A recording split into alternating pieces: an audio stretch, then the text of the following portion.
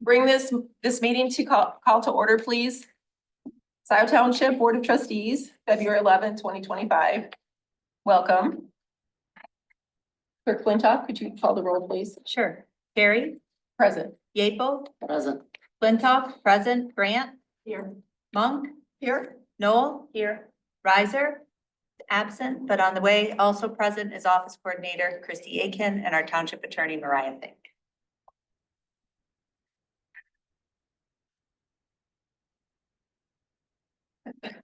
Adoption of the agenda. Are there any changes, additions, subtractions? I had a couple suggestions. Okay.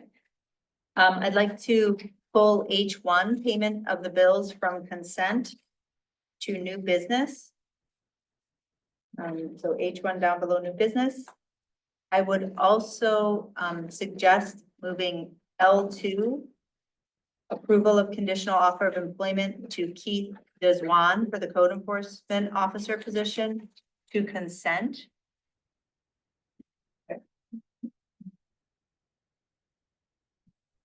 And also, in addition, renewal of current Blue Cross Blue Shield for employee medical insurance. Where Put that at the, new business?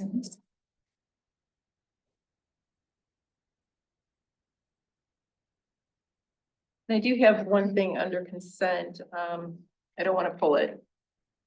But just to be clear, the Hopkins Cemetery, there's a couple of places in there where it says honoring Civil War veteran, and it should be Revolutionary War.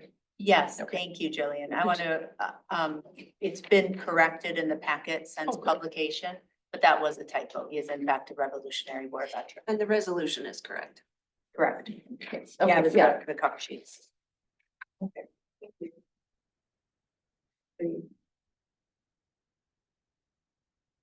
Or anything else? Could I have a motion to pass the agenda? Support. And support. Trustee Noel. Motion to pass, amended. And Treasurer Yeaple, I almost said, but, seconds. All in favor, say aye. Aye. Aye. Opposed? Then motion passes.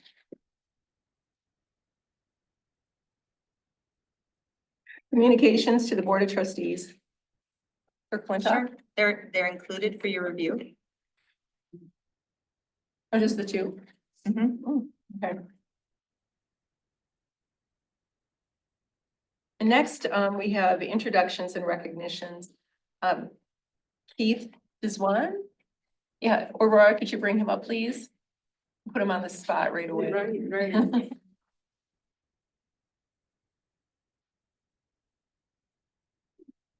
So bringing on the agenda item for conditional job offer of employment for Keith Deswan for code enforcement officer, comes to us as a retired Washtenaw County Deputy Sheriff, 20+ years, retired last year. And he has 7+ years of experience with ordinance and code enforcement with local municipalities here, and I'll let him introduce himself. Good evening, I'm Keith Deswan, and I'm honored to be here in front of you for your consideration for code enforcement officer. Like she said, I do have some experience for code enforcement. I started with the Washtenaw County Sheriff's Office in 2000, after I worked for the Ypsilanti City Police for a year. In the sheriff's office, I was promoted from a communications operator to deputy sheriff, and then several assignments within that position. One including York Township Cops Officer, where I was in charge of doing the ordinance enforcement, working with the ordinance officer down there and doing ordinance enforcement. And then I moved to Manchester City, where I was the sole person in charge of ordinance enforcement. That was approximately 6 years. There's 5 and 6 years. I have about 11 years of code enforcement experience with the sheriff's office for those two municipalities. We've had a lot of challenges in different areas. Every area is a little different, and I'm anxious to see what's important here and work out enforcement for Scio Township. Thank you. Thank you. Thank you. Thank you, Pete. Thanks, Aurora. Next, we have public comments. This is for members of the public to speak up to 5 minutes on any matter under the purview of the Board of Trustees. Good evening. My name is Colin Northrup, and I've grown up here in Dexter, went to school here, and my disability diagnosis is cerebral palsy. The nature of the diagnosis requires physical assistance for me. Basically, when I'm not sitting in this chair before you, I'm basically horizontal. So living alone without assistance is next to impossible. If a hypothetical situation, if somebody on my care team were to call off unexpectedly and my parents for some reason were not available, I'd be stuck. I'd be stuck in that position. The life sharing model, as proposed by the Many Hands group, is exciting to me because the options for persons with disabilities, whether cognitively impaired or physically, are as follows. There's group homes, which are not ideal for most. People can live in apartments, but you're isolated by yourself, and you have the problems that I mentioned before of staff not showing up.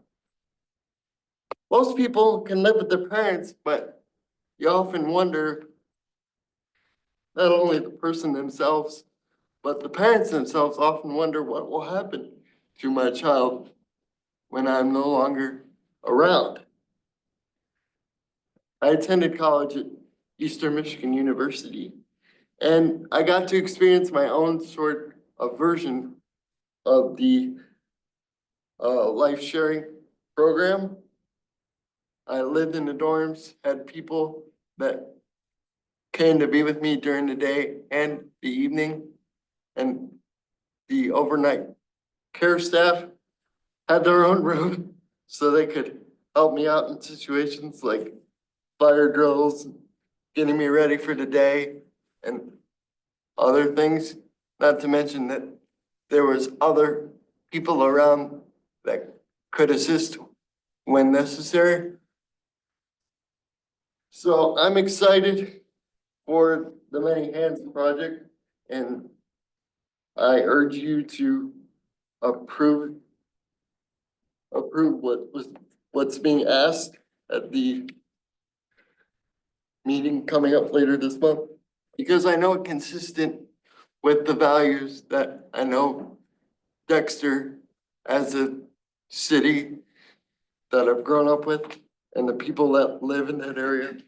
And I think it would be a tremendous asset for the community as a whole. Thank you. Thank you.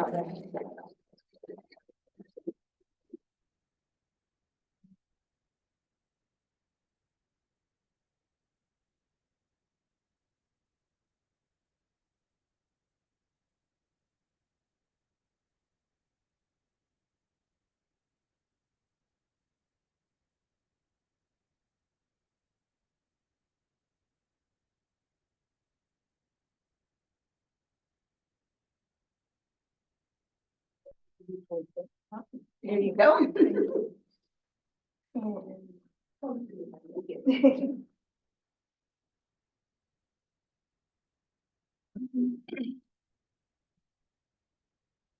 Hello again.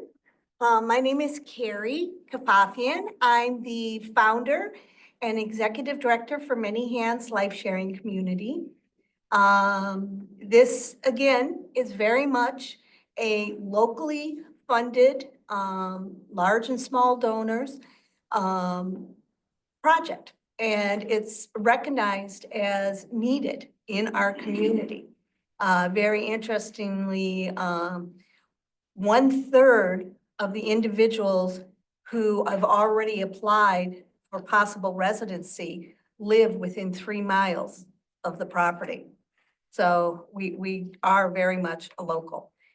And I have faith at this point that you guys are recognizing the need and the benefits to many hands, especially for people with disabilities.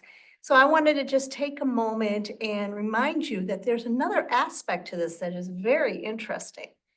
That of the 100 residents, 2/3 of them, so about 75% roughly, are actually the workers, the caregivers, because we know historically and to this day, the direct care professionals, be it for seniors or be it for people with disabilities, get poverty wages. They don't get health care, they don't get vacation days, and it really impacts their quality of life overall. And so we looked at the bigger picture and really recognized that this is an issue that needed to be addressed. So we're providing worker housing, good quality staff housing on site, which also can save that people don't have to have a car to commute and a lot of benefits to that. Now they work a regular 40 hours a week. They have their own, it's kind of like a mini apartment within the house. So when they're off work, they're off work. But realize that we're providing low-income housing for 100 people, 1/3 of which are what is called extreme low income, people who their social security checks are about $1,000.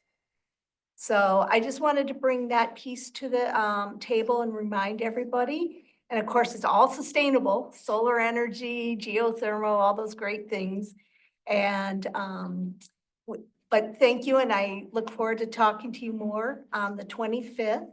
A lot of people are here today because they won't be able to be here on the 25th, but they wanted to show their support.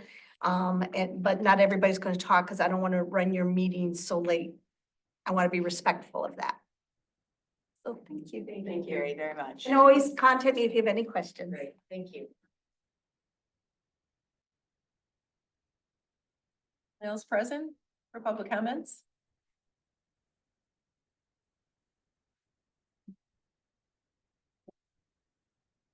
I am Kathy Fisk. I am a parent of a 21-year-old. Both my husband and I are retired. We adopted our son as a former 24-week preemie. He also has cerebral palsy and has gotten quite far in his life based on the supports that he has got through school systems and outside agencies.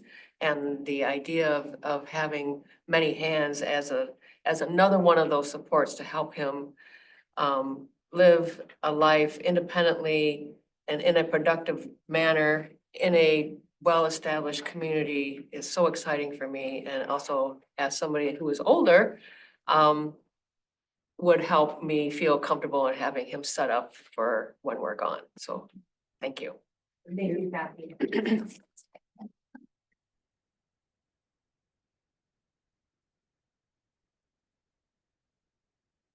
Else present?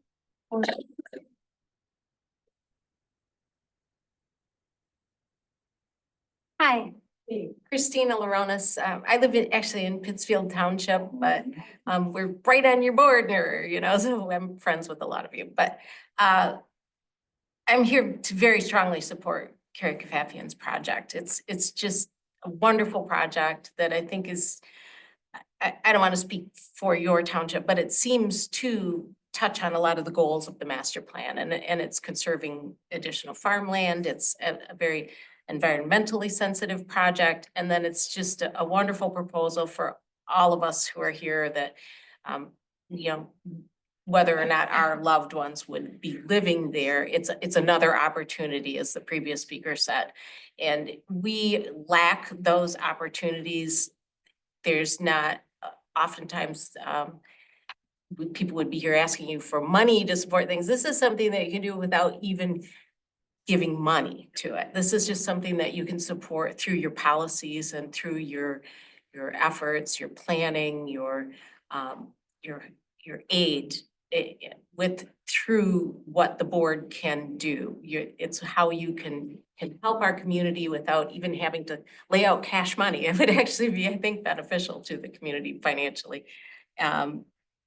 It's rare, and it's a wonderful idea and she's been working on it for years and years and years. And those of us who have young adults with intellectual disabilities, my daughter's 28, she'll be 29 this year.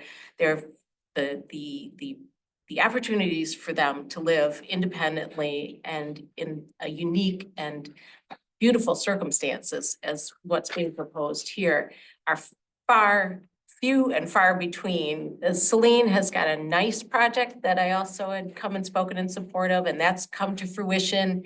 It's across from the Celine Library. That's sort of a co-housing opportunity. This is similar in some ways, but different in other ways. But it's just, we desperately need these. I can't even tell you how desperately we need these. It's, all of us have the same plan, which is that we'll just never die. All of us who are parents of young adult people with disabilities or older adult people with disabilities we all have the same plan as like, I'll just live forever, but that's just not obviously going to work. And so this is just a wonderful chance for people to live out their lives in dignity, in a beautiful environment. And I just hope you can support it. So thank you. Thank you.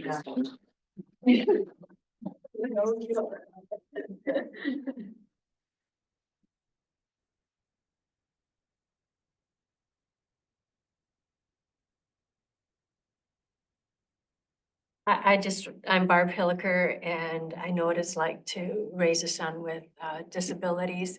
And I just want to say that how excited I am about this project. And two things that I think haven't been mentioned is one, just the value in terms of the community at large. I've seen how beneficial it is for those with disabilities to interact with the wider population. And I think that's been designed into this so that, they've contacted schools and other groups and ways that like the activity center can be used by the wider public, which benefits the residents with disabilities. Also, it is very good for all of us to spend time with people who are differently abled than we are. And the other thing, I mean, it's just a small thing, but I come and walk in Dexter every week, and I'm really looking forward to having another loop to walk around and hoping that, that it can be connected to the other border-to-border trails and things like that. And so I think this is just an incredibly well designed and well thought through plan, and I really, really am eager to see it come to fruition. Thank you. Thank you, Holly.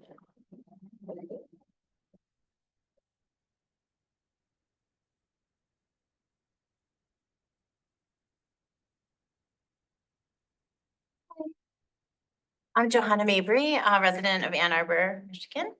And I'm here today just really, really excited because you all have the opportunity to be on the cutting edge of innovative programming and support for a community that is going to be born and grown in this region that doesn't exist. This is really, really exciting.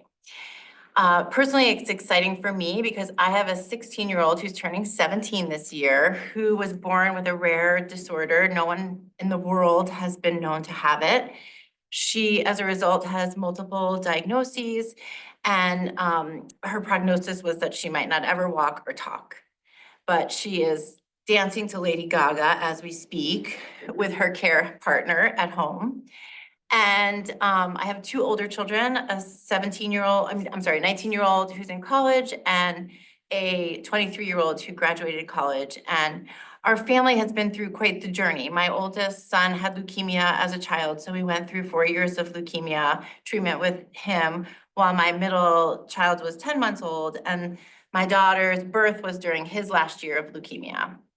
And so we've been through hardship, right? Like when you see a St. Jude's infomercial, that was our life for 4 years. And then in 2016, I developed shockingly advanced stage breast cancer and almost died. And the idea of long-term goals and bucket lists became to-do lists and immediate planning. And with my oldest son going through his treatment and his trauma, he came to me very frankly and said, I love my sister, but I can't do more than just take care of myself. I can't be the caretaker for Eliana when she grows up. And my middle child, who was sandwiched between these two very high needs siblings, came to me as well and said, we just can't do it. And so here I am at 52 with a 16-year-old who has been excluded from so many places. So many places. When she tried to go to the local teen center, I was asked what her IQ is. I was asked what she can cognitively process in order to participate. When we go to a local area in a park, there's often looks, exclusion. And the idea of many hands is really about coming together with like-minded people who want to make space for everyone. And this is about community building. This is about creating space for people who can't say, I need space. They need us all to do it for them. My daughter can't come in here and tell you, please, please make an area with farm animals for me to go visit every day and a path for me to walk. And when I'm tired, you can bring my wheelchair around it. And there are gonna be people walking on that path who are not gonna walk away from me because I might abruptly make a sound that's not typical when you're walking on a path. And so I just think we're at a crossroads where we have to do for those who can't do for themselves. And each and every one of you have such a special and unique power right now that I don't think you really understand the depth of the lives that you will change. And so I thank you for thinking outside the box tonight. I thank you for thinking beyond what may be the limits and the barriers, because we as parents have been fighting barriers and we need you as allies. We need co-conspirators in what true belonging is. So thank you. Thank you for listening to everyone and making many hands something that you're gonna treasure in your community. Thanks.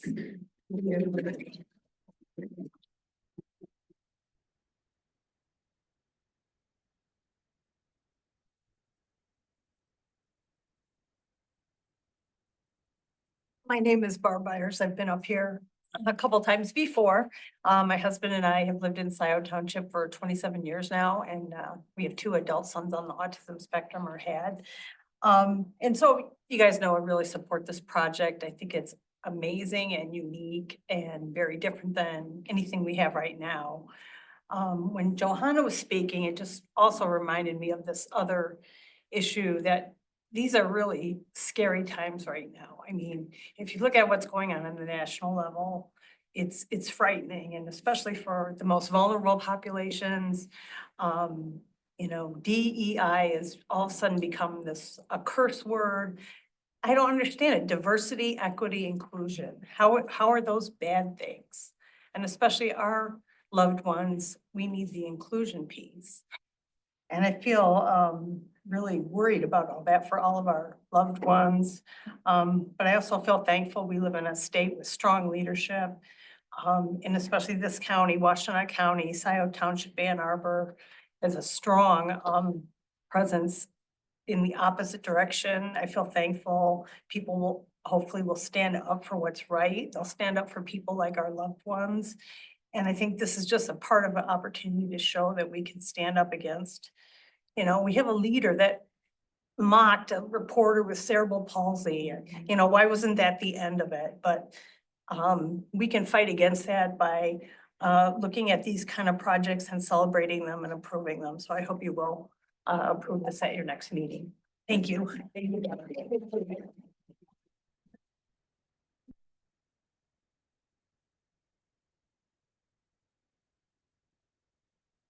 Anyone else in the hall? No. Okay.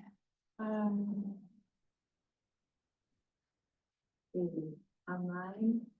Please raise your Zoom hand if you'd like to speak. First up is Rob Pattinson. Rob?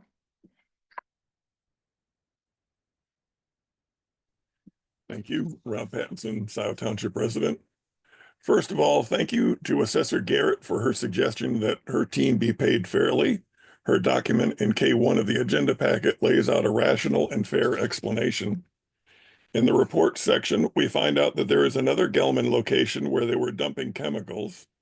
It is telling about Gelman that they built the Dino Drive property in 1986 and used it until 1992. They were caught dumping chemicals by Dan Bicknell in 1984. So in 1986, it seems they decided to move the dumping to a new location.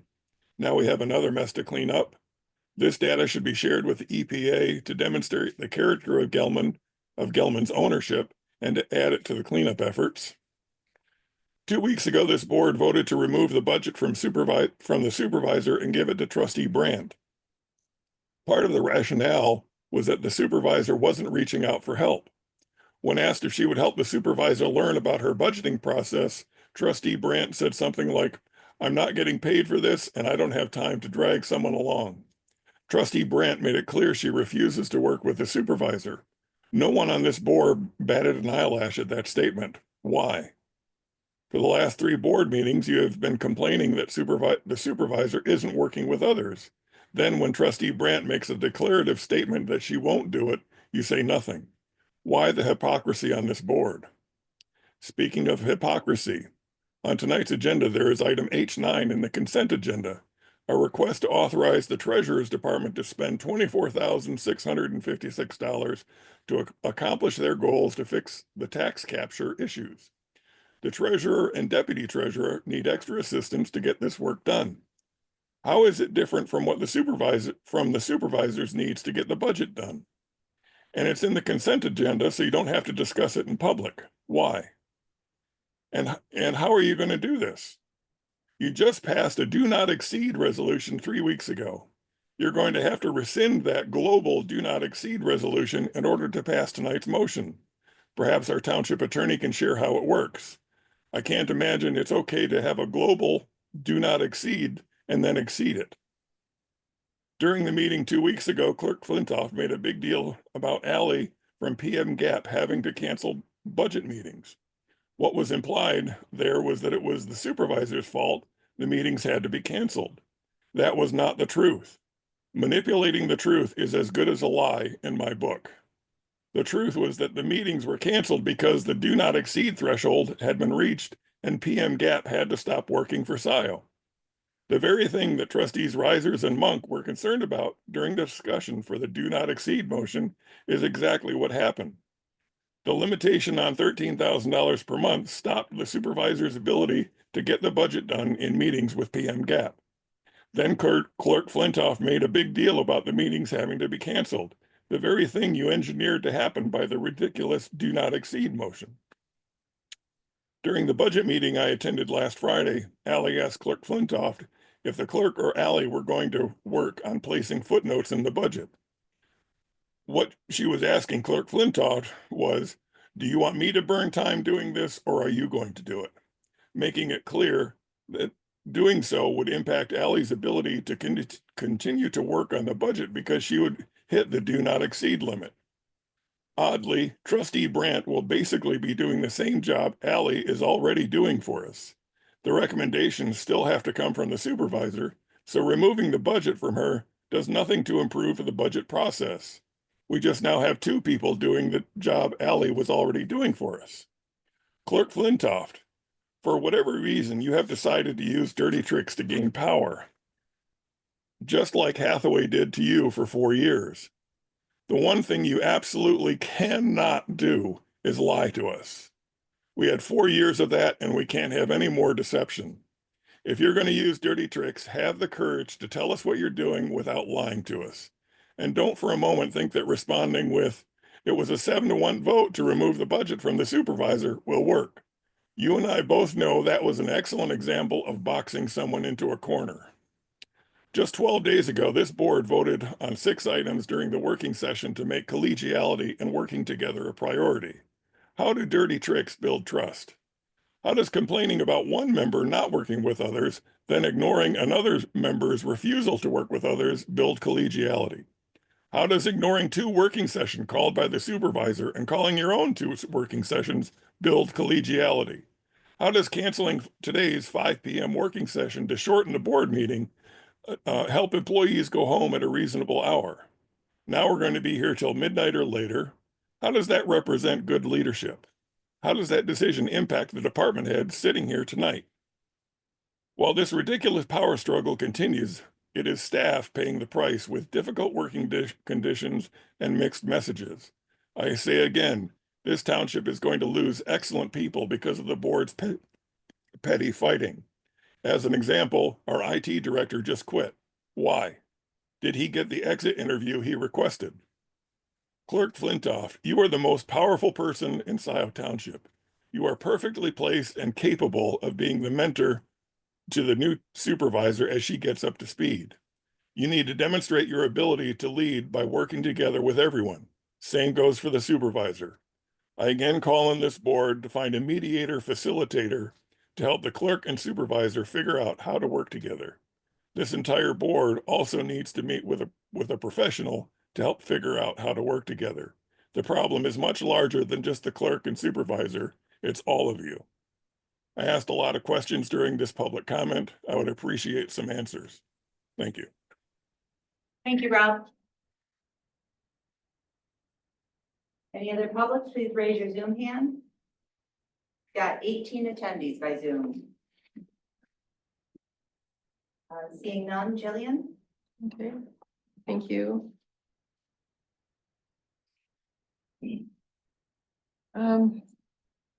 Approval of the minutes. We have 3 sets of minutes, January 28th, January 30th, special meeting, January 31st, special meeting. Motion to approve the January 14th regular meeting. January 14th. If a friendly amendment, if I could, and that was Yeah. just something that's stuck when I entered it. It's actually January 28th. Oh, okay, January 28th. Thank you. Okay. Motion to approve the minutes of January 28th. Support.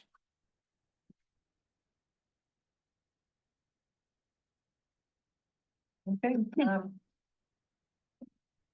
Motion by trustee Monk and support by trustee Noel. All in favor, say aye. Oppose? None. Motion passes. Minutes for January 30th. A motion to approve the minutes of the January 30th special meeting where we covered the contract strategy. Support. Motion by trustee Monk, support by treasurer Yeaple. All in favor, say aye. Aye. Oppose? None. Motion passes. Minutes for January 31st special meeting. Motion to approve minutes for January 31st special meeting as presented. I'll support. Motion by treasurer Yeaple, support by trustee Noel. Okay, let's do this faster so we can get more tongue tied. All in favor, say aye. Aye. Opposed? None. Motion passes. Okay, so the payment of the bills we've moved.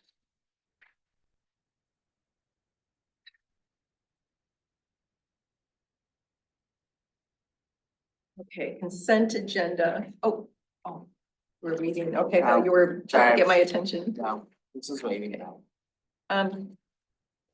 We have a motion to pass the consent agenda as is. Revised. Oh, wait a minute, as amended. Right? And who's that you? I'm sorry.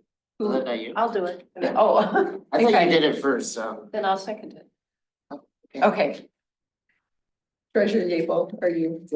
Okay, Motion, Got it. okay. And you have trustee Noel too. Okay, great. Let's see.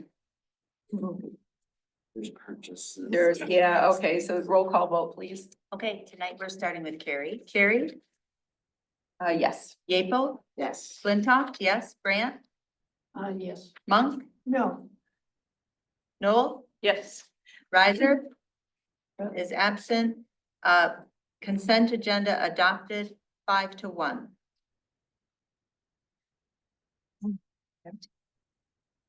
On to reports.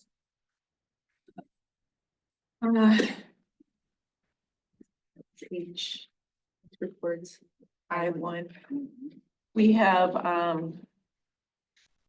some, let me get there. Reports included upcoming board meeting topics, planning report, assessing report, WARMA report, summary, Drive. That's from, of course, Yeah, I'm gonna say something about. Okay. There's 2 Dino Drive, and then I had passed out my road advisory committee report. And I think that's it. Are there any other reports? I just wanted to comment about the HVAC. Oh, yeah. So, the RFP was due February 6th. And we received one bidder. And that bidder came in at 1.8 million. So. Yeah. Chris Chang is going to be setting up a couple of meetings just so we can get some clarification on the price of the bid and we'll go from there as far as next steps. So. And that's it. Thank you. Sure. And Christie, I think it goes without saying, but I just really want to understand why we're so off, where there was a Exactly. mistake, We're all, misinterpretation. we are something all- that's baffling. yeah, Okay, that's thank you. the plan. And Christie, is there any impact on, Timelines? well, timeline, but we were planning on doing a spring geo start.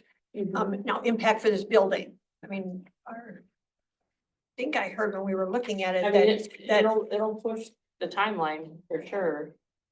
but is there an emergency need here at this building? So far, everything is running.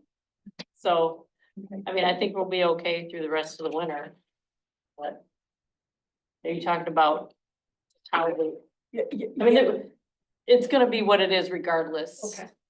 So, We have space heaters.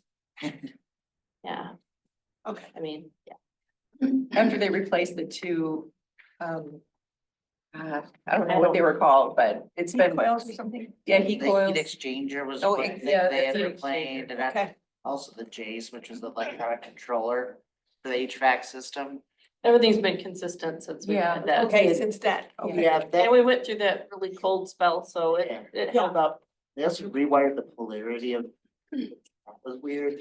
Don't really understand what happened with that, but everything seems to be working. Okay.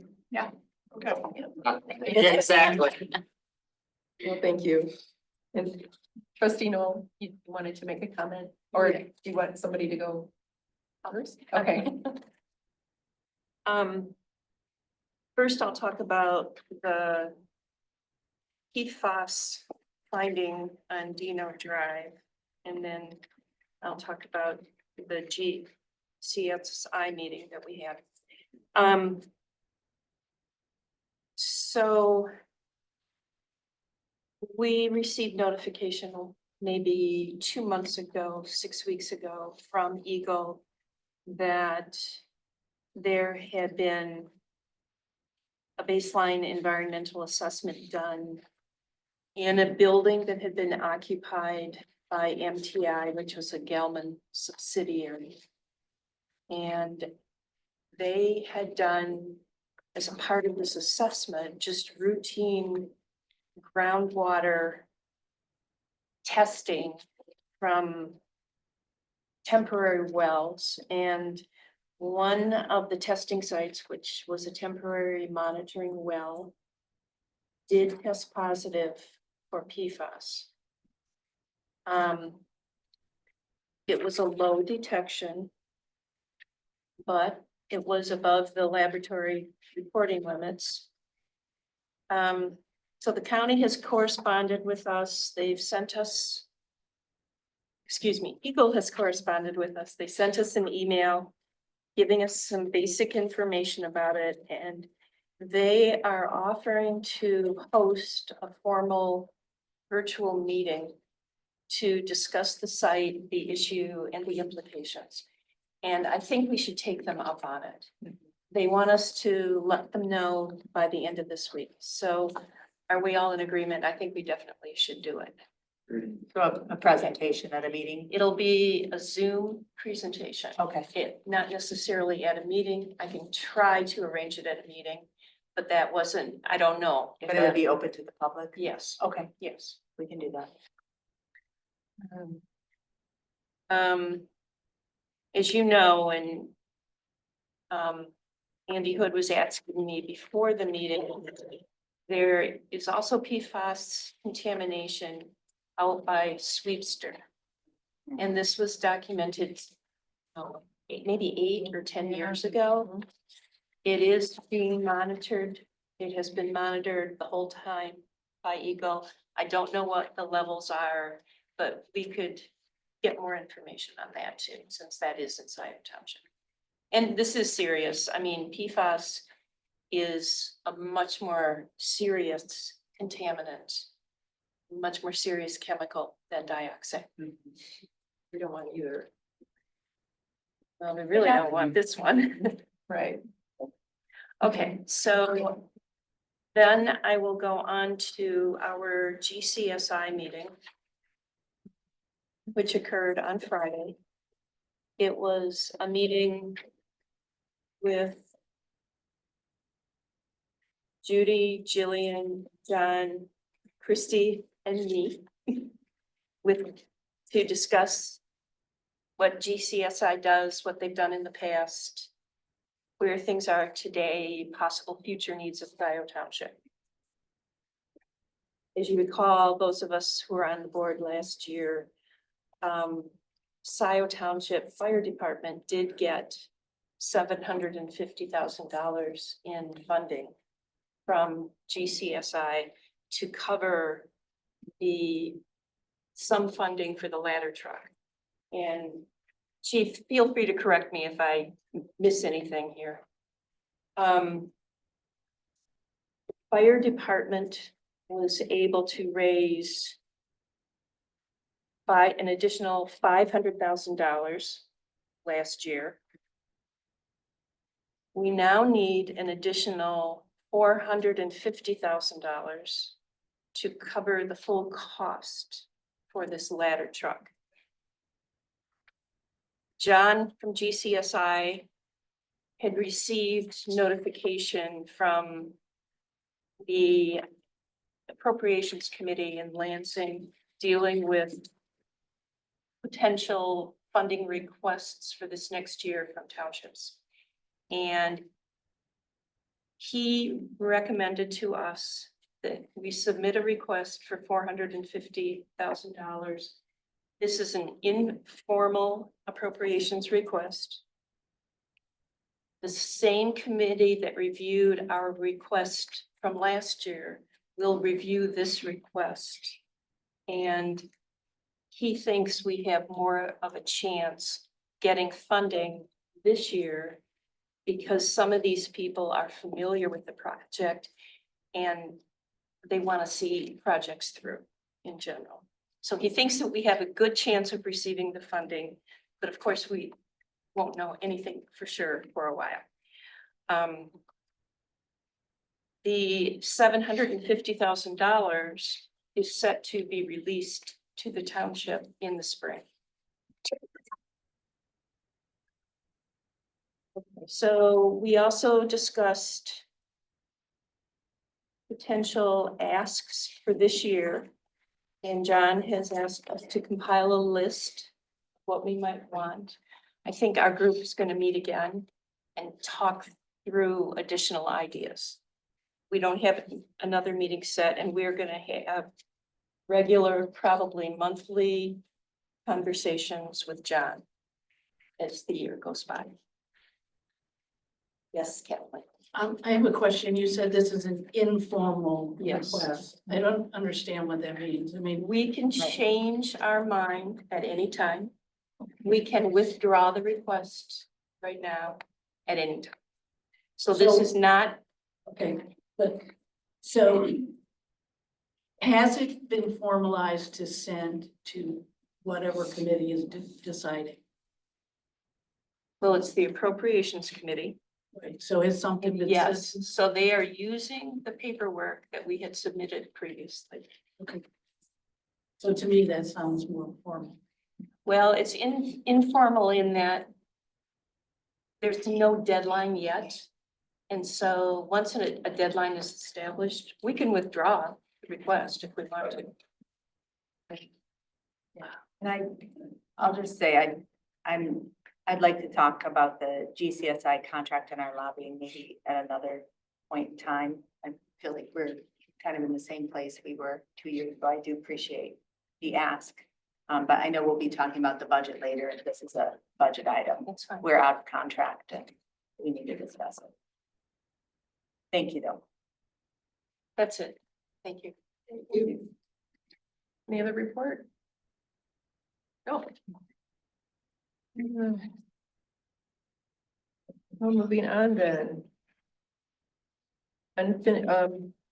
Public hearings, unfinished business.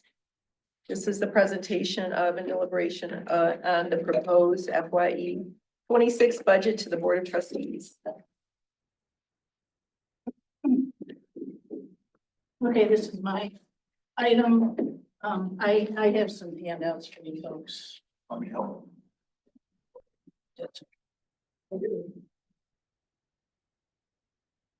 Got one or you?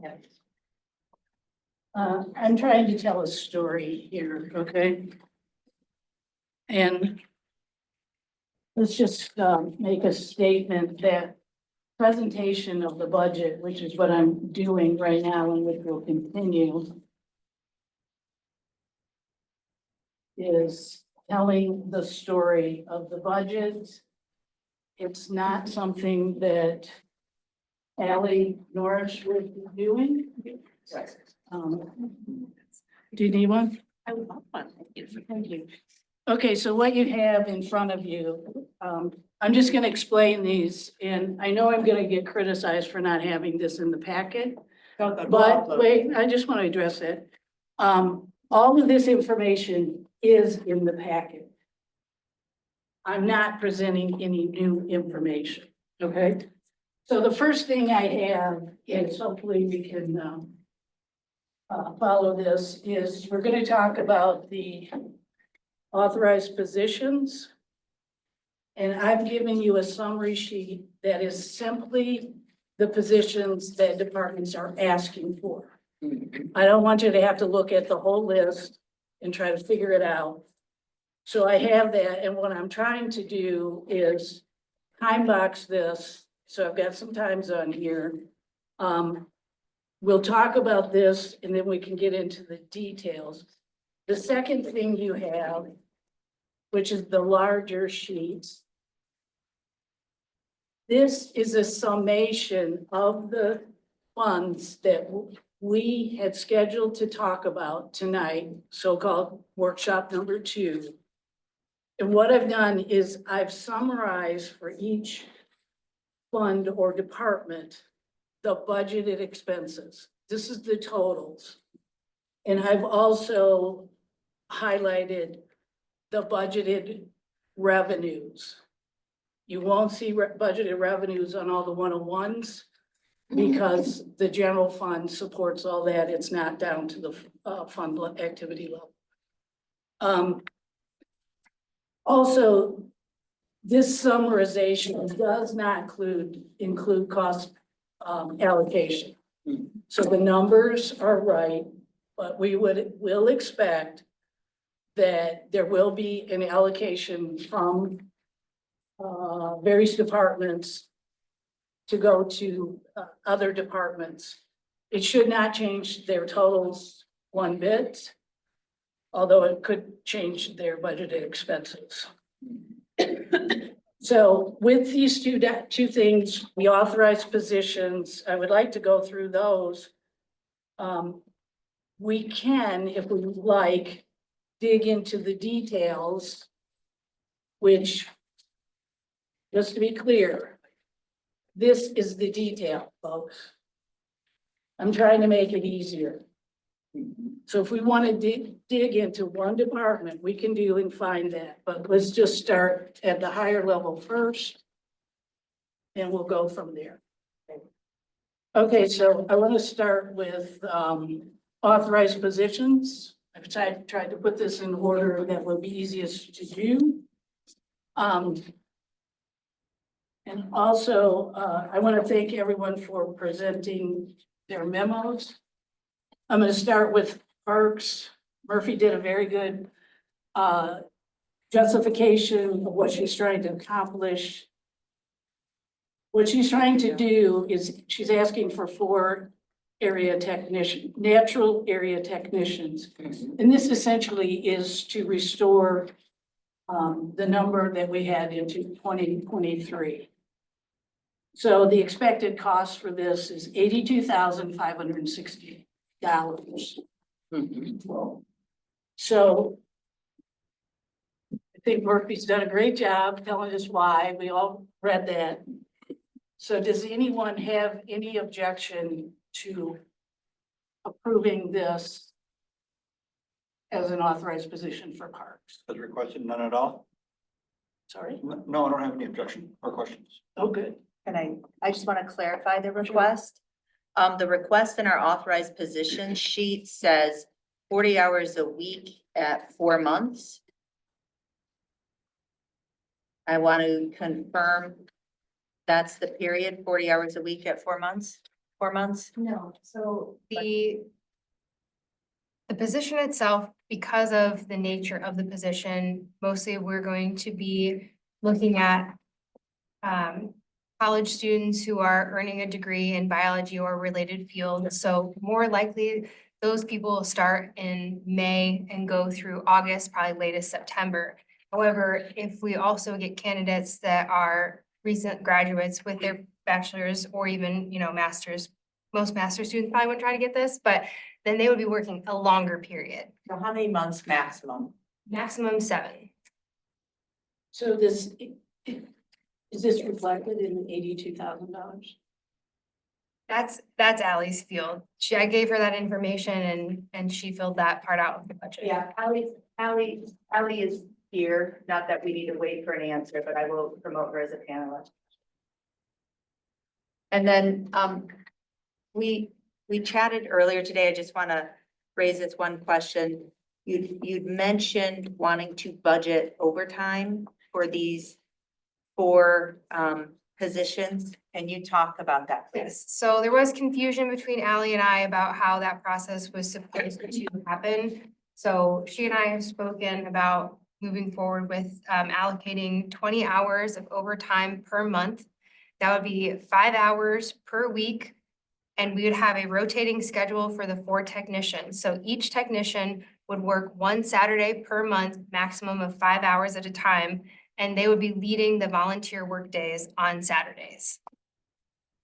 And what would the cost of that? So 20 hours of overtime per month? Yes, I have the number written down 7? behind me. That's okay. I Just can per grab month it. total. That's okay. We can get it. Per month total was something like 4,200. Seems wrong. It seems high. Let me grab my notes. So, Ally, now that you're on, so the question was, we have in the budget for these 4 natural area technicians, roughly $82,000. So the question was, does this include the entire time frame that Murphy was interested in? So any payroll or personnel related items that are in the budget are not reflective of the authorized positions spreadsheet. I think that's been communicated a couple different times throughout the process that we were waiting for that to get finalized tonight, and then whatever is put into the authorized position spreadsheet is what's gonna get updated in the budget after tonight's meeting. Right, but this number is in the budget. Those were placeholders as discussed previously, just to assist with their final budget numbers. Okay. So if I, Kathleen, if I could. If I look at this authorized position sheet, it looks like two things would be different from what we have here. Instead of 4 months, it'd be 7 months. And under authorized additional compensation and benefits, it sounds like overtime is being requested as well. And the overtime total for 7 months would be just under 4,000.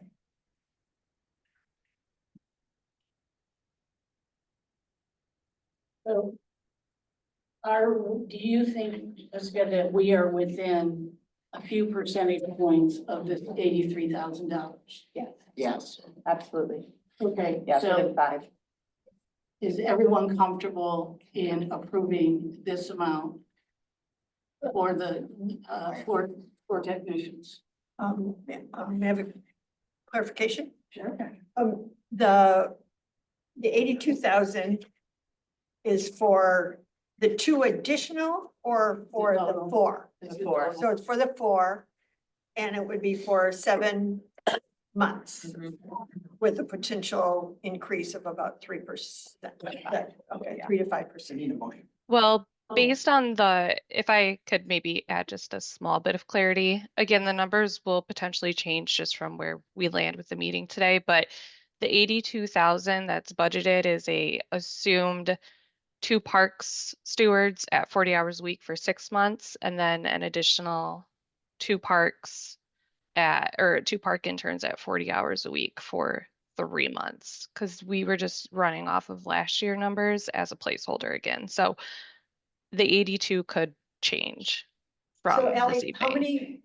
how many total months FTEs? How many total months? 9. 9. No, that's Okay, not, we're confused. that's not. I guess not quite- I think the confusion is because we're trying to use last year numbers to populate just for the purposes of this month or this budget period. So again, they will fluctuate. I don't know if the 82 is exact for what will come from tonight's meeting. So we could give you a better number after this evening. Okay, so 4, maybe this, 4 technicians at 7 months would be 35 months, right? Correct. Yeah. Yeah, 35 months. Okay, so 35 months.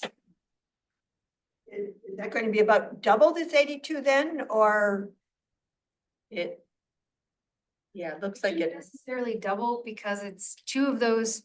So there's the interns. That's yeah, because the Seems like techs it would be were about 4. double. Yeah, because about she's 20. figuring So if 2 I'm at looking at the authorized position spreadsheet, we're discussing the natural area technicians, correct? Yes. So that is, and you're saying 4 technicians with hourly rate between 18.50 and 21.50 do I have the right spreadsheet in front of me? All right, so let's just assume 20. And then 40 hours a week for how many months again? There were 28, but yeah, total of 28 months for all the people. Yeah. I come to 89,600 if Yeah. you're taking Was it 40-hour weeks times 28. Yeah. Yes. Yeah, 90. So we're close to 100. Yeah, I think I'm getting around the same too. Yeah. Okay, so I'm gonna float something. Where I gave you the summary, if you look at Parks and Pathway, Murphy is coming in under budget. So we're only talking about a minor percentage of her over $1 million budget. So is this something we could tentatively approve? I would recommend it. Yeah. I support what you need to do. Yeah. Each year I'm not reading this wrong. I see budgeted expenses of 1,266,000. Budgeted revenues of 1,155,000. Yeah, I'm misreading I, that. and that's what I've said, so Yeah, that's- we're actually at deficit of $100,000. You're right. That's why I was like, unless I'm just misreading this. So we are at a deficit, we have another $100,000 request. That is a concern. Well, no, the 82 is in 82,000, Okay. roughly 83,000 Yeah. is in this number. You're So- saying the Parks Fund is using 100,000 in their No. budget? No. Okay. The budgeted amount is roughly $83,000. So if we say that it might be 100,000, you are within 18,000 plus change, and I'm calling change FICA. So security. Right. Did you say And, unemployment? and It is FICA. process wise for the board is if we do get the tentative agreements and it's all tentative on the authorized positions tonight, then Rebecca's done good work fully loading all of the fringe so that the next version we'll look at, it'll be fully loaded with whatever we've tentatively approved. So I understand that the magnitude of the difference is important for deciding if we tentatively approve tonight or not, but I don't want to get bogged down in the precise numbers, because we will have those for the next meeting. So I think we have consensus on that. Do we need to take a vote? I think, are we gonna take a vote on each department as we go, Isn't or? this just tentative though?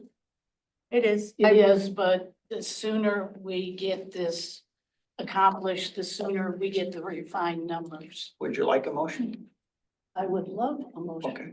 And is the motion, should it be for 82,000 or should it be up to 100,000? I would, if I could, I would suggest that the motion be about the change in the authorized position. So you see, we went here in 208, natural areas technician from 2 part-time to 4 part-time. So I would suggest to a motion maker that he might make a motion to support the 208 positions Right. as discussed. All right. As opposed to money. Yes. Okay. And so it does need to be, I move that the Board of Trustees support up to 4 natural area technicians for the 25-26 budget from Fund 208. Would that accomplish it? Yes, it does. Yes. Perfect. Thank you, John. Support. Question for clarification. So this will set a pattern then as we go down here.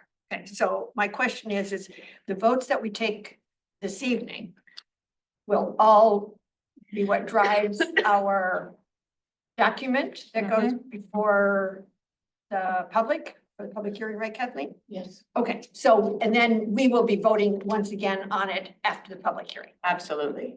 Okay. Okay. With a full resolution. Yeah, yes, Yeah, and yes. all the numbers. Okay, thank you.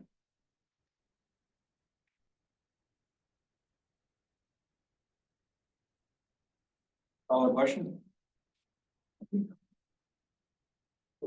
If that's all right. Got it. Yeah. And you had a second, right, John? Okay, so wait a minute, Do you need a second? what are we voting on? Just the authorized position? Yeah, so Just the full. the well- 208 authorized positions. Yeah. Just the Natural ones area for Murphy. technician. Okay. For NATs, whatever they're called, natural area technicians, from Fund 208 for the 25-26 budget. Okay, what was the Hope that motion? catches on. What was the motion? You just said it. I need it repeated, please. To approve 4 natural area technicians in Fund 208. And then, Motion by Riser, support by For the Flintoff. 25-26 budget. okay. And who was the support? Me. You were, okay. Well, do we have to do a roll call vote? Because not with this one. Okay.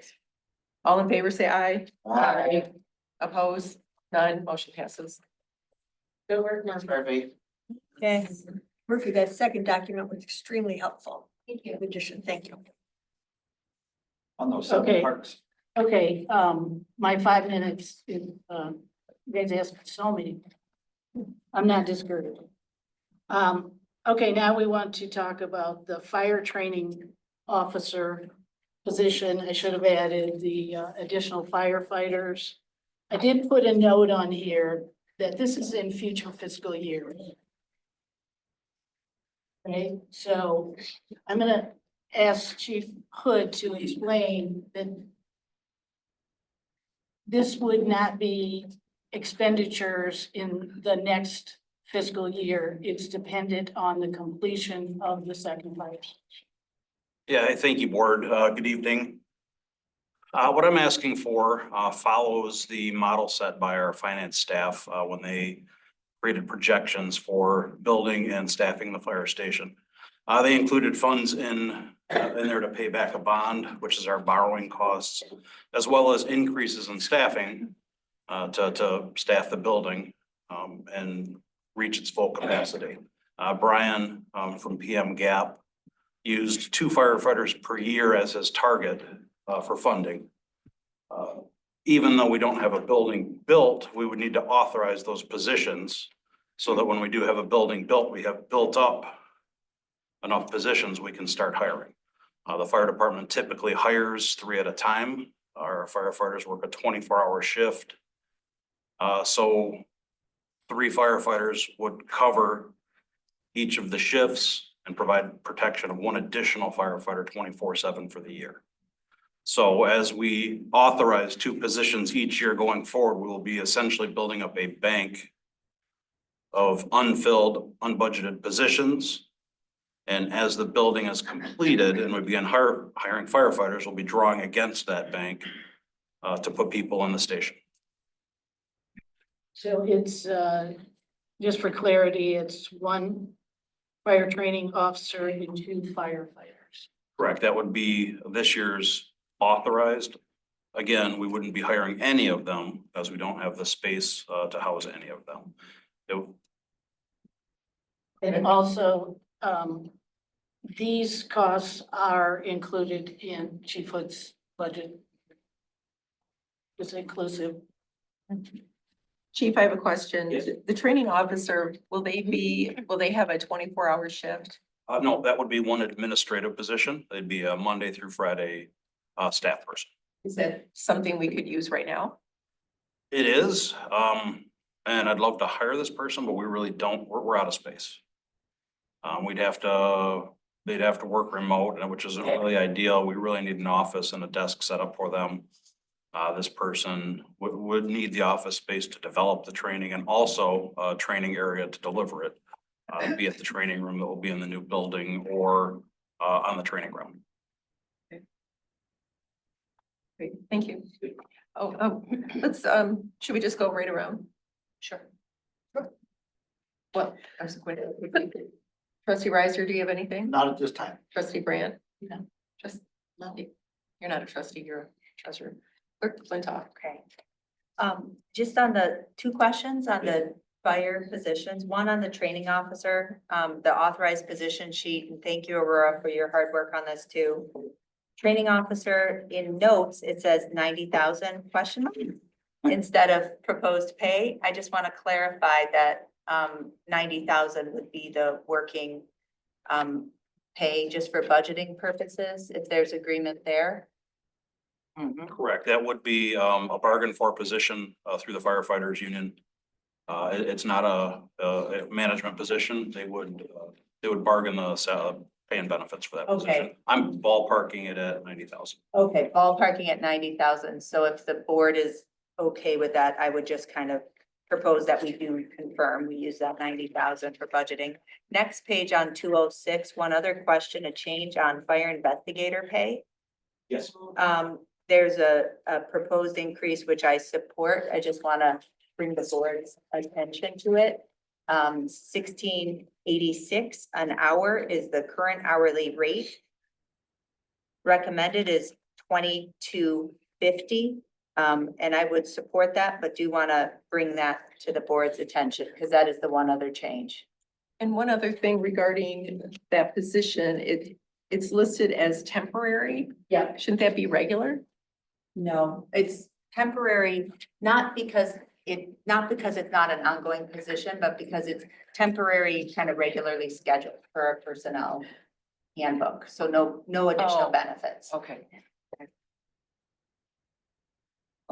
No, oh, I don't have any questions on this one. I do. I have been in touch with Chief and, I've already shared with him that I, don't support, authorizing this, position, as I shared with him, because it's not expected to be hired until 2028. And I fiscally don't support having, authorized positions sitting out there to be acted upon without appropriate oversight at any time.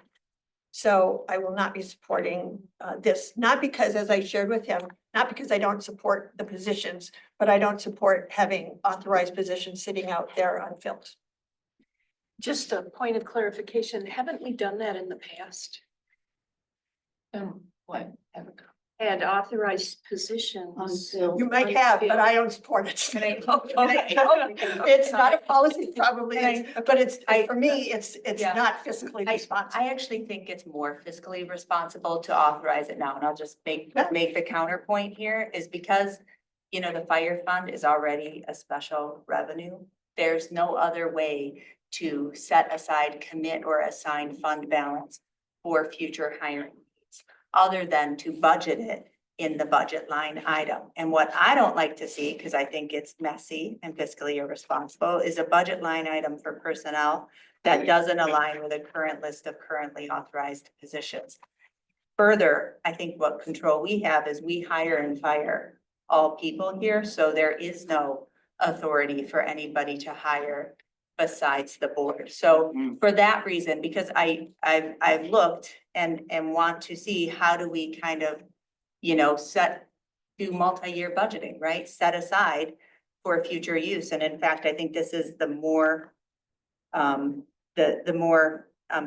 responsible way to do it. I appreciate we can disagree, but I just want to point out that there is no authority for somebody to fill a position as there might be in another jurisdiction.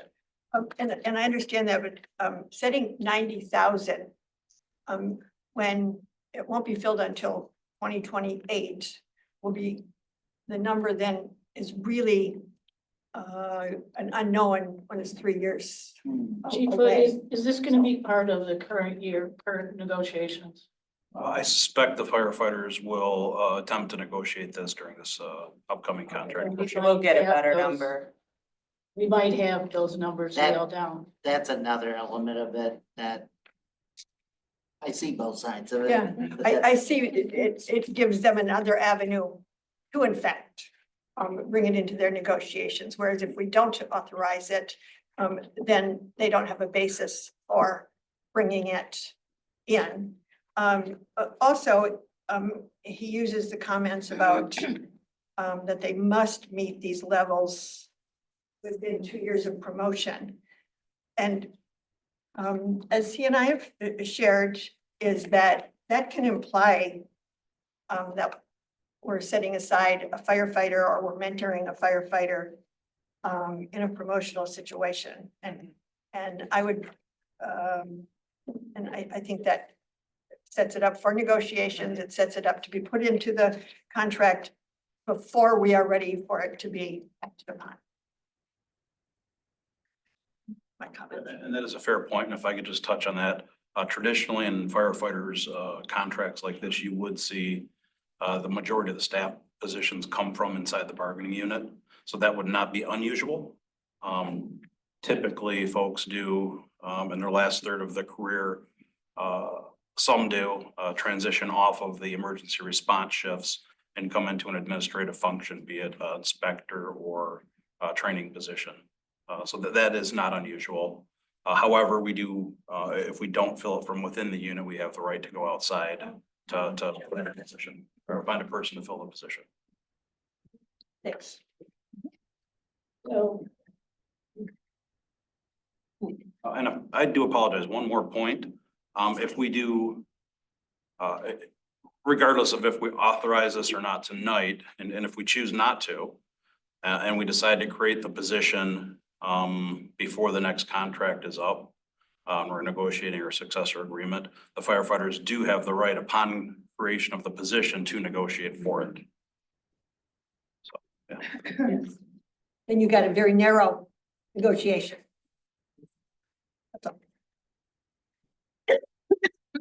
Trustee Riser, do you have anything? No, I thank you for asking. No. Okay, well, Paying attention. according to rules of order, we go around once, then we go around the All second right, time, I'm gonna so, pass the second We time. have that in the rules of order. yes, we do. Well, the board adopted it, so. Chief Hood, so in we're in this last, we've had this, contract for 3 years coming up. But we hired, let's see, 3? in the- Replacement, 3 new staff, so a total of Oh, 4. it's a replacement. We haven't, Yeah, we had 1 retirement, which created a vacancy. We then hired someone, made 2 promotions to fill the top vacancy, hired at the entry level. And then hired 3 additional staff, bringing our staffing to 4 a day. but was that in the contract before? Because it's, well, from what I, Staffing is not in the contract. okay, so it doesn't matter if we approve the training officer or not, based on the contract. No. Okay. Go ahead. Yeah, I just want to say I appreciate the conversation and I'd be prepared to make a motion to approve all of the 206 fire positions as presented in the authorized position sheet. Noting the increase for fire investigator from 1686 an hour to 2250 an hour. And inclusive of 1 new training officer at $90,000 and 2 additional firefighters. I would support that motion.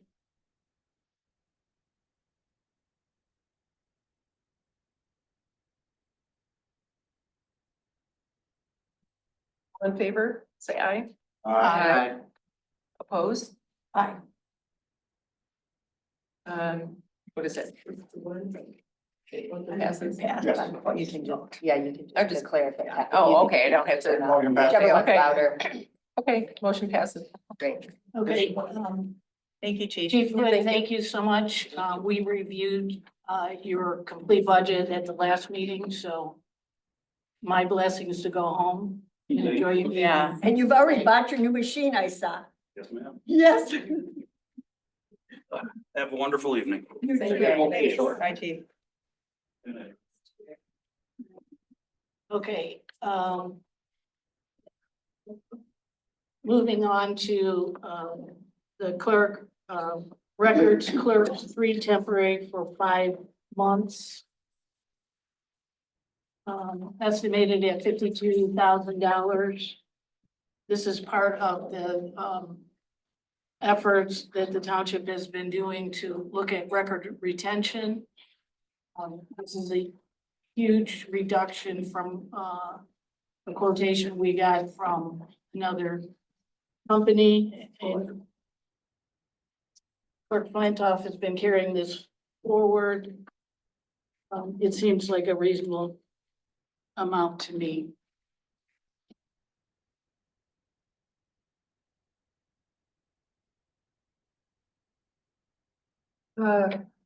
Trustee Monk. My question is, the 3 people, I understand the 3 people and the dollar amount. Okay.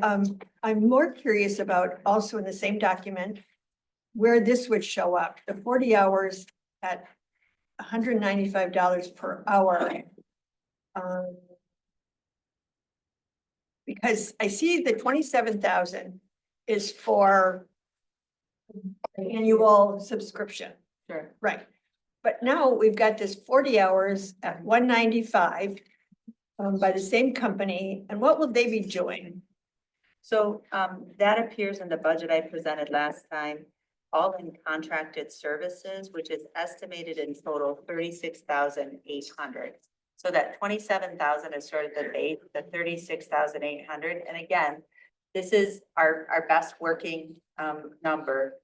That additional amount of, what is that, $9,800 is set up, but also the extraction and transition of some of our digital files, which are in on-base. And apparently is obsolete, and we have to get it out. So that's a high estimate of hours. Because it is 195, so I used the highest possible number of hours that they estimated for us for that kind of setup, extraction and configuration. One, I'm not familiar with on base, but it's something that costs $195 per hour. That's what jumped out at me. Is that a person that is going to be? When we talked with Laserfish, that was a person. That was the person and the person's rate that they said would be necessary to conduct up to that number of hours. Kathleen, you're much closer to this kind of, is that like reasonable? I think my bill rate was $225 an hour. Oh, okay, this is the deal now, okay. I didn't get that, by the way. No, That was the bill rate. okay. Yeah. Okay. So I don't have questions at all about the 3 temporary for 5 months. I was more interested in this other element of the charges. And I support the project of records management, so. So the total cost for this, I believe, is less than $100,000. I have budgeted 92,800, and as you know, presented it as its own department so we can track it as an ongoing. With that first year being the bulk of it, with the ongoing be closer to the 30,000 for the software. If there's no other questions, I'll make a motion to approve the 3 temporary for 5 months for the records clerk and records management project in Department 261. Is there support? I'll support. Trustee Monk? Motion. Trustee Noel, support. All in favor, say aye. Aye. Opposed? None, motion passes. Okay, now you guys are rocking. We had to make up that time, Kathleen. I know, I appreciate it. Okay, so the next one is assessing additional position, assessing technician at the level of MCAT, which I think is level 1, Andrea. Level 1. Yes. I believe you have this estimated as $40,000 a year. 45, I think I mentioned 45, but. Without fringes, so. Yeah, okay. And you also have a wage increase proposed in here. Oh, yeah, thank you. I'm not Sure. picking those up. I appreciate your help.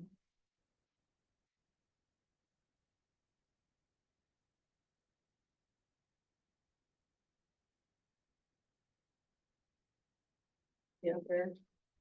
Andrea, if I could start with one question is, what is your current capacity of your current staff of making these visits? Because you've estimated that you need a person to make additional visits. So what is your current capacity? Between 7 and 10%. That includes new construction. That includes zoning compliance. I did this calculation last year and it was between 7 and 10% that we're hitting. So between, say, we'll just do for 10% for easy number. So your current staff or team of 3, is that 2.5. 2.5? Okay. But Becky's like a full person, Yeah. so. So 3 full, yeah. So, with that level of staffing, you actually touch about 10% of our properties per year, parcels. And one lowest level person is going to be able to do another 10%? They would do, some properties can be done via a desk review. And this is something that we're trying to figure out a way to do that now in our downtime before our phone calls start next week. But basically you sit at a desk, you look at the aerial and you go out there and see if there's anything on the property, just to say, okay, yeah, we got that deck, we got that barn that we can see. And if there's something that looks unusual, we're making a note to go out there, when we can. I'm putting this out there because it's a recommendation. The state doesn't say you have to do this, but we just completed our audit last year. So in 4 years, the state could come up and say, okay, now we are telling you, you have to do this. And I know other communities around here, some of them that aren't as large as ours, they have like the college kids come in the summer, interns to do things. Because basically the MCAT is taking an inventory of a property when they go to visit it. If we were to go from this 10% to 20%, with the one additional staffing, what kind of increase could we get in taxable value? There's no saying what you can, and like I mentioned in my presentation, you can't justify an increase in taxable value based on the work. What you're doing is you're gathering the data, so it's fair to everybody, as far as the taxpayers go down the road, to your neighbors. What does historical say? What? What does historical data say? That when you do, when assessing department does, there's probably historical studies that would say what you pick up. Okay, I'd have to ask my other, peers out there, if they have seen an uptick. Maybe that's what Chat GPT or whatever, maybe I can ask. I don't do that social media. I don't do that social media, but yeah. Now, one of the things it does say that is a requirement is that even if you don't do the 20%, that a plan is required. So have you done a plan? I'm working on it right now. My staff, we met today to do our board review prep powwow, but also to say, okay, if this position isn't approved, what can we do to go forward? And I've always got stuff on my computer because I think as I type. So there is something pretty much, but it's pretty much, you visit a site, you take pictures of all 4 sides of all structures, you measure. You kind of analyze, look at the property, see what condition it's in, and you interview the homeowner if they're home. If they're not home, you leave a door hanger, and there will be ways to notify them to say, hey, we're going to be in Lock Alpine for the next couple weeks, so the homeowner knows and then they can call. Okay, then I have just one final and then someone else, where it says, the State Tax Commission recommends that assessors inspect 20% of properties, which is what you've said. Of primary importance is that assessors have a documented inspection plan that provides for consistent review of all properties within the local unit. So that's what you said you're working on. That's what you're working on. Kind of, I have it written out. It doesn't look pretty, but all the ideas are on. Okay, so when, assuming that we approve this person, when could we then see that plan? Hopefully, barring the weather, Friday. I mean. Okay, thank you. I can email something to everybody. Scio, were you finished? Okay. I don't Trustee Noel. have any specific questions, but I may want to talk to you privately. Sure. I am supportive of the proposed salary adjustment. This is something that has been discussed for over a year. And am supportive based on the information you provided here. On the MCAT position request, I would like to see the plan before we approve this. And I have a question about if and why MCAT is the right level. Given that you have level 3 assessors on your team, why a level 1 is the right level. So, yeah. It would be like, it's an entry level. I don't want to call it simple work, but it's the basic work. I guess when we talk in assessing circles and they, take their classes, that's how they get their feet wet. To find out, to learn what to see when they go out in the field, to recognize what things are, Sure, and I do understand it's entry level, but is entry level what we need? get the work done. For that type of work, at this point, yes. They would, you know, once they get their feet wet and we get the ball rolling, got a system going, then there are days when they can't go out in the field. If they can't, you know, they would do desk reviews, but they would also be exposed to the workings of an assessing office. Other things that they would also learn to do, the sketching, how the database works, learning about the laws, which they are also required to take, you know, updated classes and things like we are, so. So you need a written plan, and Jessica, you wanted, Yeah, I think the written plan would probably speak to how the plan for how the work would be delegated to the staff. Okay. And what this MCAT would be doing, because I think when I see such an entry level, you know, position, I just I want to make sure that we are, if we're gonna create a position, that we're creating a position with all the skills that we need here. Andrea, it might be helpful if you explained the different, maybe you don't need that much detail, but the different levels. So, you know, that depending on You did a really the. good job. that you already had it. Well, she did a really good job of Okay, giving yeah. that, yeah, to us. it just kind of, you know, the former level 1, 2, 3, and 4, we all have, you know, I'm a MAAO, which is Michigan Advanced, and you know, that's what we're all going to be soon, because Sarah passed her last exam yesterday, so she's on her way. But basically, MCAT is your basic level, someone who maybe was just hired in the assessing office, or maybe they worked in the utility department and they really want to get into assessing. That's where you get your feet wet. And then when you are like a level 2, you kind of get more involved in things. I think when I was hired here, I was a level 2. Basically, legal descriptions, personal property, things like that. And then when you get to be a level 3, and some of your jurisdictions is when you can be the assessor of record. Some of the more rural townships, you can be a level 2. And then, you know, with a level 3, it's the more commercial districts like we have here, Jackson Road. And then your level 4s are those where they do high-rise buildings, city of Ann Arbor, city of Detroit, you know, things like that. So it's progressively based on, I guess, the type of property that you're looking at, type of work. That makes sense. Anybody? Also, I believe there's a state mandated based on your taxable income and maybe some other factors that Scio minimum needs a level 3. Correct, and it comes out every August.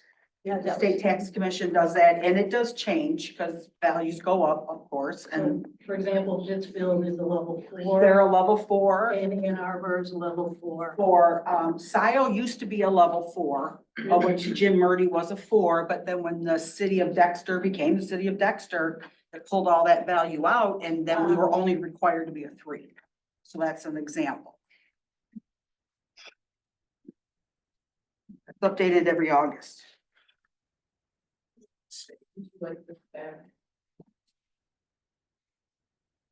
So you want the written plan? Probably on Friday, as long as we don't get snowed in, you know, that's not a problem. Probably tomorrow morning. Well, thank you. Anyone else?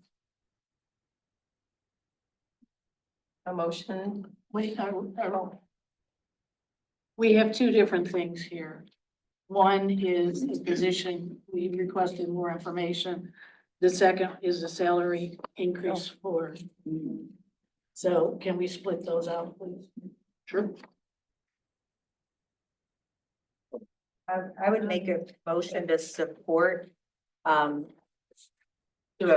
tentatively approve the increase from 47.30 to 50 an hour for the part-time assistant assessor. Support. I'm. And then that be included in the 25-26 budget? Yes, thank you, John. Trustee Mon? A question on that is that this calculation is, does Becky currently have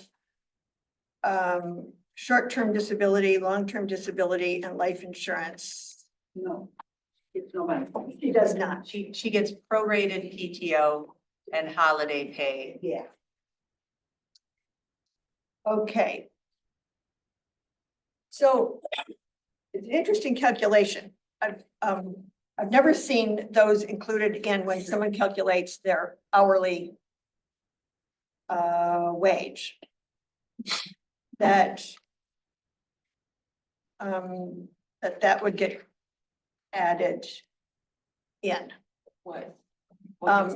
Adding in the short-term disability, long-term disability, because they don't go to you. They're No, but benefits. it's a cost of a benefit to me as an employee. So, I mean, yes, it's not something I take home in my pocket, but if I had to go on short-term disability, it's something that the township pays a benefit for me as an employee. That's how I always thought, you know, when someone says, how much does it cost to hire somebody? They say, well, their salary is 90,000, but their benefits are 10. So it's costing you Yeah, 100,000. but if you think back to when we calculate people's hourly wages, we don't put in fringe. Fringe is in addition Correct. to. That's correct. So I'm raising someone's salary, I'm supportive of, but I'm not supportive of putting in fringe in hourly wages. Yes. And also, I would have liked to have seen, and maybe we could, yeah, that's all I want to say. I've not seen a fringe figured into someone's hourly pay, because we're not figuring in on when the chief is getting ready to add a person that, and we don't figure in fringe on those. So, I'm supportive of increasing if an increase, this person is excellent, I know that. I just don't put in fringe. And if I could just clarify my motion, and I don't know if it's supported by the seconder, Yeaple, that it's an approval of increase. I would propose from 47.30 to 50 an hour, with no change in benefits, continuing prorated PTO and holiday pay only. I'd support that. I do have one question that I'm thinking about this process wise. Does not also be impacted by COLA. Yeah, it's. But I'm just thinking about like doing, Right, so. but that's COLA's baked into it, or COLA's additional. See, COLA is gonna be on top. That's COLA why would I'm, be, exactly. that's why I'm not really, kind of like the Right. timing of this is, Right. Andrea could, maybe I should bring it back after we've applied COLA, because your COLA will also be impacted. Right. Yeah, that makes a lot of sense, Judy. It'll actually be more for her because your base will be higher. Right, I mean, your base will be higher by 3.1, and so she will get the benefit of. right, because I did calculate if you know, from the 40, her COLA, would be 48.77. Based on what her rate is now, then you take 3.1 if it's approved. Her rate would be 48.77. Oh, so yeah, so I think if we, timing wise, post COLA, it's what I would. So we could amend them, we could amend the motion so that would include the anticipated COLA, Or we could table it. We could I'm table it, capable- we could game with exempt. either one. Yeah. Yeah, I will withdraw the motion at this juncture. I think it just is a little cleaner. Okay, so That, And I would suggest that the board revisit this after we've addressed COLA. okay. 25th. yes. Do I gotta come back? We're come back? Maybe? Unless you want. I might be working on personal think property so. still, Ryan, who knows? With the written plan and, yeah. Yeah. Oh, Okay. yeah. The written plan and, all right. Thank you, Andrea. Thanks for all your Thank you. material. Yes. Thank you. It was very. But this is what you're looking for, right? Because I know Kathleen at the management meeting wanted meat, I guess. It was great. Yeah. All right. Thank you. So am I free to go? Do I gotta stick around? Yes, Am I?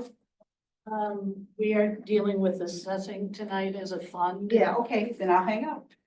Wasn't sure. No problem. Oh, great. Okay. Thanks, Andrea. Thank you. Yeah, thank you.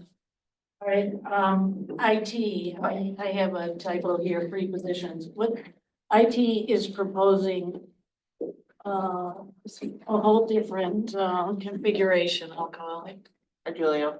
Yeah, So currently, go you ahead. want to explain? No, well, yeah, well, here's what happened. We all know the IT director, decided not to stay with Scio.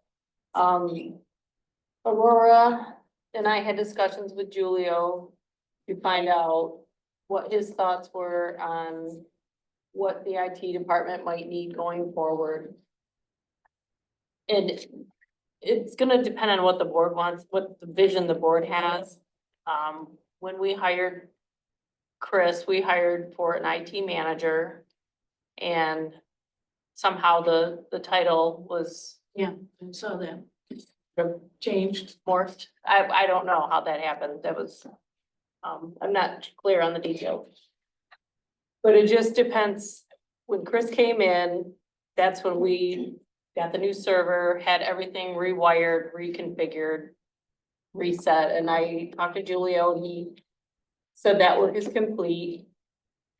You know, under Chris, and I'm not sure, we discussed having a part-time help desk person that would enable Julio to continue doing current duties that he does. The project list that he gave me is in here, and he has since broken down.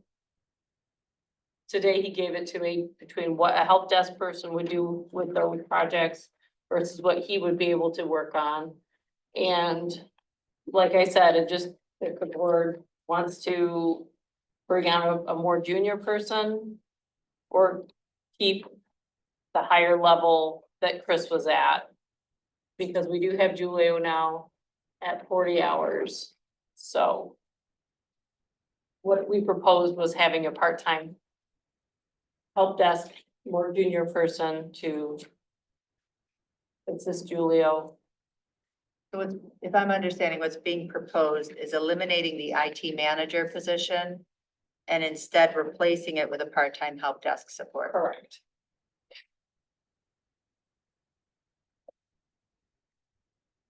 So Julia, so you would be, your title would be specialist?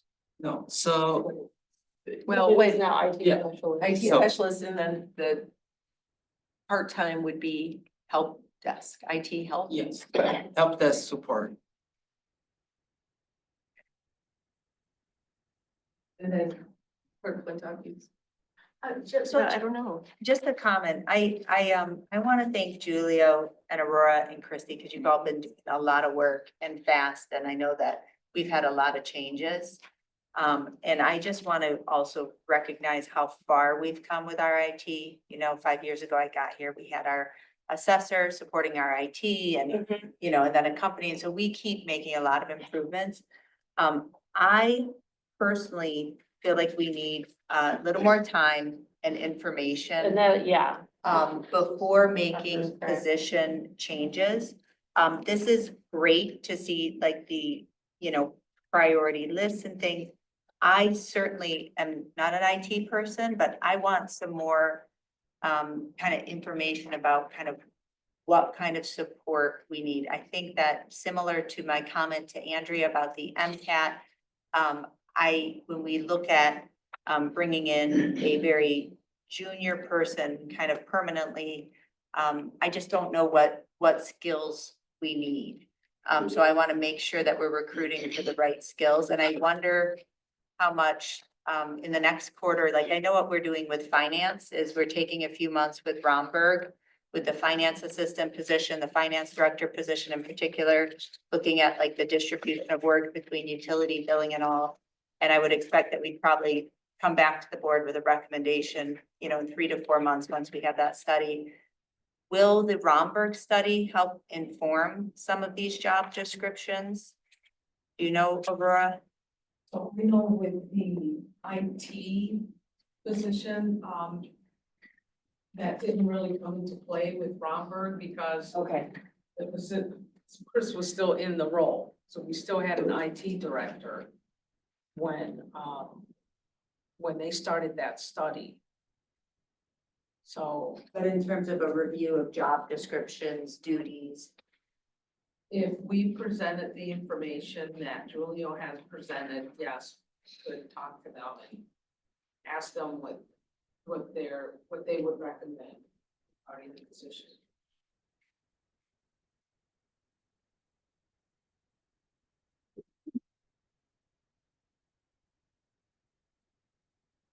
So there's a suggestion to postpone this? yeah, I mean, that's just me. But I don't wanna, I mean, I really appreciate everybody's work. I just feel like this is a little. I want to make sure that we have enough help. I don't know if in the interim, if we can ensure that we have enough help with between Julio being full-time and CTC, but really commit to coming back in even, you know, within 2 to 3 months, with a plan. I don't know, but I'd like to hear from others. So I think that's not a postponement. Are you suggesting keeping the IT specialist for the moment Yes, in just that one position? yes, with a request that we get more information and kind of an evaluation of what, additional position we may need. And I'm supportive of that because I don't have a comfort level that one person can support our needs. Agree. And I don't think our needs that aren't being met are help desk level needs. I agree So with that's you. the thing. But I don't know, based upon what we're saying here today, what are we asking for in 2 months? So, and that might be another meeting where we actually dig down and say, okay, what is it we actually need? Because it's not a budgetary question as much as what's the functions? Right. What are the functions? Well, and he included quite a comprehensive report here. I agree, but in addition to that, there were some on there that I was sharing with Christy that are not on there even that I think are not being met. Yeah. So what will we do different to drill down on it?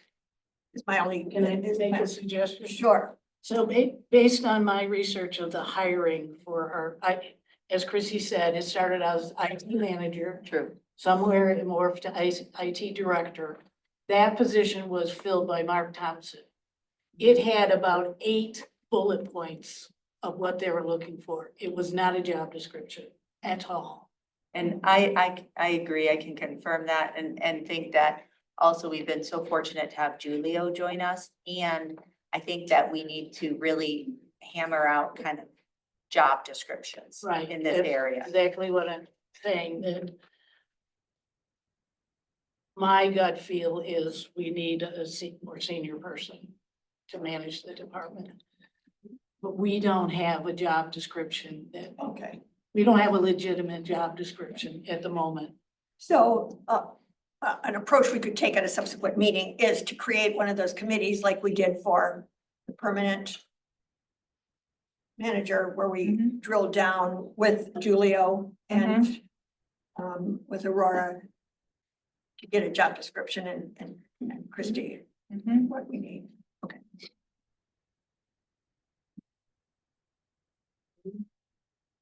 Trustee Noel, did you have anything? No, I don't. Trustee Riser? No, thank you. No? Treasurer? Okay, so we just leave it as is for now? I thought we could make a motion for one IT specialist, which is in the budget, I think. Yeah, I think, and right now in the authorized position, we have proposed both the IT specialist and help desk Right, support. so we take off the help desk.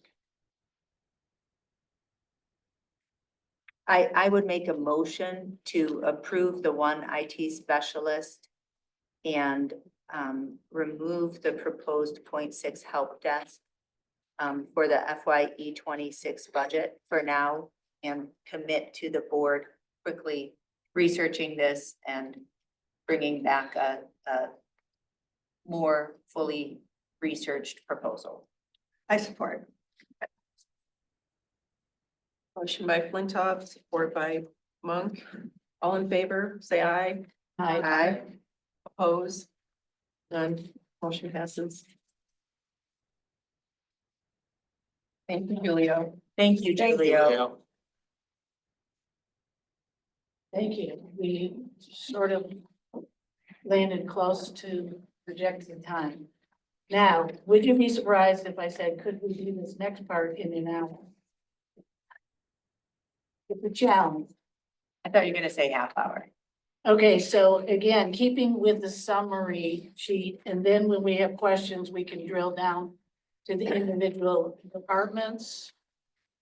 And if you would indulge me, may we start with Fund 208 Parks and Pathways, and for the benefit of allowing Murphy to exit stage left? Oh, I'm sorry, we have Mary. Jillian has a good point. There is one other proposed change in the authorized position, Oh. which is there are a couple of positions proposed to be eliminated. One is I don't know if you want to spend time on it, but just to flag the proposed newsletter editor and admin assistant that was never hired.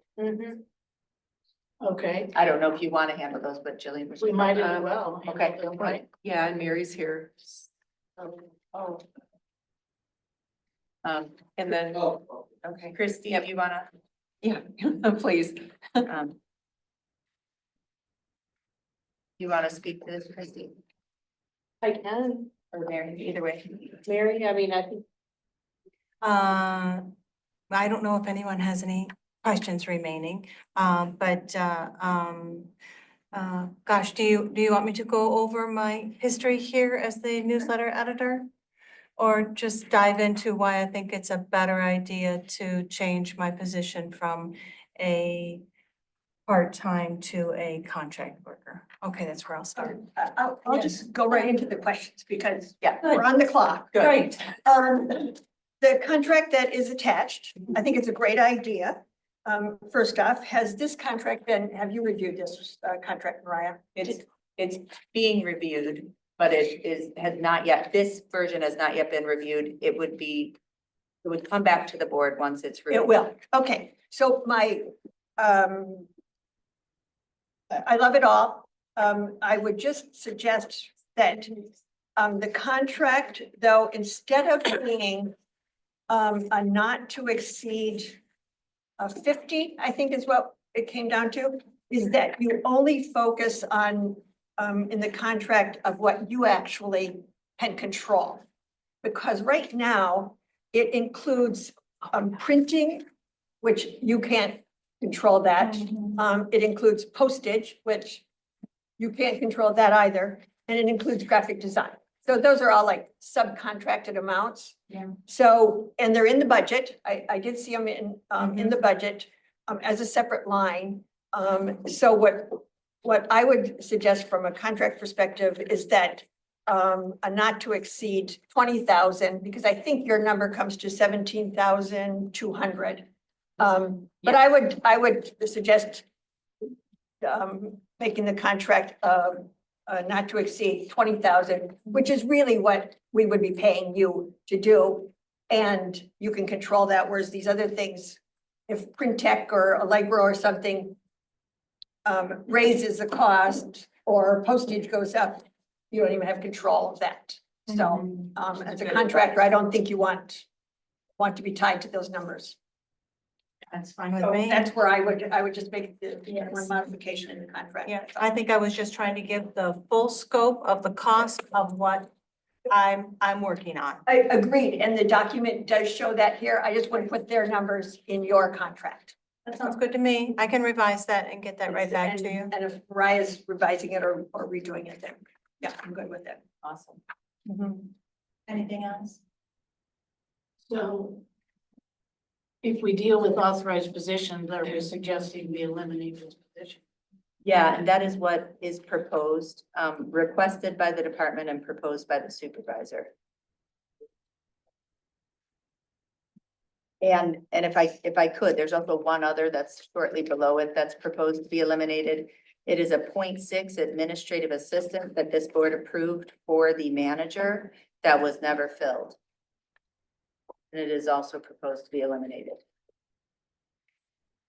And if you're going to go ahead and eliminate the official part-time position of a newsletter editor, I'd like to know exactly like what date this is going to happen, because I discussed with Aurora and she says I need to officially resign. So And this, then- all of and then this is sort of- for April 1st. Okay. So none of this, I would just, none of these changes would happen until April 1st. Right. Thanks for that clarification. Yeah. Anything else? Well, thank you. Thanks for all your work, Mary. You do an awesome job. Thank you, Mary. You're on the, Do we need utility director?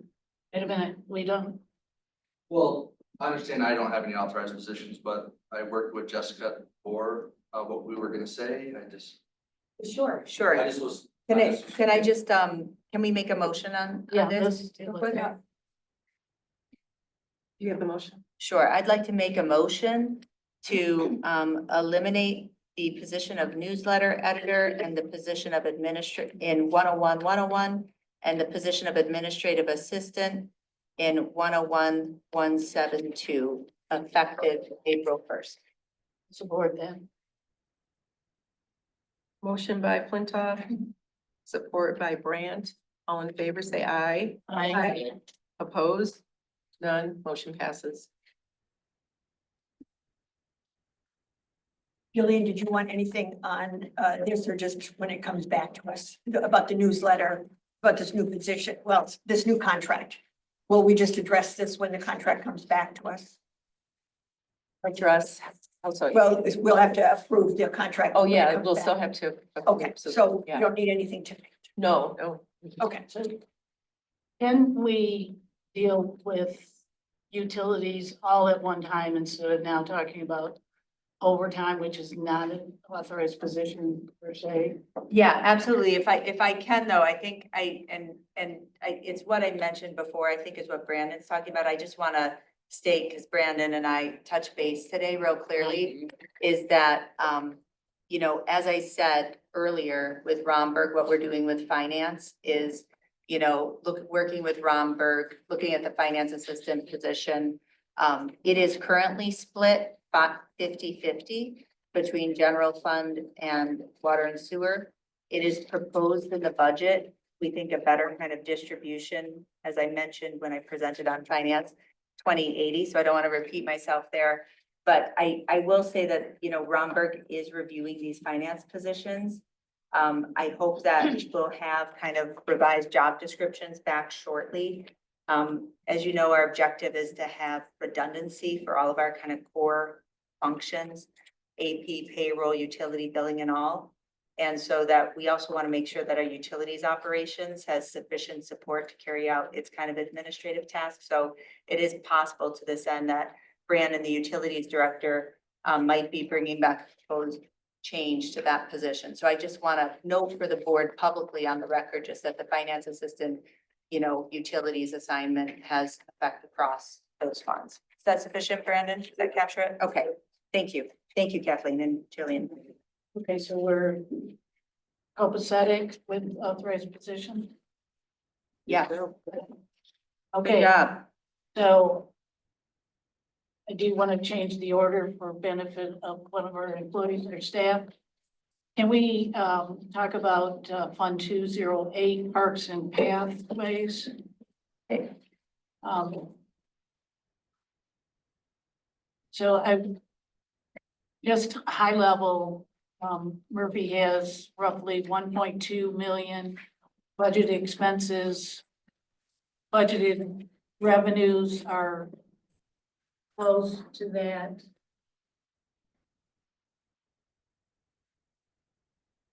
So there look like there might be a revenue deficit between budgeted and revenues of $100,000.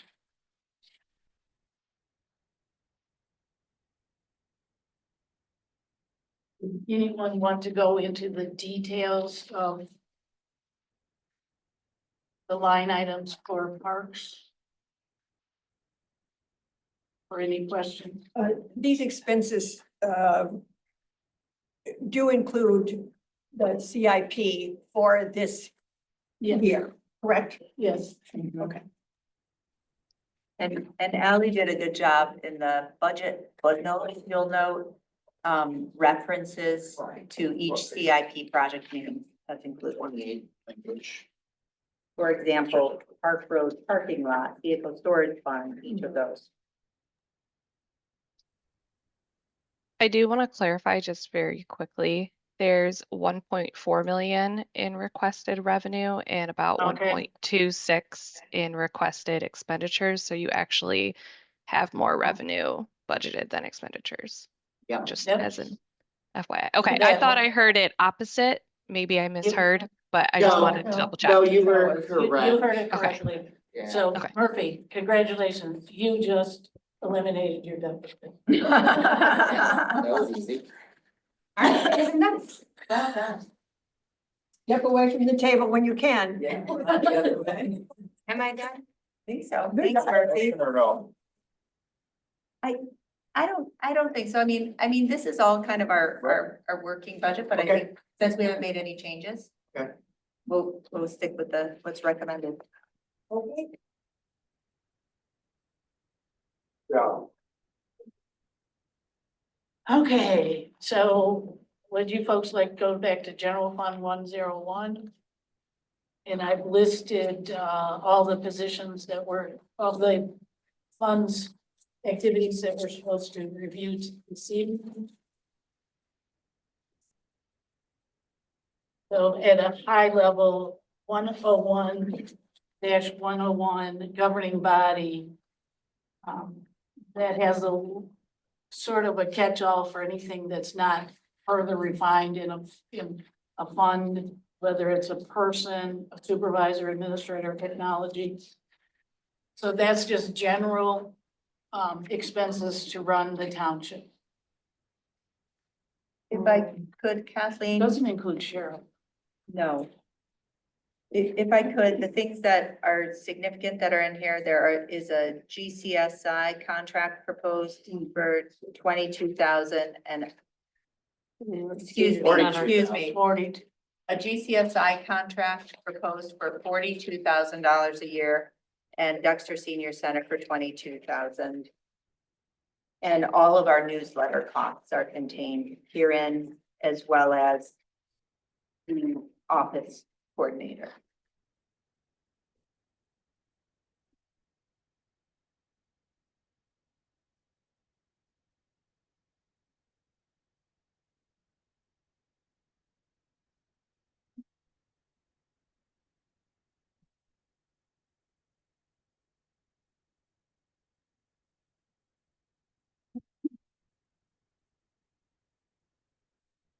The Dexter Senior Center.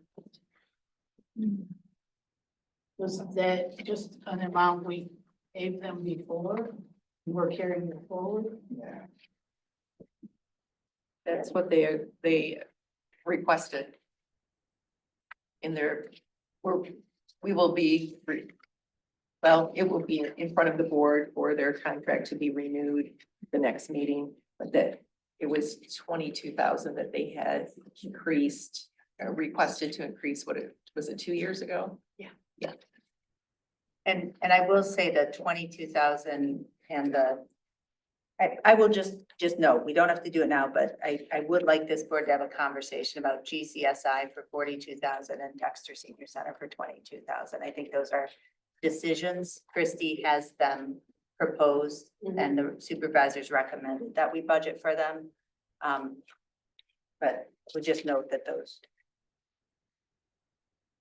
And are why, independent decisions. oh, okay, and when would they be discussed if not tonight? I think it could be tonight. Oh, I'd say okay. we're out of contract with GCSI right now. Dexter Senior Center, I know Jillian's working on. And the next, it'll be the next meeting. Oh, okay. Okay. So GCSI is out of contract. Correct. They're on a month to month now. The 12-month contract is lapsed. That's why we authorized your specific payment this evening. Okay.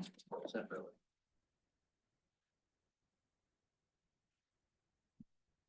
So do we anticipate going back to an annual contract? Yes, we do. I see value in their services. They got us a tremendous amount of funding for the fire department last year. There are other things they've done for us. It's up to us to utilize them fully.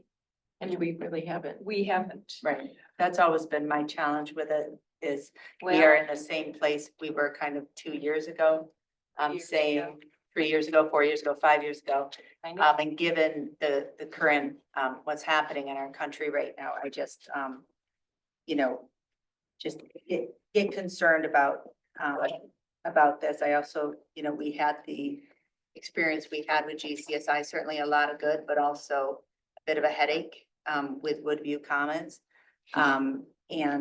And so I would just say exactly what I said. It was 2 years ago that we entered into this contract, is that if we had a defined, policy platform, defined kind of goals, certainly the fire department, they've been awesome at getting money there.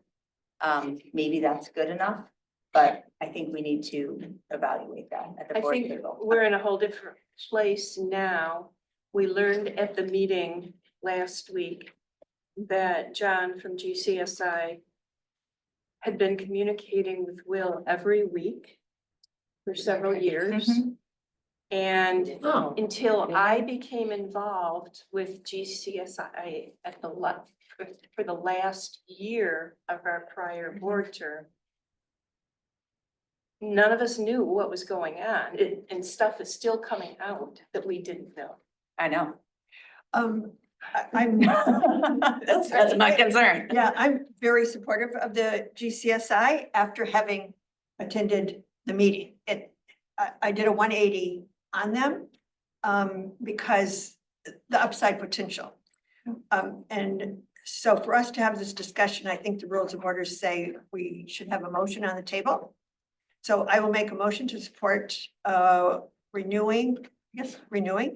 We don't have the We don't have a contract. contract. Yeah, Yeah, we just, don't have to. I know, Just so, have the. just the month. budget amount for okay, 101, budget 101. amount, of that 42,000, I think is, anticipating a slight increase of their, current monthly.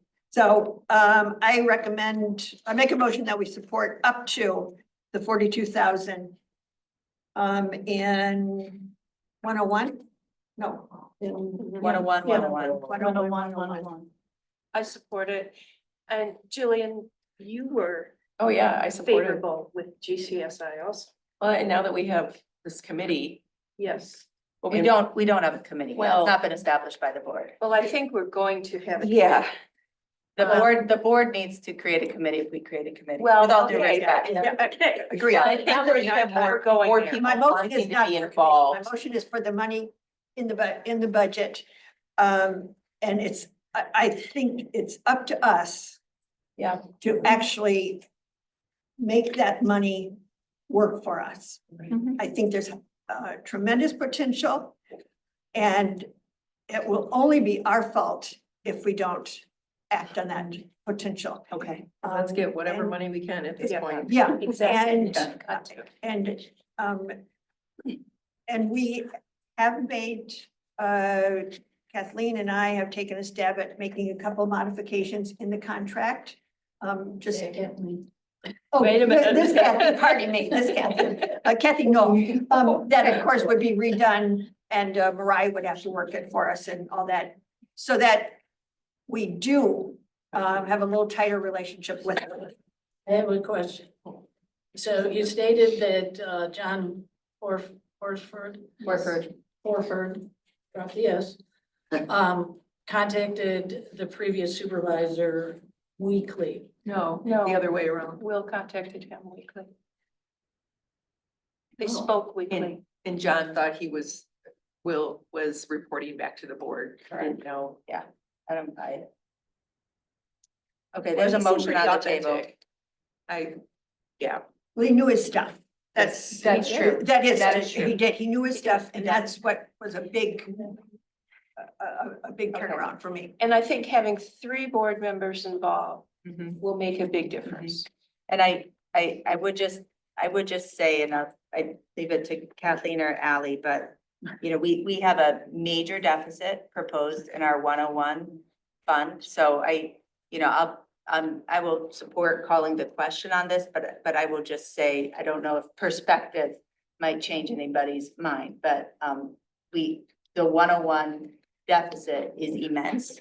So I don't know if it'll make you feel any differently about these or how you want to go through it. So I'll ask for Kathleen's guidance on process, like, because we do have a motion on the table, so I think we should honor this motion. Yeah.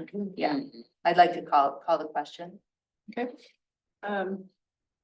There's a motion by Monk, support by Noel to recommend supporting $42,000 of 101 contracted services for GCSI. And I'm not, Okay. we're not voting on other things, are we? I mean, when do don't we know. vote on something, when we don't vote on Right. something? So. I know, that's, I know. I just wanted to honor I that there's a know, motion. that's why I'm not, when we were doing it before, that's why I'm not sure either. So I'll go without a vote, with a Yeah. vote, whatever. Yeah, I don't know that, I mean, I've Trustee asked to Brand, call it's- the question, You're presenting, so it's up to you. but I would ask to call the So, question, just. I don't think it's any different than what we did for the other departments. You didn't touch every line item. You looked at some line items and maybe made an adjustment. I don't know if we had a motion, but essentially we did it by consensus if we didn't have a motion. Okay, I'm not having a problem with a motion for a line item to get clarity. okay. And I can pull the motion if, Make up your mind. no, You did. call Let's it. call it. Okay, let's do it. Let's just do it because. Well, Voice vote? and- no, it's a roll call. I'll ask for a roll call. Yeah, please. Carrie, Yes. Yeaple, No. Flintoff, no. Grant, No, Monk, Yes. Noel, Yes. Riser. Motion passes 4-3. just a comment. I think I would have to spend time with John Horford to come to your. Agreed. I have spent some time with him. I just need to, the other thing is, this is not against any specific line item. I'm looking at a $600,000 deficit. We have to make some serious. Yeah, Oh, this is, totally, okay. again, that's why I wanted to. know Yeah, exactly. The steps in Exactly, budget. We can exactly. revisit all. And all of Not this saying that's not a good depends- line item to use or that doesn't have benefit. Yeah. Really I- as financially, but we have to make some. Yeah, no, I totally agree. am with you. and I don't want to take a motion on it tonight, but I do feel the same about the Dexter Senior Center too. I mean, each of these as they come up for contract, but I know we'll be looking at that at the next meeting. Okay, so 101. Anything else in that activity? Well, At the line item level that anyone wants to discuss? if there's a deficit, should we be looking at that? Yep. What page, I'm sorry, 5 again? Well, we have My a, pages aren't the same. we have a deficit in the general fund. 101. So Kathleen, do you want to just Which keep is going? more than 600,000. In my reckoning, it's like 2.4 million. So let's keep moving. So we're just gonna, what are we gonna do about it? Well, we're gonna continue going by activity level. Okay. Is that correct, the activity level? Yes, the activity level, yeah, activity and department are interchangeable. Okay, so let's move on to supervisor. I have no comment. I have no comment. I have no comments. We're good with that? Okay, let's go to 101-172 administrator. I believe these numbers are too high based on the work we've done so far. Agreed, and we But can we don't- adjust these for the authorized positions. We just passed Director of Operations with a lower salary. We just eliminated this part-time position. And so I would just suggest we can adjust these accordingly. Exactly. So, So that's gonna take out how much? That's at least 120,000. Excellent, you guys are doing really good. Keep going. so we're, administrator will be its own. No matter if it's a township manager or director of operations, it's still gonna be under 172. Yeah, Okay. yeah, it's just sort of the organizing Okay. category for that function. And then, Okay, so we're gonna make a reduction on that just based on current fares. Okay, technology. This is a big one, over $500,000. We adjust the personnel accordingly. and which one's technology? 101-228. Yeah, So one we're of one, taking two, out eight. roughly 100,000 from that also. If we do IT director salary plus benefits. And the help desk position is not budgeted. Right. So And I think what I'd like to look at a bit too is contracted services, data processing, we have 93,000 contracted services, 140,000. These are all really well detailed. I just wanna. It looks like a question here is that 16,000 in contracted services. The first two, it looks like there's Drive IQ Phase 2. Want to make sure that's not duplicating our digital records initiative, and also a new 5,000 for providing email addresses for all committee members. Where are you seeing this? I'm in Page 10. sorry, Wait, I'm in we don't one, have the same page. so here's the account number, 101-228-823. The Contract Drive is always- IQ, Jessica, is Yeah. a 2024-25 note, so that's old. I Okay. don't know why the 2024-2025 notes populate when you run the budget, but Okay, they So do. that's- So there's no duplication on the Drive IQ. perfect, thank you. Correct, I summed it up, everything else is about it. So is that 140,000 for contracted services, correct? Correct. Okay, Based off of what we were given, yes. okay. Okay. All Okay, right, this does have full-time salary plus full-time IT director yeah, and IT specialist in here. yeah, Right. so we'll adjust that. Well, yeah, we just need to make an adjustment. Yeah. I do have a question on education and conferences, 101-228-960. First of all, I want to say I'm a huge supporter. I encourage everybody to do professional education. The $20,000 sticks out. And I'm Right. concerned about equity. So what is in that? Okay, Okay, go ahead. I have all my notes. Julio and I broke it all down and we whittled it down. So But the initial budget, I believe, was based on 2 people full-time position plus training for ArcGIS. okay. So that is a very high budget for education because it was including the full training for ArcGIS specialists. So that is the reason that it was that high. Chris and I, we sit down and we bring down the budget for 6 to 8 thousand, correct? We, Based it 6 on, to 7. yeah, based it on just one person. Okay, great. So that's an adjustment. Yeah. Christie, you can Some of take these out. some of the certification, I mean, these are notes that Julio sent me. 3 of them are certifications for Julio to complete that would bring him, level him up to where knowledge base would be higher to where Chris was at. Yeah. And this was all done under Chris. It's not like he ran around after he left to figure out, you know, how to bring himself up, but these were things that Chris wanted him to take. A couple of them are Microsoft, Yeah, so- Active Directories. Go ahead, you Okay. can.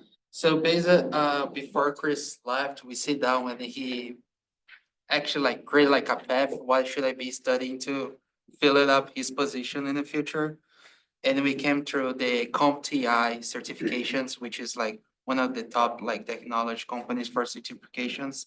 That would be networking, security, and system, which is pretty much what I've been doing right now for the position. Plus Microsoft, because we work in a Microsoft environment. So that is the reasons for the certificates.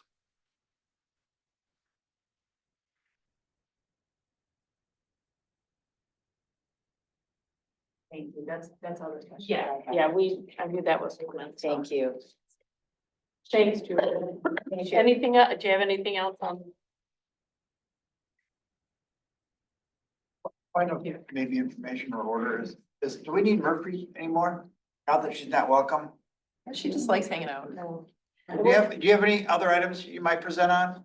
The tree fund is simple, easy. Payments? Does anybody have any, I don't have any questions about the tree fund. Does anybody? Done with this, Au revoir. Okay, bye-bye. Hi, Murphy. Thanks, Murphy. And are we set with Julio too? I was just confirming that with him. I said, once they're done with this part of the budget, then he can go. Yep, thanks, Christie. Okay. You two don't go home together. Okay.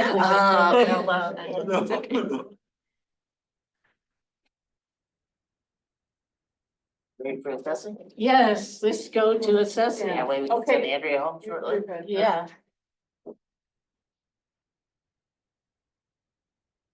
We have, expenses roughly 400,000. This does not include the MCAT position, roughly 40 to 45. It's 257. Yes, 101-257.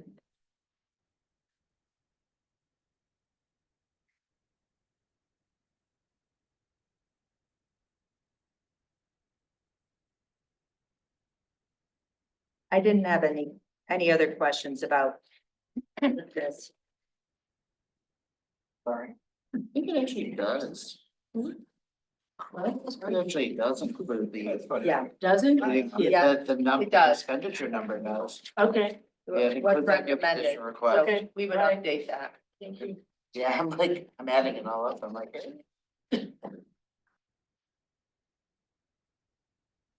I don't have any other questions at this point. Okay, so, anybody have any questions on assessing? No. Thank you, Andrea. Hey, Andrea. Thank you.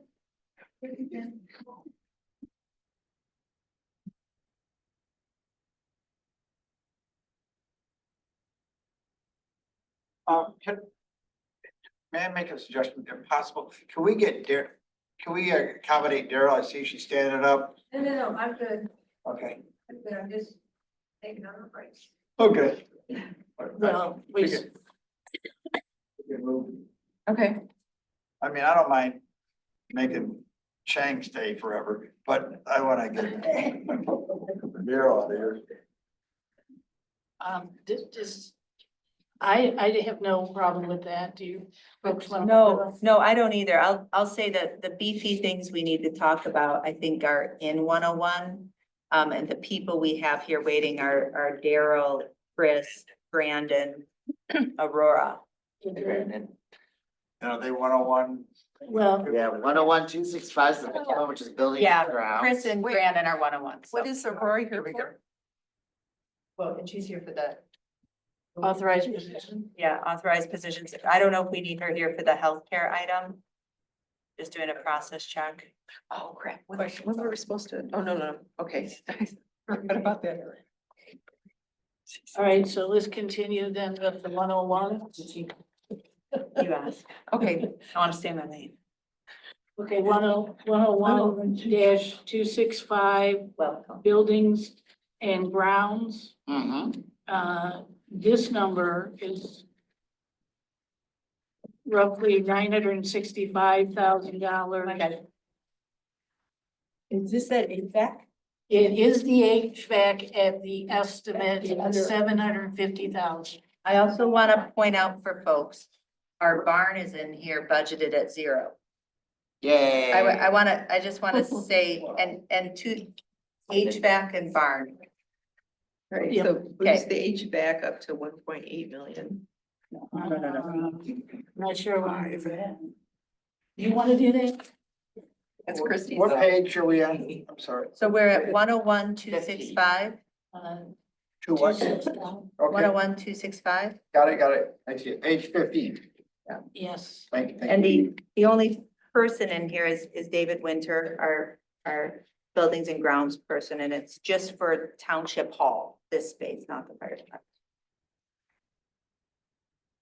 So the bulk of this one is the HVAC at that 7. Yeah. $750,000. I don't know that there's anything to be done about that until we have better information. Yep. Correct. I do want to ask the Wagner barn. I don't want to talk about the barn anymore. I think the only thing I have said about the barn is we do need to do something. That lease is up in May. It's doing something, may not require any dollars, but I know. Do we want to talk about it or not? Because I have an idea. yeah. And that is, I've mentioned it to, Christie, and that is that, and I have talked to Murphy about this, is that instead of building. Oh, that was my idea too. I just hadn't said it out loud. Okay, well, good. Instead of building another shed, out here, we take the money that's in the CIP for this, re-roof, and she is very happy to have that as her storage area. I think it's great. I mean, I think it was months ago, I asked Brandon if it would be acceptable for any utilities things, and he said no, but I think it's great. But Murphy said it would be excellent. As long as she can get in and out Yeah. safely on that roundabout, that's my concern. Just pull a tractor out of there. Yeah. Might be difficult, Yeah, but it's doable. But the money is in in her CIP budget. And it's about the same as kind of the roofing, and she said it would be very acceptable. And the tractor and tools that she uses are close by, or where they're needed, Right. are off of Liberty and West South, so location wise, it was a positive. Love it. But what other maintenance is that going to need? We know about the roof, but ongoing maintenance. Mo? We know for the barn itself. Yes, Doesn't just that- saying that. Doesn't have any power. It doesn't have any water. electricity. Doesn't it water? No wonder. Yeah, no water, nothing. Pretty to leak. straightforward. They can use it for storage then. Say that again, Christie. I said it would just be storage. Okay. So. I think that's, I'm comfortable with that idea on the table, knowing it needs to be vetted. I'm comfortable with that at 0 and with HVAC at 750. I have no other questions about 265. Okay. Designer house. I'm just sharing, just trying to keep the party going. Where's the, okay. We can vet it some more. Yeah.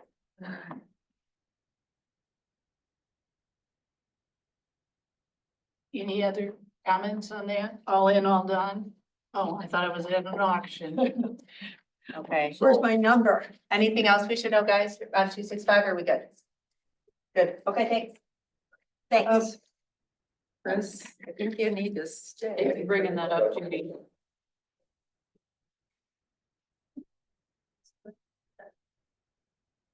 I'm talking about page 1650 of the HVAC, or we're not there, are we on 16 yet?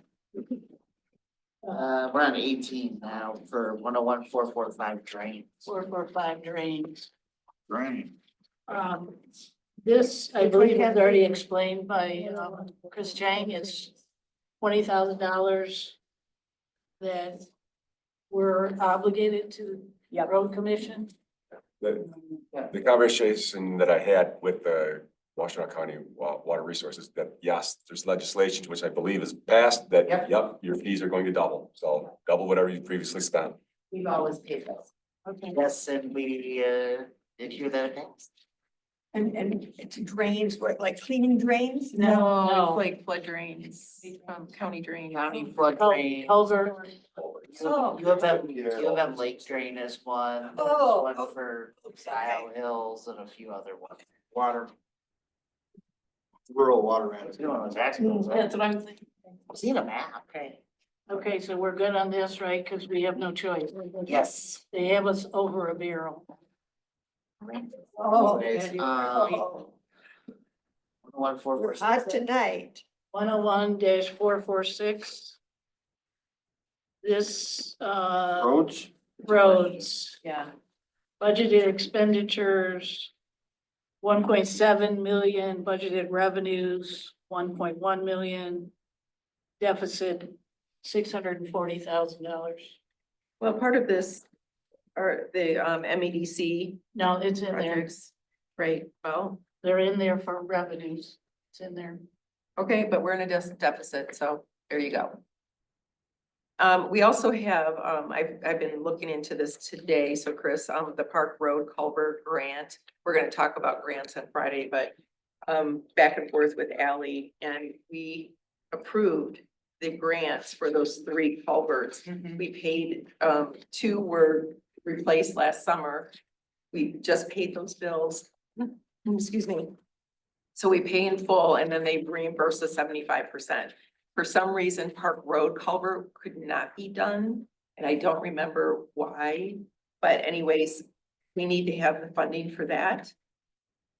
Are you talking about an addition here? I don't know where culverts would go.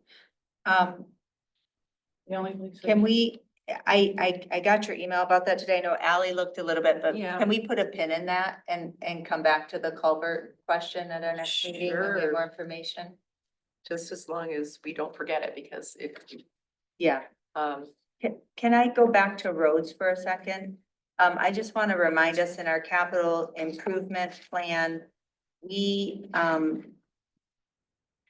weren't quite sure what to do with Park Road, right? Because our helpful lobbyists got us a grant for Park Road, but we didn't have a plan. No, we got a for- grant for zebra pathway, which was redirected to park roads. Actually, Right. the history on that, we got a grant that was 50% for Park Road and 50% for a pathway, neither of which was anywhere close to what we needed to complete either. So, but I thought did something, thoughtful in our capital improvement plan where we note that we want to finish Park Road, but we haven't identified the funding for it. And I think we put it at 0, and I would say, I would recommend, not proposing, what is that difference for Park Road? that's a. The general fund difference, I mean, this is what, like 500,000, 600,000 in general fund? Ally, what's the difference in the Park Road? Because I think that's what's driving our deficit here. The Park Road grant was 800,000. We used 95,000 for engineering. And then the construction we have, though, we've got 1.15 million in construction for Park Road. And I would recommend, putting that to 0 or up to the amount that we have of the grant. I am not prepared to support using any general fund money for the paving of Park Road until we have a plan to pave it all. Yeah, and the paving wouldn't happen until 2027. So Park and Stabler need to be finished first before we can do the paving. Is that, And then after, so that's this next year. The next year after that would be potentially paving of Park Road, and then after that is a roundabout that the road commission is paying for. so do you mean like 25 for the corner and Stabler, possibly 26 for the eastern? Or 27? Yeah. Yeah, What I want to recommend is for the FYE 26 budget is changing that 1,150,000, changing that to 0 for the construction. yeah, that's fine. Julian, remember we heard from John that there's going to be a lot of interest in local roads funding with the upcoming appropriations committee. That's already been stated to GCSI. Yes. I know you. And certainly if there's, more appropriations, we could do a budget amendment when the funding becomes available, but I don't want to budget a deficit for Park Road. Does that represent the 1.1? Does that represent road and non-motorized, the path, the adjacent pathway? They were, I believe that grant was for both. Okay. They called it the Park Road Project. I believe it had both the paving and the pathway. Like, no, like So if the- there's. That's correct. Yeah, the cost is both. It's as we defined it in the And if capital there's improvement plan. grants that go for roadway, then can it be part of that? If we can get money from the state for roadway or for path, can it be diverted to one aspect or the other? If that makes sense We could, in the future? sure. I don't know. I mean, you met with the GCSI and you might have. We didn't discuss some- that issue. Pardon? We didn't discuss that issue. No, but I mean, to the extent that GCSI has access to different pools of money for different, legislative interests. Yeah, but with this, how they explained it, It's really early because Whitmer just put a plan in front of appropriations for road funding. Okay. And so it's way early, but he knows it's a hot button Okay. that's going to get funding. But there's still, it's way early in the process. so But this, a And question. where we put money here, or what we have here, make a difference on our being a candidate for grants or no? in this budget? Yeah, I'm asking. No, I don't no. think so. Okay. I think it's in our capital plan, so I think that helps us, John. That's Right. Yeah. I- in the yeah. capital Yeah, improvement. but not in, Move on. So the can one, oh, go ahead, I Catherine. just want clarity. So Park Road paving, $1.15 million. Does that include the pathway that was just, is this just paving? Well, as far as I knew, it was only $800,000 from the MEDC. So I think we're talking about two different things. Kathleen's Talking asking, about how much does it cost? we're talking about expenditures and we're talking about revenue all in one.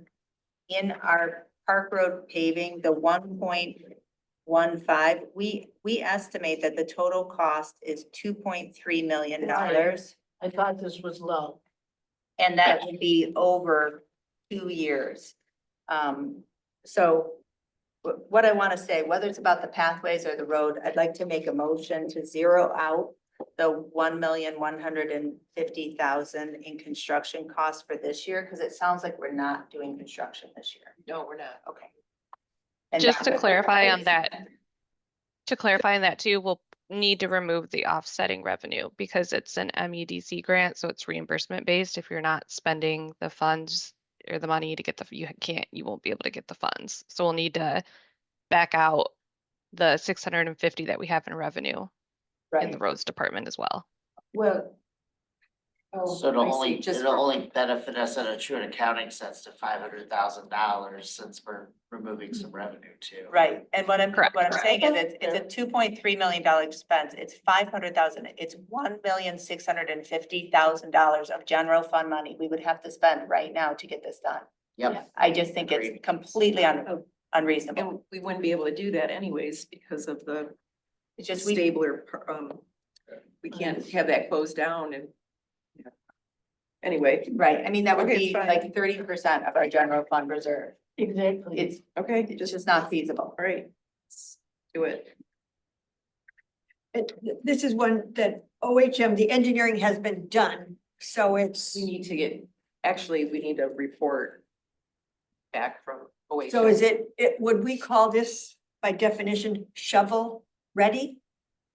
No. No, This, okay, because they're looking, many times they're looking for It's like. shovel ready They project. already gave us a grant for this and I think, you know, we may lose this grant money if we don't figure out other sources of funding to get this done. Is Which Matt is raising? not the end of the world.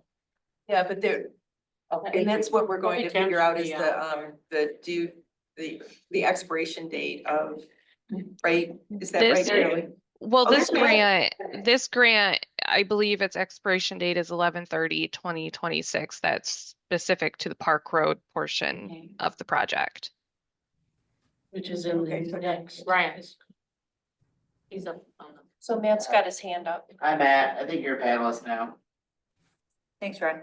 I'll be to be joining, so. Hey, Oh, yeah. do you hear me, everyone? Talk Yeah, a little we can louder, hear you, but we Matt. can hear you. Okay. Yeah, so to answer Trustees Monk, it's not shovel ready. We have a couple of things to wrap up, but basically the project will be done and designed by this summer. But to Supervisor Carey's point, this project isn't planned on being built for several reasons. And I think you've already covered those. Stabler and Park Road was delayed this year. It won't be completed until later in 2025. Then they have to finish, they meaning the Trailwoods developer and the road commission need to finish on the rest of the road improvement agreement, which is the bridges on Stabler Road, which will happen in 2026. So there's a couple options. Park Road can go in 2027, which I just heard Ally say, you might have to talk to MEDC to extend that grant. If it was to be built in 2027, then the road commission actually is working on funding, federal funding on the tip to do the Zeeb and park improvements. So you wouldn't probably want to be dealing with that at the same time either. So then your other option could be 2029 after the roundabout or the intersection improvements were done. So you have many, many options. This was pushed forward to design it because there was a lot of moving parts. There were some drainage studies that needed to be completed, which are done. And then there's easement and pathway work that we're still working on and been working with Murphy and Chris Chang on to get those all situated. We recently met on trees and pathway alignment with the road commission. So we're pretty much set. So we're within a couple of months of basically wrapping up design and then having those shovel ready. But those plans will probably just be shelved and, could be prepped for bidding when the time is right. And what I'm hearing, and this has been constant throughout the whole capital planning, is until you guys figure out how you want to fund it. And there could be many different ways, more grants, other ways you could fund this thing. Coordination with the road commission. There's lots of different avenues. So I agree with zeroing it out for this year because I don't see you spending any money other than what's already been authorized on our design engineering contract, which was authorized back last fiscal year. So. And Matt, we talked about it before, but we can't use that money to at least put the pathway there to get people off that road, because we're gonna go from asphalt to dirt, and people are gonna be walking on that road. You don't wanna build them separate because you'll end up ripping out half of what you build. It's definitely a project that needs to be built simultaneously.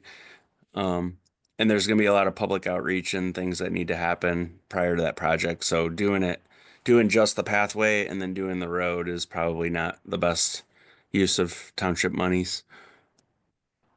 I just also want to flag in roads, another bit of revenue that's coming in is the remainder of the ARPA funding. So 321,000 last year, which we fully committed to roads. And then there was some left over. I think it's in our interest to get that spent. Before there's any effort to have it clawed back. So that is 100% appropriated into roads. And that would go to the roads contract, right, Jillian? Yes, and then we would need approximately another 100,000.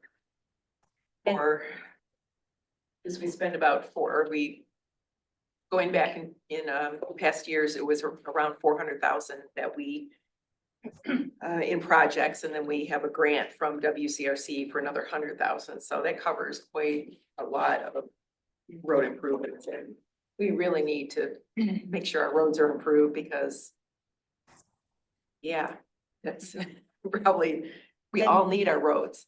And Jillian, with the $120,000 contribution from the DDA, with the $321,000 remainder of ARPA, does that not cover? No, it? because that money is just for DDA projects. We're still working out So the 400,000 from WCRC, we got 321,000 in ARPA. I'm just trying to figure out if there's a way, as we were able to do last year, get our roads projects funded fully through ARPA, through that 321,000 and any extra. we could just do less roads then. We could still get the $100,000 grant, so that would be 421,000, but we would have to Do you do think less that would roads. cover it? The need, the 421,000? We are still working on the list. We Okay. have somewhat of a list, and where David Klubeck is working with WCRC to get their recommended list. Okay, So that's where we are right now. and it's possible some of those might fall into the DDA and the DDA? No. No, okay. No, there's only one road left in the DDA, and that's North Stabler. And there's some type of construction project that's going in. They don't want to do that road until that construction is finished. I don't know what the project is, but Okay. The road commission will probably come to the township when that roundabout is being looked at. Because there'll be some kind of local match that is probably going to be asked for by the township. That would probably just fall inside the DDA limits, if I'm not mistaken. I don't think half of it does. Yeah. The other half is not in the DDA. Yeah. So just keep that in mind. That's not until Oh, 2028, but So how much general fund, given the changes we've discussed, if we take out Park Road Alley, how much general fund are we expending on roads? Give me 1 second. So you have 441,000 in revenue between the 120,000 contribution from the DDA and the 321 for ARPA. And then you'll have, let me get to the department expenses. You'll have 545,000 in expenditures, so 104,000. And how are we getting to the 545? So the 25,000 for the engineering study at back here in Dexter, that makes sense. Yep, 400 for Washtenaw County Road Commission contract, and then 120 for the DDA projects. DDA doesn't come out of the. The road well, I'm sorry, the road projects from the DDA contribution. So still trying to figure out how we got off, because it still seems like we're a little high on our expenses. Higher than you intended, Jillian, but I'm not sure. It looks like we're about 100,000. Well, and Jess, you had recommended using general fund for roads and at first it was 400,000 because I was told last year there was no more ARPA funds, so. Yeah, we didn't know that there were still remaining ARPA funds. It appears in the general fund budget for sure. And that 321 could change. That was ran, I think, last week or the week before. So if any invoices that get applied to ARPA come through between that time period and the end of the year, then that could be less than 321,000 that's available. for the roads Okay. in this coming budget. More.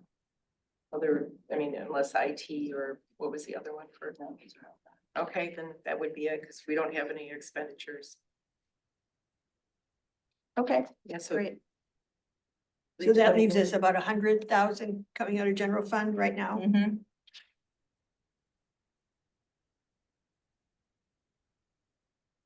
We need to decide if we want to do that or not do that to eliminate the overall deficit in general fund.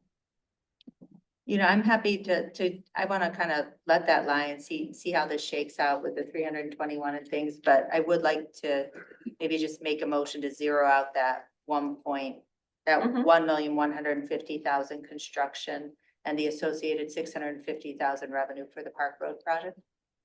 That's fine. Okay. Yeah. We can do it by consensus if that's what we want. Okay, is there consensus? Okay. Everybody agree? Yep. Yes. Yes. All right.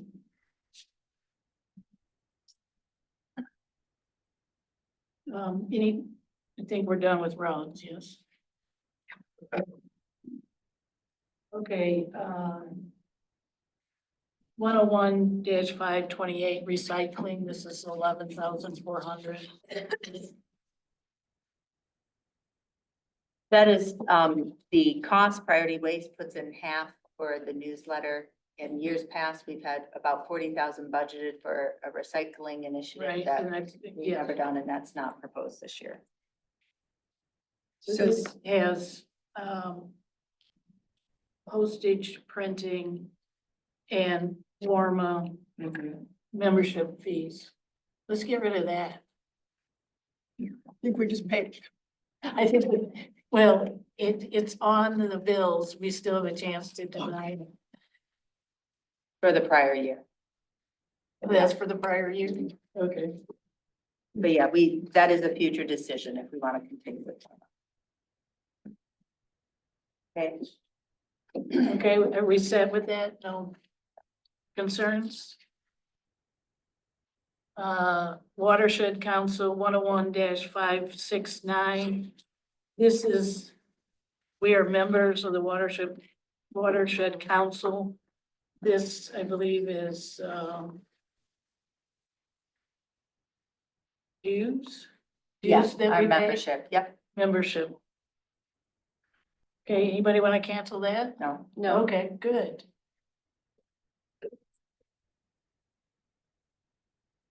All right, moving along. Okay, now we have 101-701, which I would like to talk about, which is planning, plus 101-702, which is zoning. And as a resident, this is the case I was trying to make in the past about these two activities. That we take in roughly $260,000 and we spend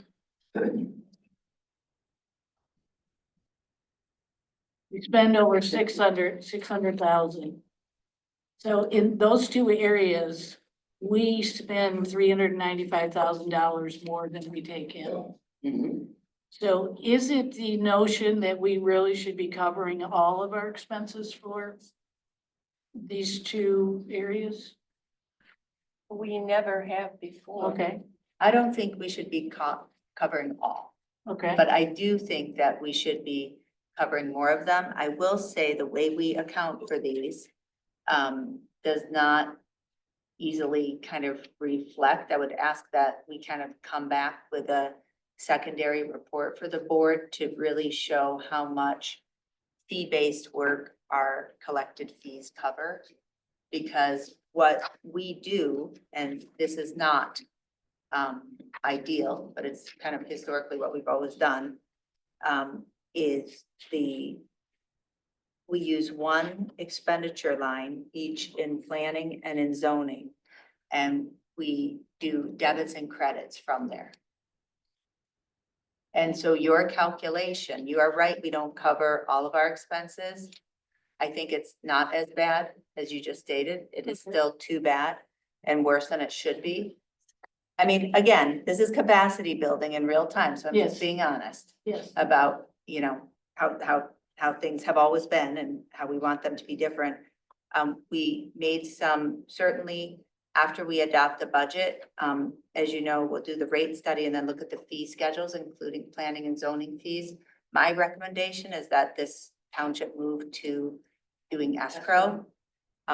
We have a model of how to do that, but we just need to implement it, and I think we'll do a better job of collecting. But to your first question, I would say, I think Ally, if we could get together offline with Rebecca and run a secondary report and get it to the board to really kind of show how much fee-based work we're actually collecting. When Cover did it. we raise our rates? Last year, but we knew that would be insufficient. It's just that was the recommendation from our manager at the time. So we need to raise them more. That was to cover kind of Carlisle Wortman piece. What we don't cover are our costs. Excuse me, the halftime, it says full-time salary, it must be a halftime person. And who is this that we? Francis. Fran. Oh. So are we suggesting that we need to do a rate study, and does that cost money? I'm not suggesting we need to do a rate study. I think we need to do an assessment of our costs and set fees and set up escrow. I don't think any of that costs outside money. That just requires some time and work of staff, and I think we can do it. And that's something that can be done internally? Yes, The we, assessment of our fees? yeah, absolutely. And what's stopping us from putting this out to bid? You went out to bid. The consultant fees, Carlisle Wortman. The will of the board. That's an honest answer. We do have a contract with them right now. We newly have a contract with them. We had never had a contract, I mean, hadn't had a current contract in years, and certainly Carlisle Wortman and the township had an interest to do that. We put together, I think it was a 1-year contract. If I'm remembering correctly. And the reason for that was because the board expressed its desire at the time to put it out to bid. So I think there's, you know, different opinions, lots of value, lots of historical knowledge, but certainly I think it's almost always a good idea to put things out to bid. Or an alternative to it, because RFPs do cost money. I think there's always an argument for that, is to go to them and do the negotiations on what they can do for us. And ask them what they can do to improve on the pricing in lieu of us taking it out to bid. Well, we have had discussions with them in the past, in the recent past, about this issue. Yeah.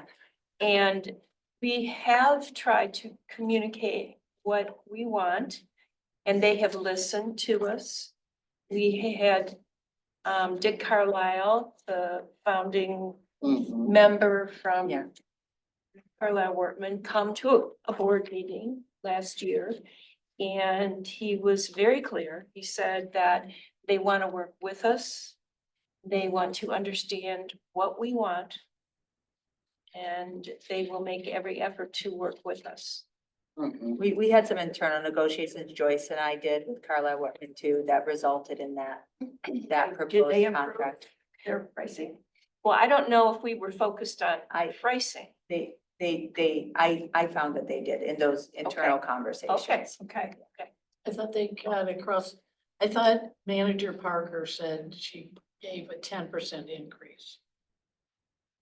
So I need to go back with the details. It wasn't quite that simple. There are definitely some ways in which I saw Carlisle Wortman, you know, stretching in terms of their planner hours and other things that they don't charge for. You know, there were some functions that they don't charge for, we're kind of comping us for. I think they do provide a good service. Mhm. They really do. Yeah, I have no reason to believe that they don't, and I don't have any understanding of that they're not competitive at all. If they're a partner of ours, as many of these consultants are, partners will understand one's financials and in lieu of RFPs, partners come to the table and see what they can do. And I think they have tried to do that. If we want them to do more of that, we just need to communicate it to Laura. And I would communicate it to Laura if it's the desire of this body that they come again in front of the board and speak to us about specific issues. I know they would be willing to do so. It's just an alternative approach to RFPs is to approach them as a partner and see what they can do. And you would usually want to have a target too. You know, we would want to have a target of what we're asking. I agree, and I You know, I think the board needs to kind of take this on, you know, because that contract is a year, so we should evaluate. One change we are going to make is Laura is going to be here full-time on Thursday, starting in April. Right now, she's at Scio Township half a day on Thursdays. This increase was put in the budget by Christie. We had talked it through prior to her doing this. Laura is utilizing Pat. I'm sorry, it's getting late. Chris Chang. And he. Pat. I was thinking of Pat Shields. And Pat and Chris walk around in our neighborhood together. Oh, great. So that's where I was making the connection. So Chris is already doing some work to help Laura regularly. And they have worked cooperatively. It's going fine.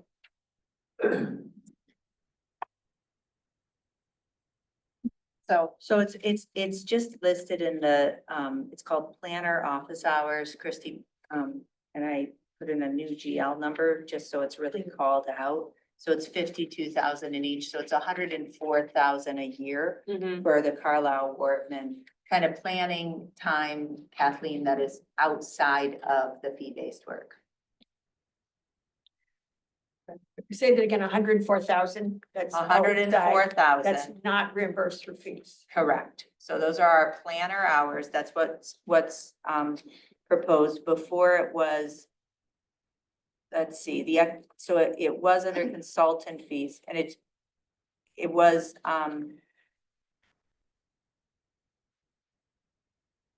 Move GLs. it moved GLs, but it was close to that. It was actually, yeah, close to that in prior years too.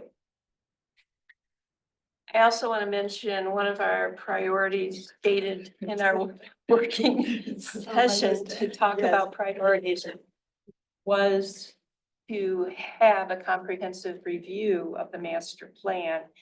And that will be not in 2025, but in 2026. Although there is some preparation we can do in the fall, such as send out notifications of intent to plan. And that we've talked about that, the whole planning comprehensive review is going to take up more planner time as this approaches. And that would be something I would suggest maybe as a budget amendment where we get more clarity on that if needed. Okay. I have a question about contracted services, the complete streets corridor study. I do too. Yeah, $64,900. So Where some of is that, that? so I'm at 101-701-823 contracted services. You know, we've got a little bit of that time as the recording secretary, Cheryl McGuire. Still Angela Demkowski, to support with the Zoom. But the chunk of, that big chunk of that 64,900 is the Jackson Road Complete Streets Corridor Study. So can Chris or Christy remind me, was there not a grant attached to that? Did we not get the grant? So I believe it was for $40,000. Okay, yeah. Yeah. Okay. So did we get the grant? Yeah. Okay, Yes. so the 64,000 is above the grant? No. No. No. The grant should be shown in revenue. Yeah, so the grant's in revenue then, okay. So I have another question regarding complete streets, environmental sustainability. What is this 25,000 for complete streets? Oh, yeah, what is that, 101, 701, 965? So environmental sustainability, that, I'm just speaking to that because that was my bright idea. Because we used to call it like projects or something that was super unclear. So these are, the environmental sustainability fair. No, that's listed as 5,000. This is a separate line item, 25,000 complete streets. So, Kathleen, if you'd be so kind to look below, yeah, complete streets. Oh, yeah. Right here. Page 20, middle, Yep. blue. Yeah, can you help us out, Ally? It looks like maybe we have something duplicated. Which account again? 101, 701, 965, environmental sustainability. The footnotes say 25,000 for complete streets. Should it not say that? I don't know. Okay. I thought it should. Well, it's already included above under contracted services. Is it? Oh, is it the same? Oh, Yeah. I don't know if it's the same. I don't know either, to be honest. But before we move on from contracted services, was the grant for complete streets that Chris was talking about, the 40,000? Yes. And you said you already received it? Or you will receive it? Yeah. Yep. We got the approval letter. So I don't think we have it in the budget. The $40,000 grant revenue. So Chris, No, we we haven't received received the it letter, yet. but did we receive the funding? no, well, we haven't submitted for payment out of that funding yet. Yeah, so Ally, let's add that for Some- as revenue. You said it was 40? That was MCOG? I thought it was 50. It's a total of 50. We also approved another $10,000. We need to contribute the Yep. 10, yeah, that's So it's right. a $40,000. Yeah, great. Oh, it's matching, you're saying? Okay, so that would have taken care of the study that OHM did for us or is doing. It's ongoing. Right. So I still don't understand what this 25,000 is under. I'm gonna look, give me 1 minute. I'm gonna look at the Oh, wait, Laura's raising. budget I was And given. Maybe Laura can tell Oh, us. Laura, hi. Hi, everybody. I think that the additional 25,000 was for implementation of the Complete Streets plan once it's completed. Oh, that makes sense. But why would it be under environmental sustainability? That I can't answer. So, Okay. so. I'm so gonna pull that- up our original budget that we got when we had our conversation with the department heads. So just give me 1 second. Yeah, to and I'll just access. say, it's just a GL naming issue. This used to be called special projects. And so I think we just need to realign these things. Change the title? Yeah, because the sustainability fair is becoming, it's a $25,000. No, it's 5,000.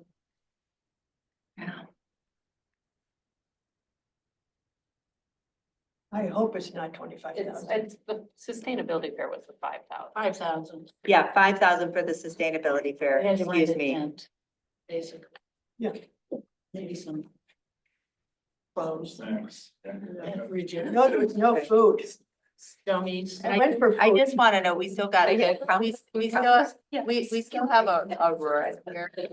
And and Daryl and Liz, I don't know if we still need Aurora, Liz. I don't think so because Christie, if you can confer with Aurora and decide. That's what I said a long time ago. Like, why is Aurora here? I mean, we have code enforcement, but we just approved that, so. Oh, you guys. Yeah. The what? Blue Cross. Yes. Oh, We had an agenda item. Okay, Let's let's From the 5 wait, o'clock wait meeting. 20 minutes and tell us that all over again, because we're gonna forget. So I have the original department notes up from our meeting back on January 23rd. And there is a note to include in the contracted services. Yeah. That 64,000, which does include Jackson Road Complete Streets Corridor Study. And then down at the bottom under sustainability fair, we have a note to include 5,000 for sustainability fair and 25,000 for implementation activities of Complete Streets. So I don't know if it was intended to be duplicated that way or not, but it is set up that way in the department requested budget. Chris or Laura, what are implementation activities of Complete Street? That will depend on what they're doing the study now, so it will depend on what the study says. When It it's could complete. include something like crosswalks or something along those lines, but Okay, but stuff, yes. not planning. It'd be like stuff, like an actual. Yeah, I don't think crosswalk or that would something. go through the planning commission or Right, okay. Thank you. Do we want to keep that in there? Because it's a, Get more information. it's a wild ass Yes. estimate versus when we finish the study and we have. When do we better expect to idea. have the study finished? That's fine. within the next 6 months. I mean, I think it's gonna be spring, summer, somewhere in there. Okay. I agree with that. Okay, Thanks, Matt. I would propose that we eliminate the $30,000 for the Complete Street, but I would ask that Chris, please bring it back as a budget amendment, once the study is done and we have a clear idea of kind of what the implementation activities might be, to bring it back as a budget amendment. That's what I But would, you want to keep the 5,000 in for the yes, fair though? yes. Correct. Yeah, okay, so that would just be 25,000. Oh, yeah, 25,000, yeah. So to eliminate the confirm, 25,000. account 965 will only be 5,000. We're leaving contracted services alone, correct? Correct. All right. Okay, thank you. Okay, does anyone have any questions about zoning?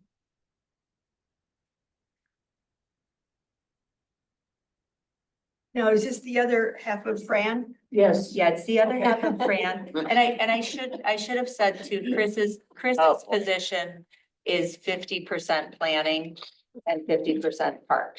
So that's the other part of the full time that you're seeing in 701, Judy. Okay, but only, there's only 38,000 Planning? in planning. For salaries, yes. that's correct. So that would only be a half a person, Yeah, half of FTE. so, So we're Back- missing someone. so what, last year? So let me just say, Fran is split 50-50. Last year, Joyce had Planning and Okay, last year, Joyce had recommended and the board had approved a split of the project manager position across 4 areas, and that's reflected on the authorized position sheet. It had been 50% parks, 40% admin, 40% in the administrator, 5% in planning, and 5% in zoning. The proposed change, a proposed change in the authorized position sheet, and this would actually be a decision point I might ask the board to consider now. And I've talked with Chris about this. He's amenable. There's no change to any assignments, but is to make Chris 50% plan and 50% parks.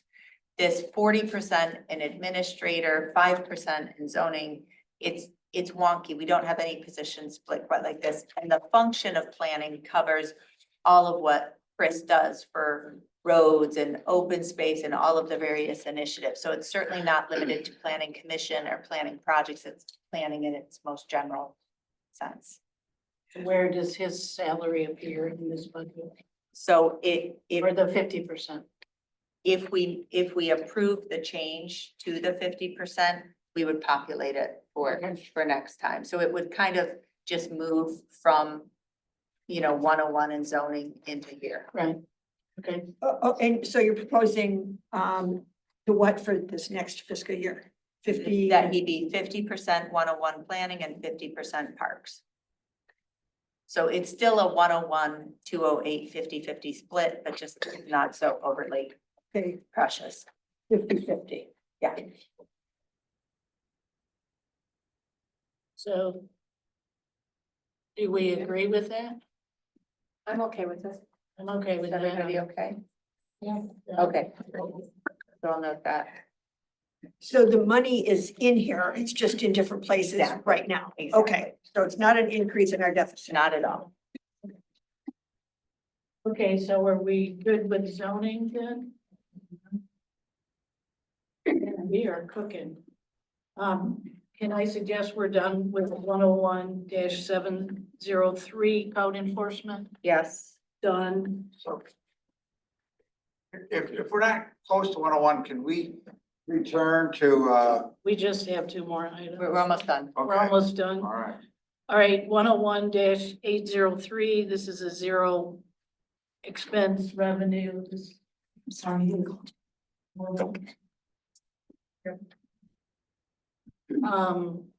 And then we have 101-901 capital outlay, which is $40,000 for vehicle for assessing and code enforcement. This was in our capital plan. I support keeping it. We have many future conversations to have about fleet management and things before we would I would support purchasing, but I'm supportive of keeping it in the budget. Okay. Everybody else okay with that? No? Keeping it in the budget and we'll be revisiting it yet in this cycle or keeping it in the budget? Oh. I want to look at our final numbers. Okay. I mean, for me, I want to look at our kind of final numbers about where we're at with our Okay, deficit. okay, that's, so we'll I mean, be I feel that way. visiting this at our deficit, okay. Got it. Got it. Kind of for now. Okay, I like that better. So. All right, then if we go to the individual funds. Do we want to do this in order or try to get somebody out here sooner? Yeah, let's try to get. Let's get, how about tree mitigation fund? Okay. Should be easy. Proposed spending $35,000 on planting trees, I think in West Scio Preserve. And the revenues are budgeted at 177,000. Partly, contributions. Mhm. That's great. Okay, we're good on that? Yep. Bye, All right. Murphy. You're done. Oh, I'm off the clock right now. I'm here for the show. the rest of them. Okay. Oh, we'll fight, don't worry. No, don't worry about it. All right, so there was a suggestion to now deal with open space. Okay. And then we'll come back to public trans. Hey. Thank you. Thank you for your patience. Oh, no problem, it's interesting to watch. So what I have with this, and this is a trickier fund because of fund balance. Budgeted expenses for next fiscal year, 2.7 million. Revenues, 1.3, but I believe the difference is fund balance, existing fund balance. It's not a deficit per se. No, it's not. We have sufficient funds. I'm assuming, the report that was on the agenda online is using the fund balance at the end of our current activity as the beginning fund balance for next year. And that would show that we do have, there would be $1.1 million remaining. But this over there is showing some old Yeah, data. some of this I strictly went, didn't include fund balance. Here, it's significant to talk about because you're not in a. Right, we are not running, it would not run a deficit, no. Right. Yes. The only reason it is showing a deficit is because fiscal year 25 is not closed. So it's pulling ending fund balance from your projected approved 24-25 budget. That's just how BSNA operates. And we haven't posted the amendment that we will have at Q4 because it hasn't been brought to the board yet to reduce the land easements in fiscal year 24-25. So that's why it's showing as a deficit, just for clarification. But to Daryl's point, they are not in a deficit. Right. So, any further discussion on this?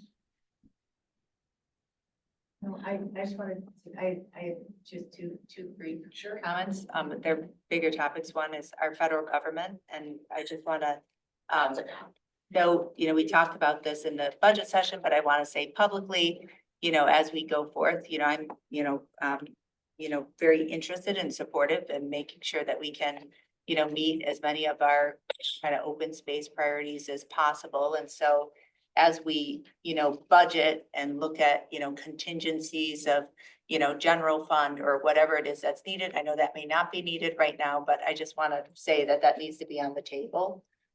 Given that there's, time lags and things and, federal funding that we may want to rely on that is disappearing. So I just want to acknowledge that this is one area where we have a quickly changing landscape. Right, and in the numbers that you have for this coming year, there is approximately $246,000 in federal funds that we have contract for. That property hasn't closed yet, so we have not received those funds yet. We're assuming that we will get those funds, but if we don't, again, we have sufficient funds in our balance to cover that cost. So it seems like we're gonna have to manage acquisition of properties for the next 4 years, depending on what the federal government. Yeah, we'll have this discussion because this is all recent developments, but in our next Land Preservation Commission meeting. But my recommendation to the commission would be, we don't count on it. It will be icing on the cake, but you don't count on it. This is one where we don't want to get ahead of in front of our headlights at all. Yeah. Yeah, and I just want to say too, and I know we've done this before, I think with the, different properties, but, this board has been willing to, use significant general fund monies before for purchases, either, on a loan or otherwise basis. So I just want to say, I want that to be on the table for this board's consideration as it's all kind of shaken out. So you're saying if funds lag, but we expect. Yes, I think there's so many scenarios. I mean, it's all happening. Well, we can always count on the millage. Right. But that's really what we can count on. Right. Everything else is on the table. Right, but I remember two different votes, since I've been on board, and I know there's probably been others where one, it was like kind of a short term, I think with the big purchase, and then another one where there was state funding. We weren't sure if it was gonna come or not, and we committed the general fund and we said, even if it doesn't come through, we're in. So I just wanna say, like, this is one program where we need to be kind of attentive, and maybe even as we get closer to the final adoption of the budget and kind of, if we need to throughout the year, have that be on the table, committing some general fund. No, it's a good thing we have a CPA on that commission. Yes. Inactive. No, we still have the brain. Yeah. Right.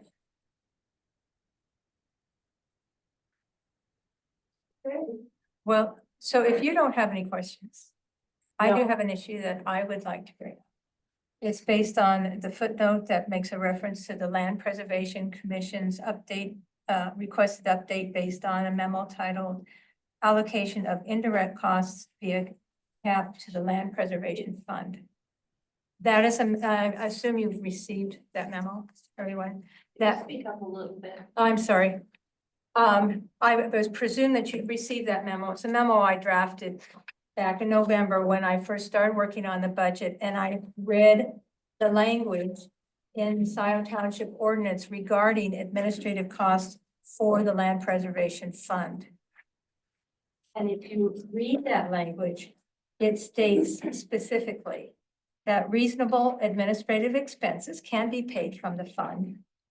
But and the following activities shall be considered administrative expenses that may be paid. In other words, they are identifying the expenses that can be paid as administrative costs. And they list staff or consultant time, including benefits, devoted directly to the acquisition process. They also identify staff or consultant time, including benefits, devoted directly to program support.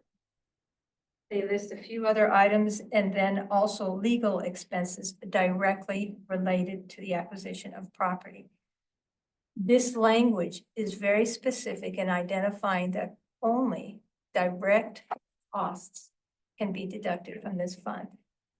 The issue that our commission has is that the capital allocation plan, with the cost allocation plan, is essentially composed of indirect costs.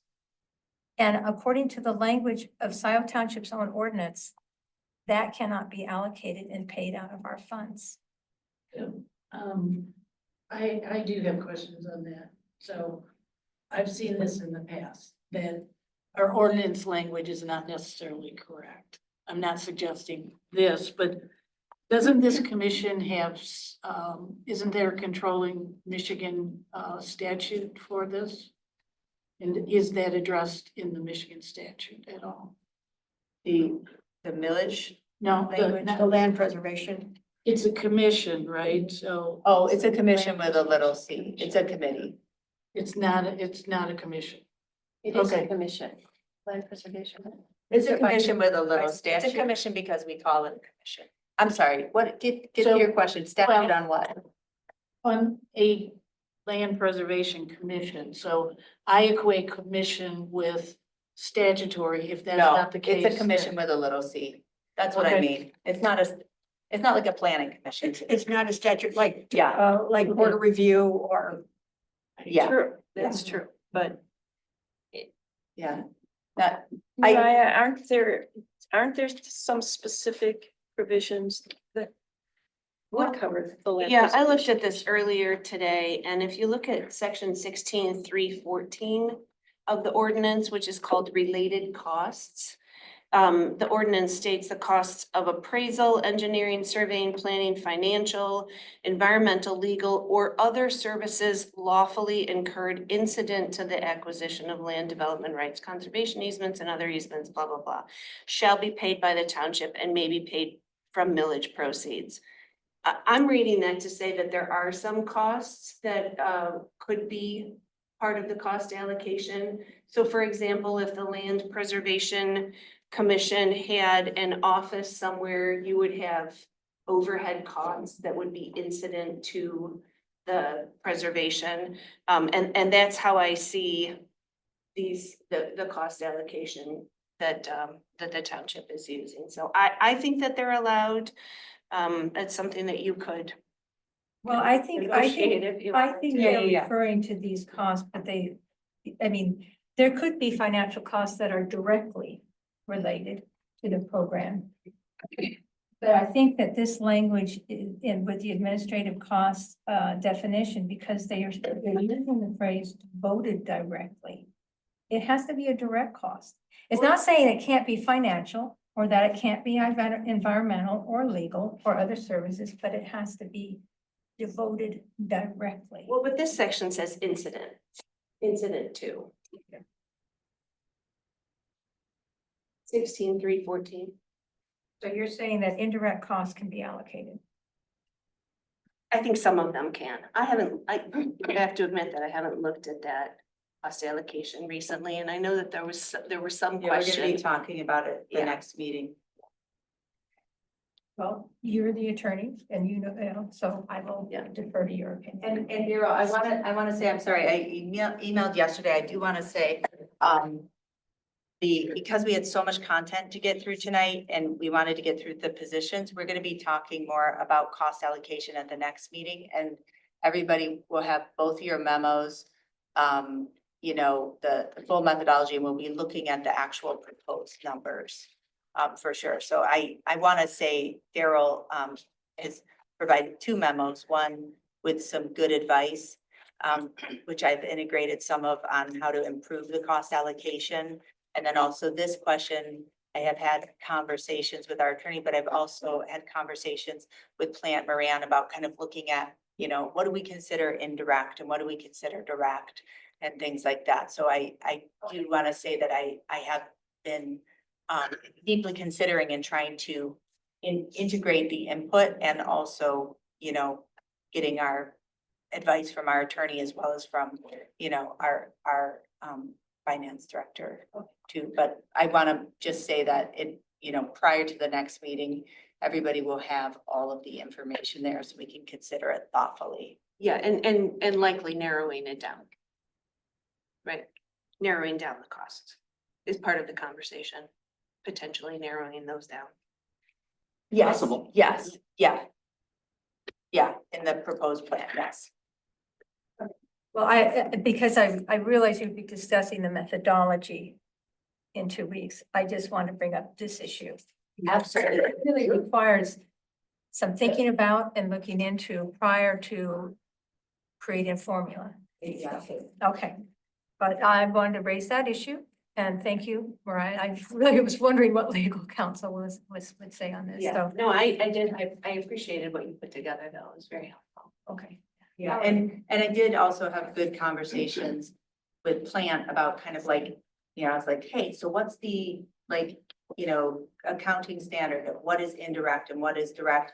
And, you know, certainly, you know, some guidance around it from the, you know, federal, you know, citation and things. So I think that there's, you know, some room there around kind of audit, costs kind of generally being understood to be indirect. But the others kind of, Well, this. no clear cut, consensus. I wanted to read this evening too. Also, this was the Gates Foundation and the definition that they use for indirect costs, that I thought was a very simple way of thinking about it. And that is well, first they state that indirect costs are general overhead and administrative expenses that support the entire operations of they're talking about grantees, but of a grantee, and that may be shared across projects. And then they also state expenses that would be incurred regardless of whether the grant or the project is funded are often indicative of indirect costs. So for example, if LPC never existed, would the finance department's cost change? And the answer to that would be no. Would Treasury's cost change? The answer to that would be no. IT, the answer to that would be no. So our existence or non-existence would not impact those costs. So therefore, that's indicative of them being indirect costs. So that's just, Yeah, that's a fair. it was a very interesting definition. I thought was very straightforward. All right, thank you very much. That was the only issue that I wanted to bring up. Thank We're you, Daryl. fine with all the other numbers. And Daryl, thank you for, you've done a like really totally awesome job on all of the like capital planning, budgeting and all of this stuff for open space. I really appreciate it. Thank you. And you know, get some rusty skills out, so. All right, thank you very much. Thank you. Thanks, Liz and Mary. Okay, so now we're gonna talk about who gets a break. Is it Chris first to talk about public transit? Yeah. Or is it Brandon to talk about water and sewer? Let's get Chris home just because it'll be shorter. Okay. I still got something afterwards. Yeah. Oh, yeah. Okay, so we're doing Fund 230, Public Transit Fund. In my looking at the numbers, it appears from the numbers that we're already in a deficit where we thought it was gonna be future period. If somebody can help me with that. Ally? We have 797,000 for budgeted expenses and budgeted revenues are 680. This includes, I think you might be muted. Yeah, I was. So you don't have a fund deficit, you're just using fund balance right now. I think Okay, maybe what you're referring to is thought you would be Okay. years from now in a deficit. That is like Okay. when your fund balance would be depleted. okay, another fund balance. But it makes a good point that we are eating into our fund balance in, was that a 10-year millage? Yes, and Yeah. by what year, and we have the projection, I would just flag this fund for one that as we get closer to budget adoption, we may want to assign some general fund aside to cover the future year gaps. Everybody follow that? Yep. Oh my goodness, we've lost 2 people. Yeah. Oh, we still have quorum. Yeah. Could you just catch them up in the hallway, Chris? Yeah, I can do it. I'm kidding. I I'm can if you kidding. want. No, you're so nice to us. No, I said catch them up. That would be once you're done. I was kidding. Anything We'll else? catch them up. Um, Are we good on that? If you're good on that, so that jumps it down to 445, which is nothing going on. Come on. Thank you, Chris. Thank you. Thank you, Chris. Nine, 494, the DDA is next in order, but up to you. Yeah, and I don't even, 494, is there anything new or did? Or we could wait because we have staff. Oh, sure, I think it's in, DDA, we're still.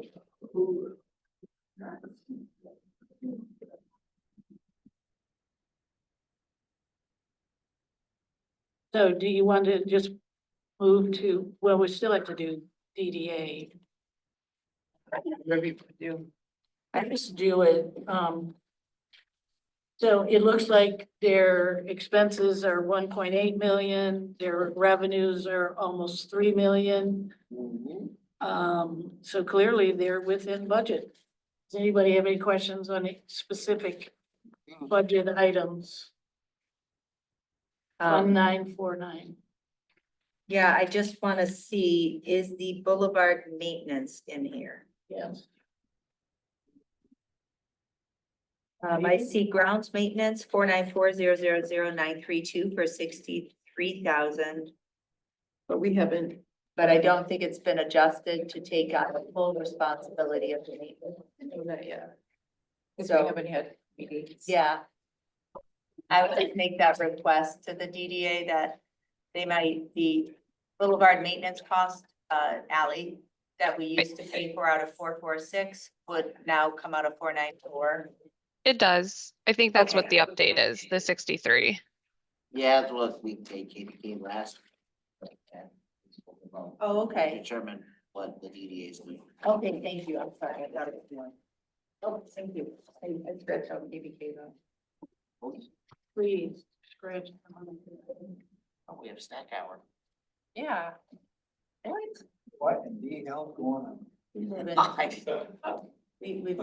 We've got somebody waiting to Potluck. present. Okay, so are we good with DDA? Yeah. Okay, good. All right, sewer fund. Water Recommended. He just got himself a plate. Bring it up with Thought he was you. gonna have more time.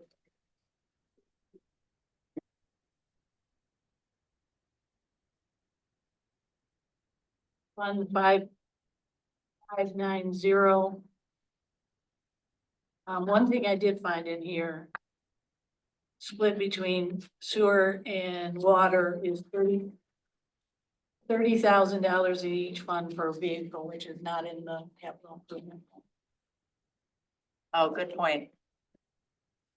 Vehicle? You guys did approve the I vehicle. think it is. It's, what I have updated is based off of what's on the website, so I assumed it was okay. Yeah, actually, I'm confirming that. Yeah, we approved one pickup truck in water and sewer for $60,000 for this year.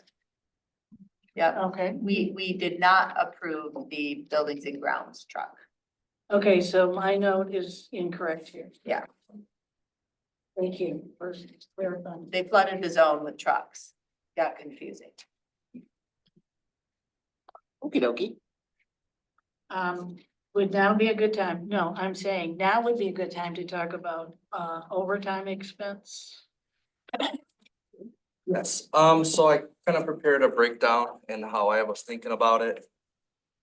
So last year, I think was perhaps the first time we introduced an overtime fund for utilities to track exactly what we were spending in overtime. Previous, it was just added to the full-time salaries GL number. So I thought it was good to split it so that we could actually see exactly how much was being spent. During this year, in talking to Rebecca, we thought it would be also good to put in the overtime GL number on call pay. So this is pay that is outside of their full-time salaries that they still receive, which is $175 per week that they're on call. So my thinking was $175 per week for 52 weeks is roughly $9,100. We divide that by 2, that's roughly $4,500 per fund. That leaves us 17,000 roughly between each fund. For each fund, I'm saying, so 17,000 for water left, 17,000 for sewer. From there, we're going to have about 35,000. There's gonna be miscellaneous call-ins that they actually have to come in for.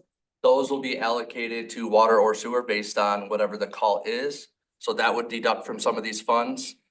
I was not able to extrapolate exactly how many call-ins we've had this year to determine that amount of money. And then from there, this meter replacement program is what's driving the majority of the overtime that I'm proposing. We could say that on average, if we had a contractor put in the water meters, it's roughly $100 per meter. We have 2,700 primary meters specifically. Just that alone would be $270,000 for the install cost. That's not, huh? I don't want to think about comparing contractor rates to our own rates. I am just going over my explanation of why I derived. I'm just saying that we're talking about your staff to do work, not comparing it to what it would cost somebody else to do, right? I'm just giving my explanation of how I arrived at 22,000 in each fund. I thought you just said that if we looked at the number of meters and we looked at someone else, a contractor putting those in. Yeah. I don't see how that's a relevant comparison. Well, it's not, I haven't concluded. Go ahead. So if we just paid a contractor to install just our primary meters, as I said, this is $270,000 a year, which divided by 5 years is $54,000 a year that we'd be paying for that contractor to do the work. So I'm budgeting roughly $30,000 a year as overtime, so that we can do our work ourselves, and that will save considerable amount of money over the next 5 years by doing the work in-house instead of contracting it out. And that's why I'm proposing the amount of money in the budget is to do that work ourselves instead of contracting it out. So I still have questions because when I think it was last year, you proposed that we buy something like 800 meters. And since then, you've had a proposal to buy another 150 and another. But I thought your initial purchase was based on how many you could do for a certain year, forecast out what your needs are. but it seems like you're accelerating the number of meter replacements then. So yes, initially what I did was take a number of meters and divided it by 5. I thought that was, when I did that calculation, I thought that was a reasonable amount of meters that we could get done within a year. So I did propose that we budget $400,000 last year for those meter replacements. What was not really allocated in that is the sheer amount of new installs that we also have to spend money on meters, which being new at that point in time, I didn't realize how many new installs we did. So that's why I asked for the additional $100,000 this year. And then certainly I did propose tonight, for an additional 50,000-ish for more meters. We do have enough meters on hand just for new installs going forward. It was just a request if that we want to stay active and do, additional meter replacements until more funds are potentially approved in April. Then I would need these additional 150 meters to stay active in doing the meter replacements, but it's not absolutely needed. We can still survive until April with the amount of meters we have on hand. Well, I'm suggesting that you don't put in this excess number of meters and not incur the overtime. Sorry? We need to have the meters though. No, Installed, we do, because we have the system that we purchased. I guess, And we have these old meters that need to be replaced, and then we have new. that was part of the initial. Brandon, let me analysis. ask the question a different way, maybe I'll also get more to the bottom of it. Right. With the overtime, do you think you would, originally you had talked about a 5-year timeline to get everything replaced? Is this now more on like a 4-year, a 3-year, and a 5-year? It could be a little bit quicker dependent, I mean, it's definitely gonna slow down when we start doing the commercial buildings, they get more complicated. You would think they'd be easier because we can get access to them anytime, but it's not because it interrupts their workflow. So then we have to negotiate them paying for us to come in early to do it, and they have to pay our overtime to do that, which most people end up wanting to do, so we don't interrupt their workday. The overtime was basically originally proposed last year in order to cover the expenses of the additional time needed to do it after hours. And so that's why I'm also still proposing that this year. We certainly do an overwhelming amount of meter replacements during the work week. Mainly, we try to get as many as we can when we do work a Saturday. Ultimately, it ends up to a lot of flyers, basically, door knockers being put out. But those generate so many phone calls that we schedule during the week that it's really advantageous for us to do it. It really helped us reach our goal this year. So that's why I strongly recommend we still do the Saturdays, because that's how we generate all the calls where we schedule them during the week. We never receive a call and then schedule it specifically for a Saturday. It's always during the work week. So this is just, like I said, we put flyers out, we put memos out, but these door knockers are the #1 way that we get the call back to come in there and do it. But and just, I mean, the meter replacement program, because there do seem to be these kind of ebbs and flows of like, the meter replacements, and I understand there's, number of factors for that. I agree about the GL numbers and how we're accounting for it more precisely. What is a new policy decision for this organization is to regularly budget overtime for water and sewer. So I just want to make that explicit. It's not a bad thing, but I think it's a slippery slope that we just need to watch. We determined that we would specifically budget overtime for water and sewer to get this meter replacement program done. And certainly emergencies and things happen, of course. We always want to be able to be responsive, but I am interested in seeing, because I think from the board table, it's sort of hard for us to completely understand all of what the drivers are when we see, an additional order for X number of meters or Y amount of overtime. I personally, as a goal, don't want budgeted overtime ongoing.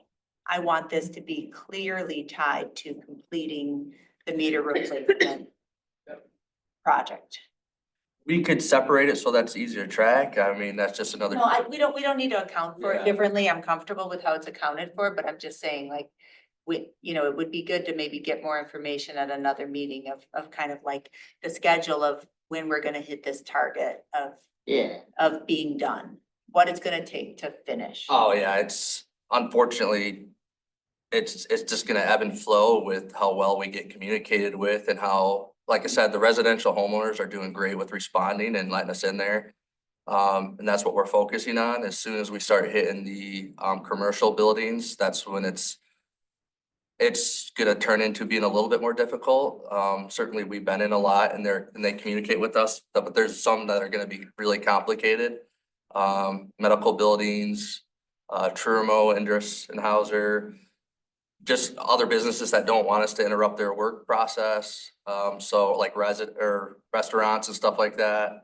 So we have to try to coordinate and get in there before our work a day normally starts or after our hours end. And then we have to tell them that they gotta pay for that overtime for our personnel to be here, which is an additional cost. And so it's just more talking and more planning that goes along with it. So I feel like the first 3 years are gonna go really well with meter replacements. I mean, if we had this additional 150, right now it'd be close to 1,000 meter replacements within a year. And I see that number for the next 2 years being pretty steady, about 1,000 meters a year now. If we are able to work the overtime, get a lot of flyers out, put them in on the weekends, and then it's gonna tail off. It's gonna be, not only we won't have as many meters to put in, but it's gonna be harder to get in there. So it's gonna tail off just a little bit, but I'm more than happy to update the board at any time. At my regular scheduled reports or as many as much as you guys would like. It's I could always let Christy know so she could share in her report where we're at exactly. As of right now, we're just over 900 meters installed. And what's the target number? Was 750 a year based on. What's our total, pardon me, what's our total number we need to be sure? So right, it's always gonna be moving based on what you guys passed, but right now I think we're gonna be somewhere around 3,500 meters that we need to either have new installs put in or the replacement. So we're about 3,500 meters. We have about 2,700 primary meters in the system right now and somewhere around 800 irrigation meters.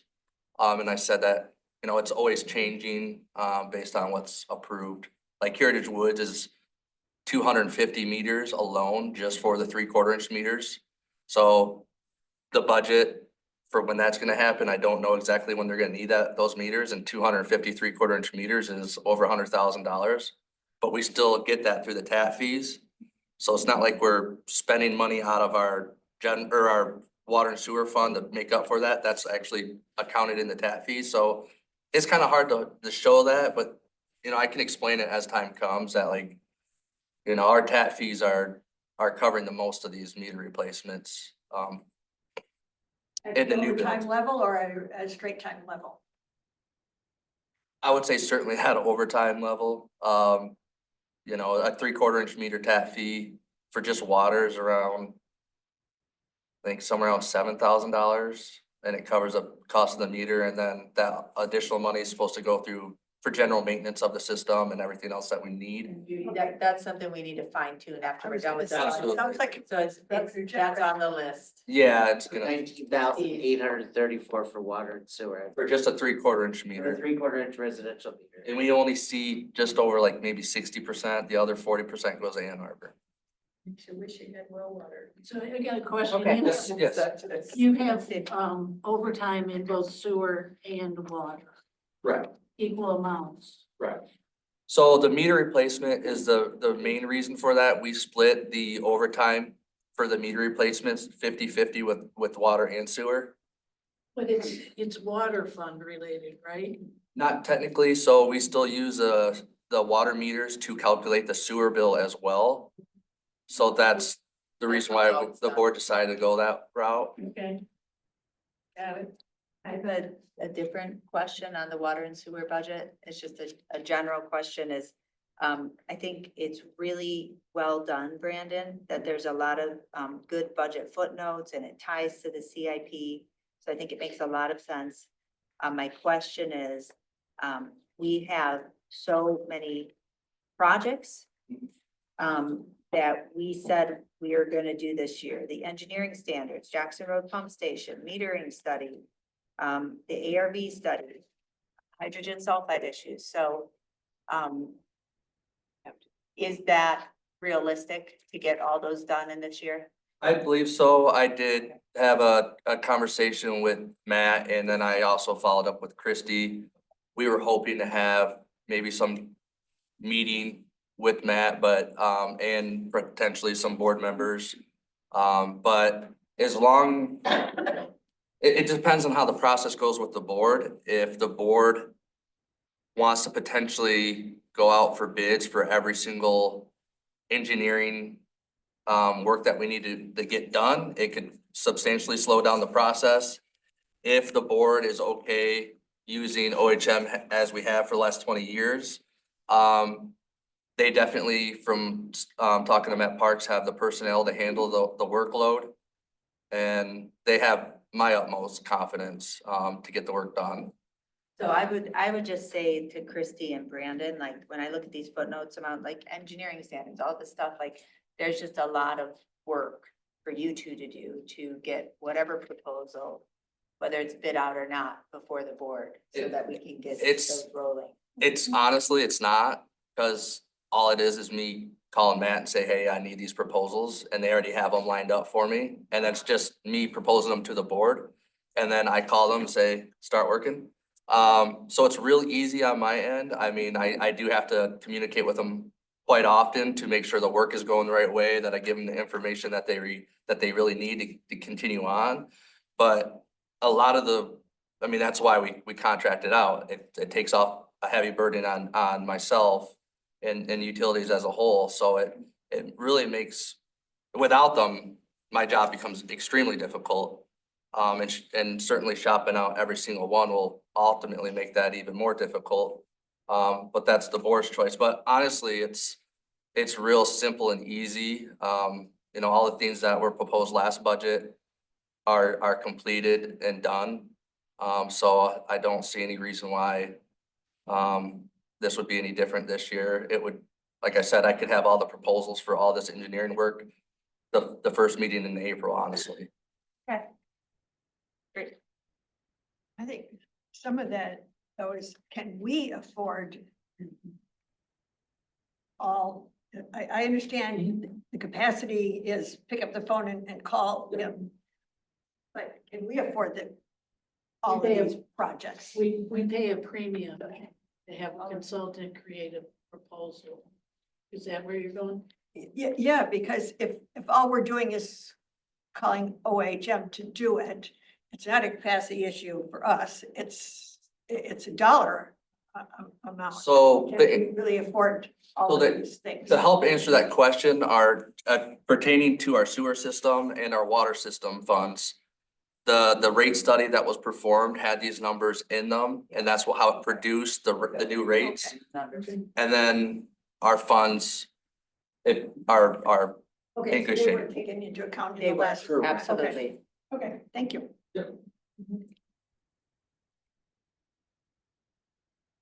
Any other points?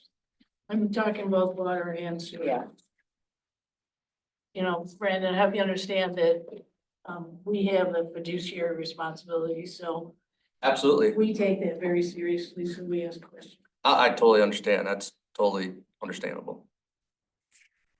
Brandon, do you know, and it's okay if we don't offhand, I know there was discussion about the on-call pay. Did you say we think that's going into the overtime column? It is being put in there. Is also, and I don't know, we don't have time about this tonight, but is it 3 hours minimum or 4 hours minimum for calls now? Right now, it was left at the status quo of 175 a week, and if they do actually get called in, it's a minimum of 3.5 hours, and then minute for minute after the 3.5 hours.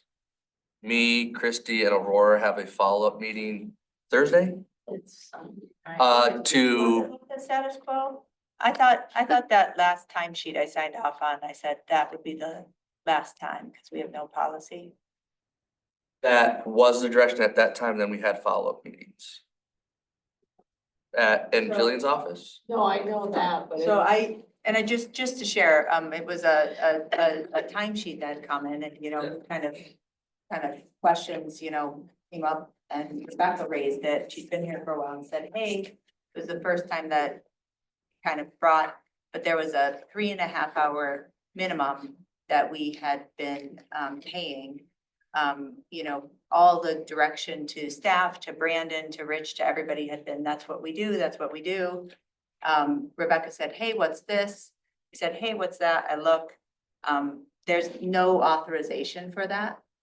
3.5 hour minimum. So we highlighted for that. And so you know, because the person had expected it, thought it was, I put my initials on it and said, yes, okay, but this is the last time because, you know, whoopsie daisy, we don't have a policy on it. So I just want to say that from my perspective, that's not, shouldn't happen anymore unless we can have an internal conversation. We had a follow-up meeting after that. Yeah, okay. We're already So- working on that. You need to speak with the utility. But Employees. let me It's a just, policy decision. let me just say one thing, and I'm saying it publicly and clearly for everyone, because when I put my name on those things to make that extraordinary, okay, like, that's because what we identified on that day was there was no board authorization for that payment.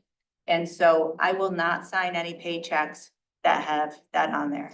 But yeah, the Period. follow-up conversation was in the policy and procedure handbook. There's nothing even written in there about the $175 per week for on-call pay. And then the utilities personnel got worried that they weren't even gonna get that. That's what led me to get with Christy and Aurora. And Aurora, do you have comments on it? I do, Okay. so I recall that, Jessica. Yeah. The follow-up conversation that I believe Christy was at also was that the 175 would continue. And the 3.5 hours. Even though, no. It was that the 175 would continue because we didn't want to change that with the expectation that they were having. But yes, I do remember Jessica signing off and saying regarding the minimum 3.5 hours, this is it. Because I wrote that down. on the timesheet. Yeah, because I was not comfortable. It was a honest oversight, came to our attention. As soon as it came to our attention, no more. So I appreciate that there's. That's fine. We haven't had anybody have to come in anyways, but that's just not what And I know. Clarity, are you suggesting that you were doing $175 plus? No, this, just in this figure was $175 for creating the overtime. Our past practice for many years, even before Brandon, was $175 for being on call. Per week. Which was, I thought was established in our personnel handbook. It is not. But it sounds like it is not.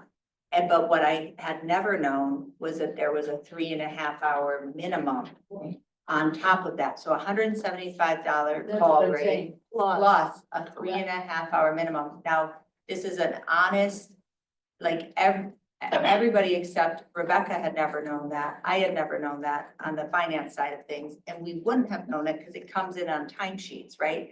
That are signed off. And so it's, you can't unpack those hours. So there was one timesheet where for some reason it came about and became apparent to Rebecca, and that's what spurred the kind of conversation and about. But it had been going on for Since years. 2019. for years. So that $175, let's be clear, that's at their rate of pay, that's more than 5 hours in itself. Yeah, to be on call. Just 25, yeah, it's what, $25 a day, 7 days? Is that what But that's? that's just to be at home. Yep, so they could be on call for a week and get no calls. It is not, it's likely it has Yeah, and we happened want many to times. compensate people. Or they could get 3 calls.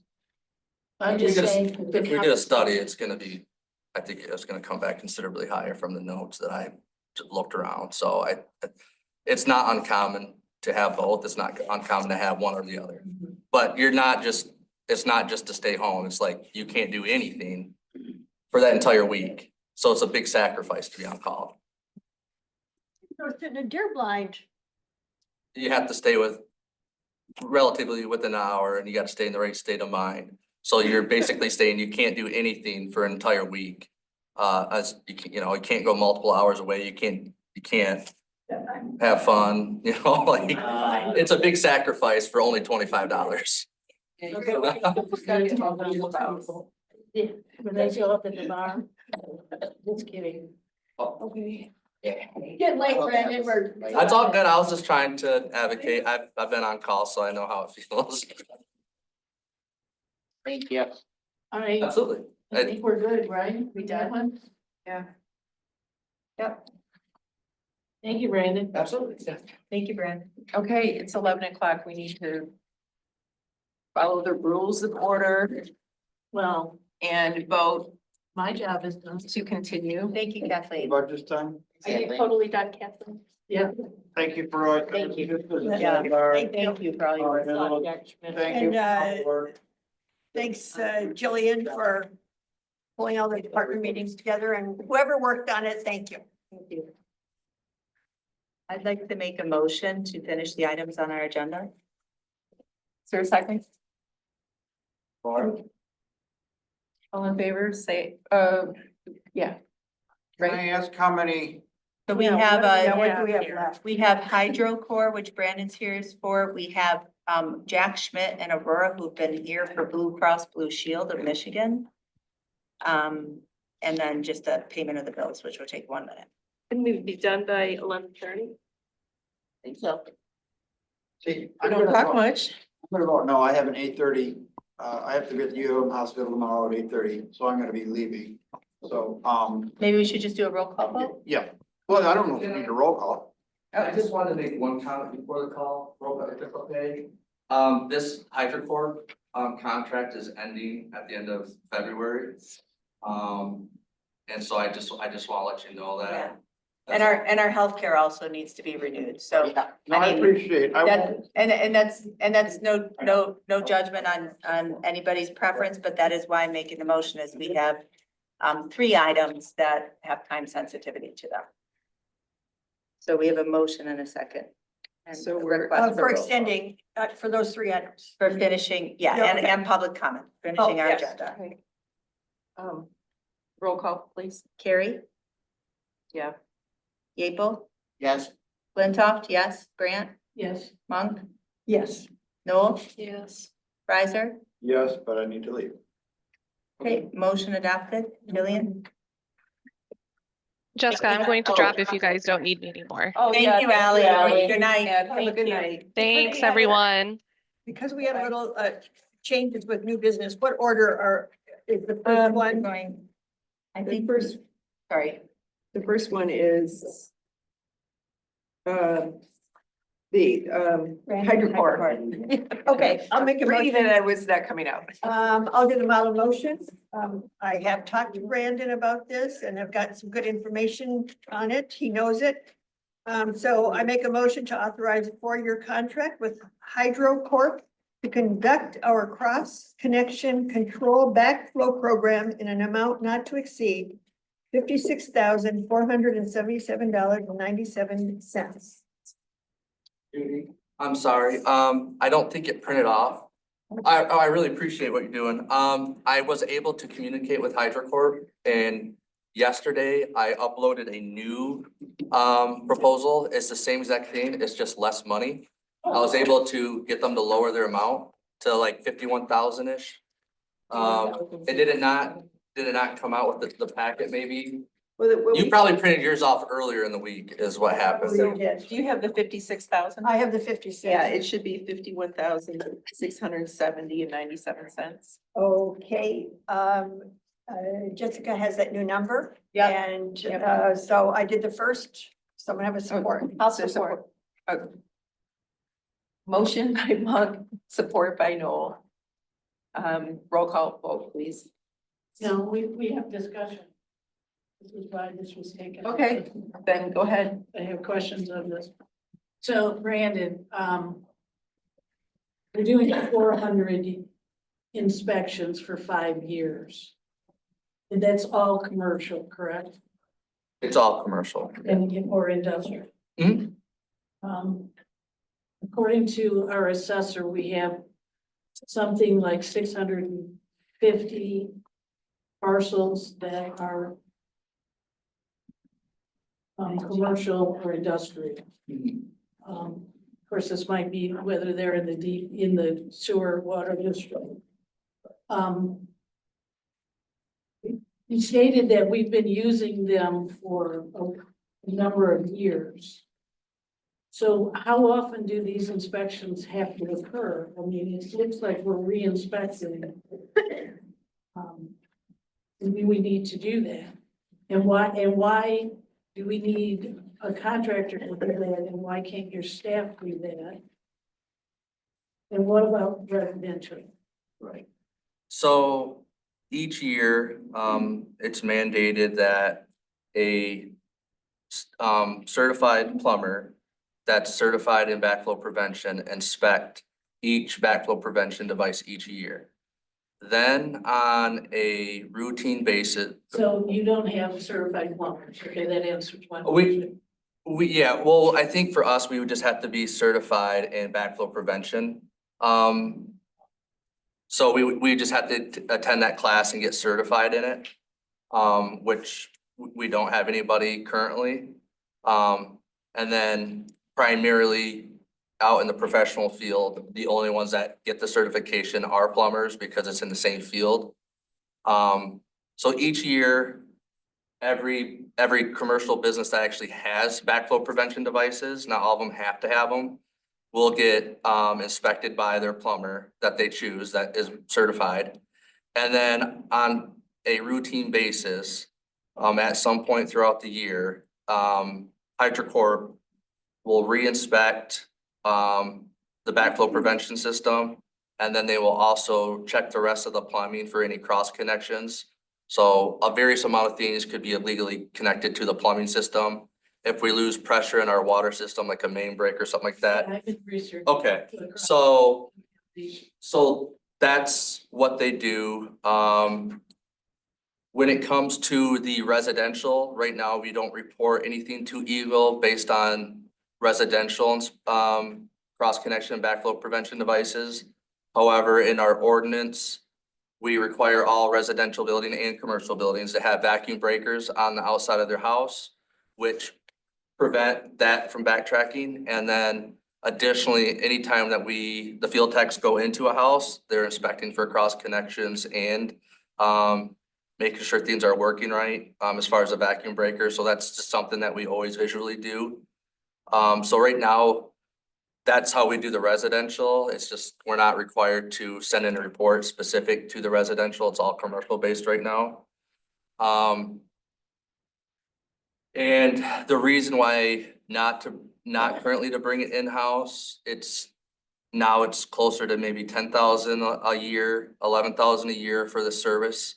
The workload is extreme. They take care of all the paperwork, they take care of all the phone calls, they get in there. They know exactly what to look for. We don't have to have a person trained in it or multiple people really, because you're gonna need a backup. And then I would have to sift through all that information and create the Eagle report that's coming up. They do all that work. Essentially here in the next couple of weeks, I'm gonna get that report from them. It's already gonna be filled out. I verify a few things and I sign my name. It's so seamless and easy for me. Throughout the year, they do send me multiple reports to let me know exactly what the status is in our system as far as people complying, the people that haven't complied. Yep. I did further research. Pittsfield uses them. I think Superior uses them. How did we get a discount? So basically I inquired, why the cost was from last contract. We had a 4-year contract that totaled an amount of $46,896. This year it was $57,000. I realized it was 4 years later. And all I did was simply email, the HydroCorp and said, hey, I don't know if these numbers are 100% correct or not. Basically, is there some, like an error that occurred, or is there something that happened why the number's so high? That's all I did, was just a friendly email, and he responded back to me that there was an error in his calculation. That was it. So I always try to do my due diligence to make sure that we're being fiscally responsible with the residential money. So it was just me thinking that it was potentially higher than it should have been. I wasn't expecting it to drop any really at all, but certainly not this much. Well, I guess it's good that we kicked it this meeting. Well, it was still happening in the background, so Asking those questions about who their customers are and what all they do tells them, we're not just signing off on anything and everything. You might want to check with the other townships to see if the rates are the same. understand. But I understand Pittsfield volume is Right. higher. Yeah, Rates might be lower. it's kind of difficult, Okay. yeah, Kathy, no one wants to get out of here, so thank you very much. absolutely. Call the question? This is would be a voice. Wait a minute. Roll call voice. No, because it's money. Yeah, that's what I meant. Roll call. Sorry. That's what I was thinking in my head. Go ahead. Harry, Yes. Yeaple, Yes. Flintoff, yes, Brandt, Yes. Monk, Yes. Noel, Yes. motion adopted 6-0. Thank you, Board, appreciate you. Okay, oh, good, we took, this would be, Blue Cross Blue Shield. yeah. Renewal of the Blue Cross, current Blue Cross Blue Shield. Aurora.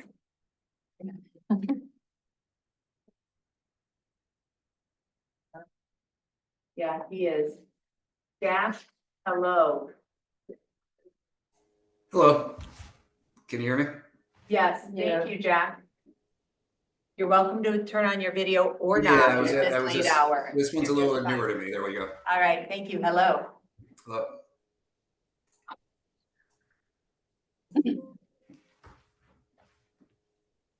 I know I met with several of you. Is there something specific you wanted me to go through, or? Good question. Why the big increase?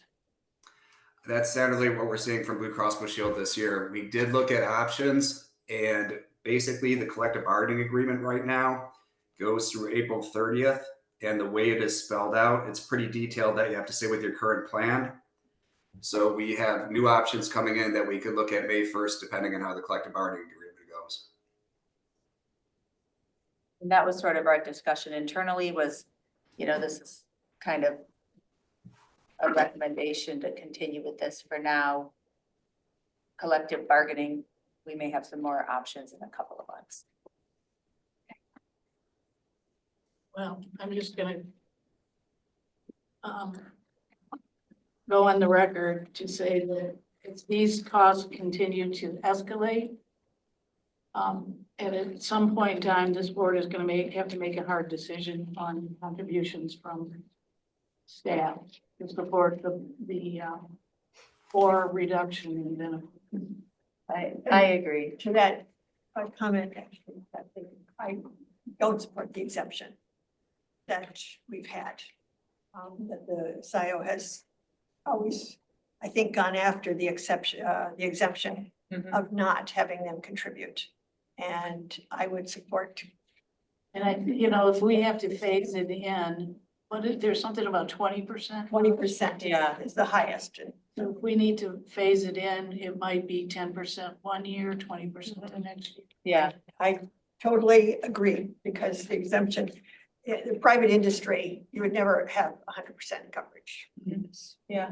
And I think we need to set an expectation with staff that there's gonna be a need for a contribution.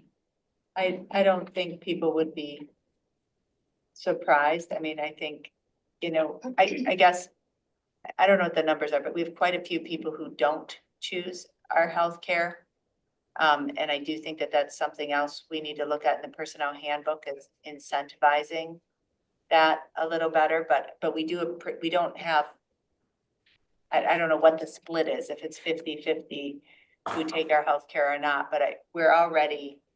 I believe There's 28 people currently on the plan from what I see. That's what I see too. And Aurora, you said that it's 49 or 50, but that's without the bar. If we had 49 or 50 on the plan, that would lower rates. It's, our small group is 50 or less. I'm sorry. Oh, Our small, right, Okay. our small group is 50 or less, so we're not even there in terms of employees, Right. so. And actually, if you went over 50 employees, from what I've seen, the rates would go up automatically 10% because with the Small Group Affordable Care Act, once you get to large group, which is Michigan's 50 employees, they can use your industry. And we've had quite a few municipalities go from small group to large group. And instead of a 13% increase, you're probably looking at 23. And then the opposite, when they went from large group to small group, it was much less of an increase because again, when you get large group, they can use your industry and municipalities have a higher load.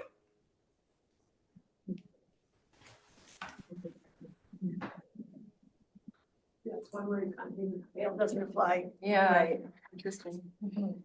I mean, I am supportive of a contribution. I like the idea of a phasing in some like reasonable way. I think like a 10% and a 10% is reasonable. Well, let's bring this back at a different, let's not do this tonight. Yeah, this would not be the time to do it.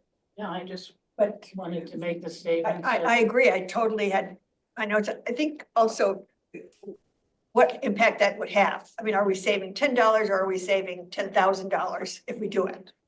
I'd like to know the impact. Yeah, Of it. and a question I would have is, maybe for Jack or Aurora or Mariah, could we approve this medical insurance plan tonight? And imagine we voted to opt out. Can we come back could we come back hypothetically in 2 months and then impose? Can we impose cost sharing mid-year? From a benefits point of view, yes. Okay. I have to look at it. I was gonna say, Mariah will have because to it's a look at that. public act. Public Act 152 is the one that is the overarching rule that Mariah would have to look at. Yeah, whether we could have, when we can do it. yeah, when we could do it. Yeah, Yeah, I so just my- did it with another municipality. you? I have a feeling that it's an annual thing, but I do take too. another look at I it. think it is too. That's what I was going to say. I think it might be an annual, the Oh, it is. intention is for the benefit plan coverage. I believe so. It's an annual vote for sure, but I'm not sure if you could, that'd be a legal question, if you could have another vote afterwards. I'll look at it. Yeah. Also, Okay. whether it's what fiscal year it might be, the calendar year. It's for March 1, 25 to February 26. Yeah, it goes off the plan year of the calendar year. Okay, First. okay. Anyway, I'm with Kathleen on that one too. You know, I mean, and I would be supportive of, you know, exempting tonight, adopting this plan, exempting, but I would also be supportive of then subsequently making another motion to state an intention to begin cost sharing and have a more formalized proposal brought back before the board for subsequent years.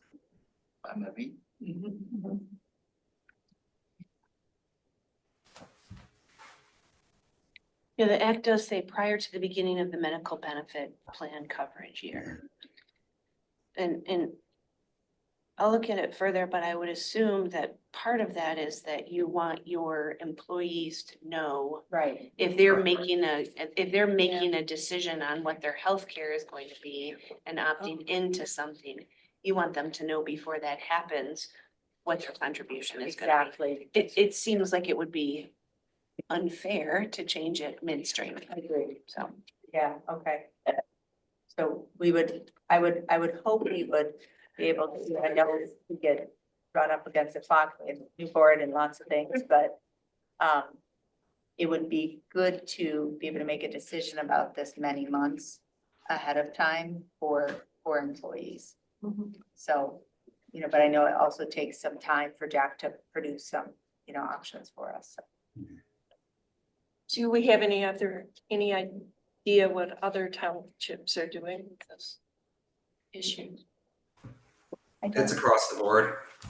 I would say you're not uncommon with the employees paying, or with the employer township paying 100%. But, you know, we do have, it's not uncommon in the municipality world, and that's what we specialize in, municipalities. But there is municipalities that they're paying 10 or 20%.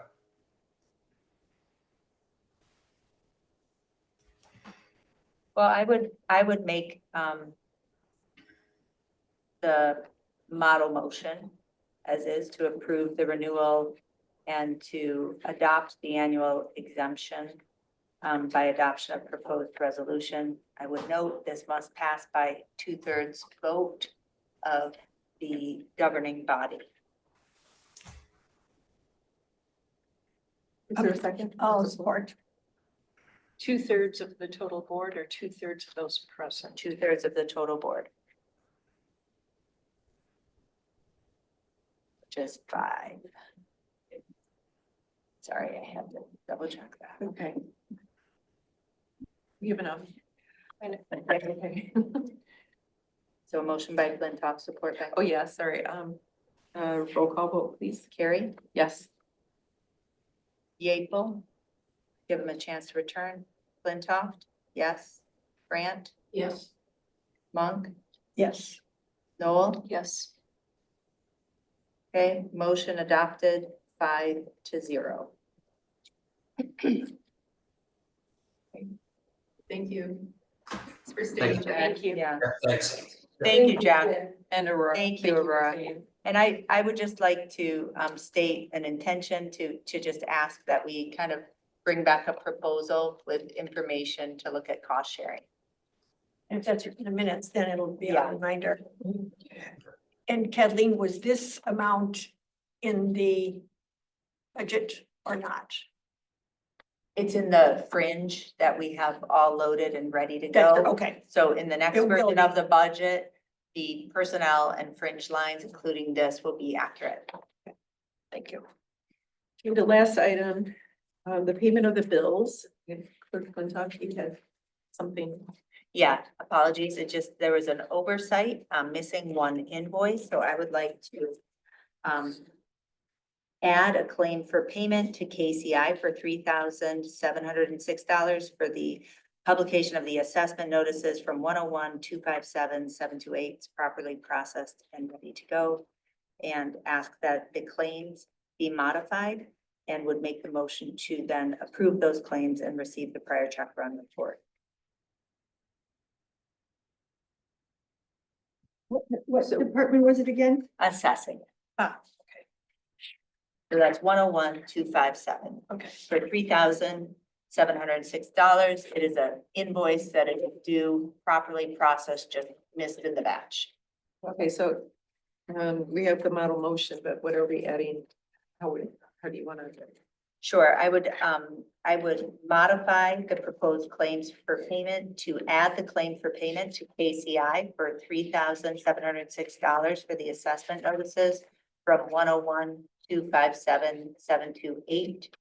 And I would then offer the motion to approve the amended claims for payment of February 12th, 2025, and to receive the prior check run reports for January 29th, 2025. For your motion. And I have one question on the bills or check payment. Pfeiffer Investigations LLC. Yes, what is that? Background check company for new employees. Okay, thank you. Oh, you already We have supported. a motion by Flintoff, support by Brandt. Roll call vote, please. Okay, Carrie, Yes. Yeaple, Yes. Flintoff, yes, Brandt, Yes. Monk, Yes. Noel. Yes. Motion adopted 6-0.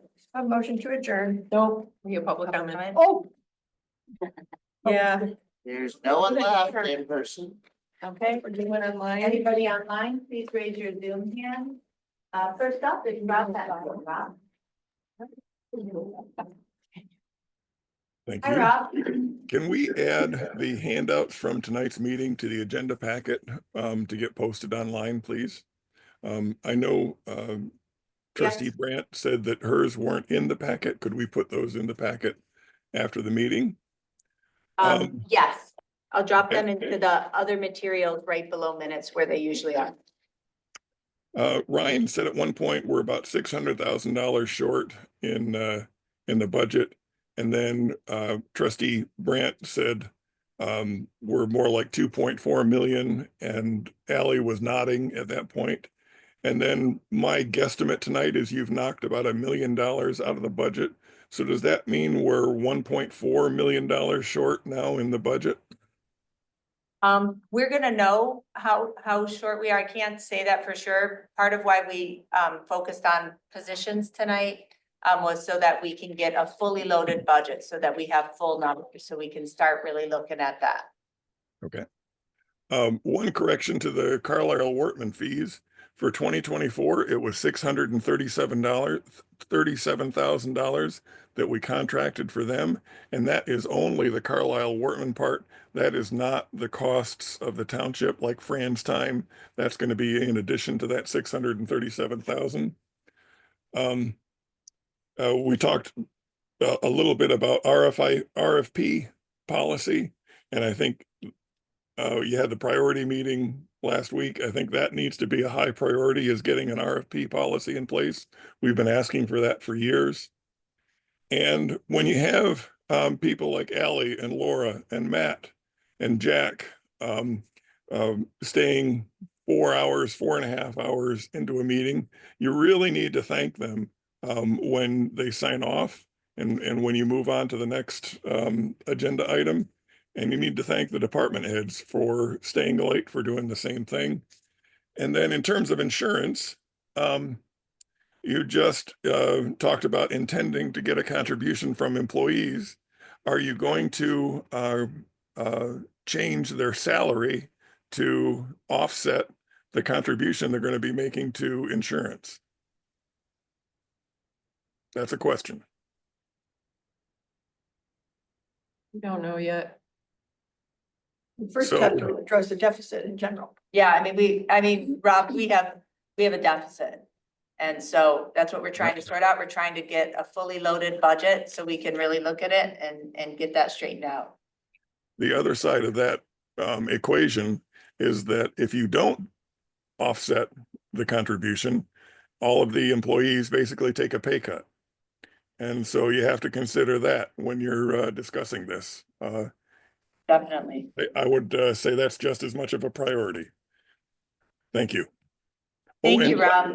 Last thing, it only took 3.5 hours to do that 90-minute discussion about budget. So we're getting closer to our time estimates. That was a joke. Thanks, Rob. Any other public comment?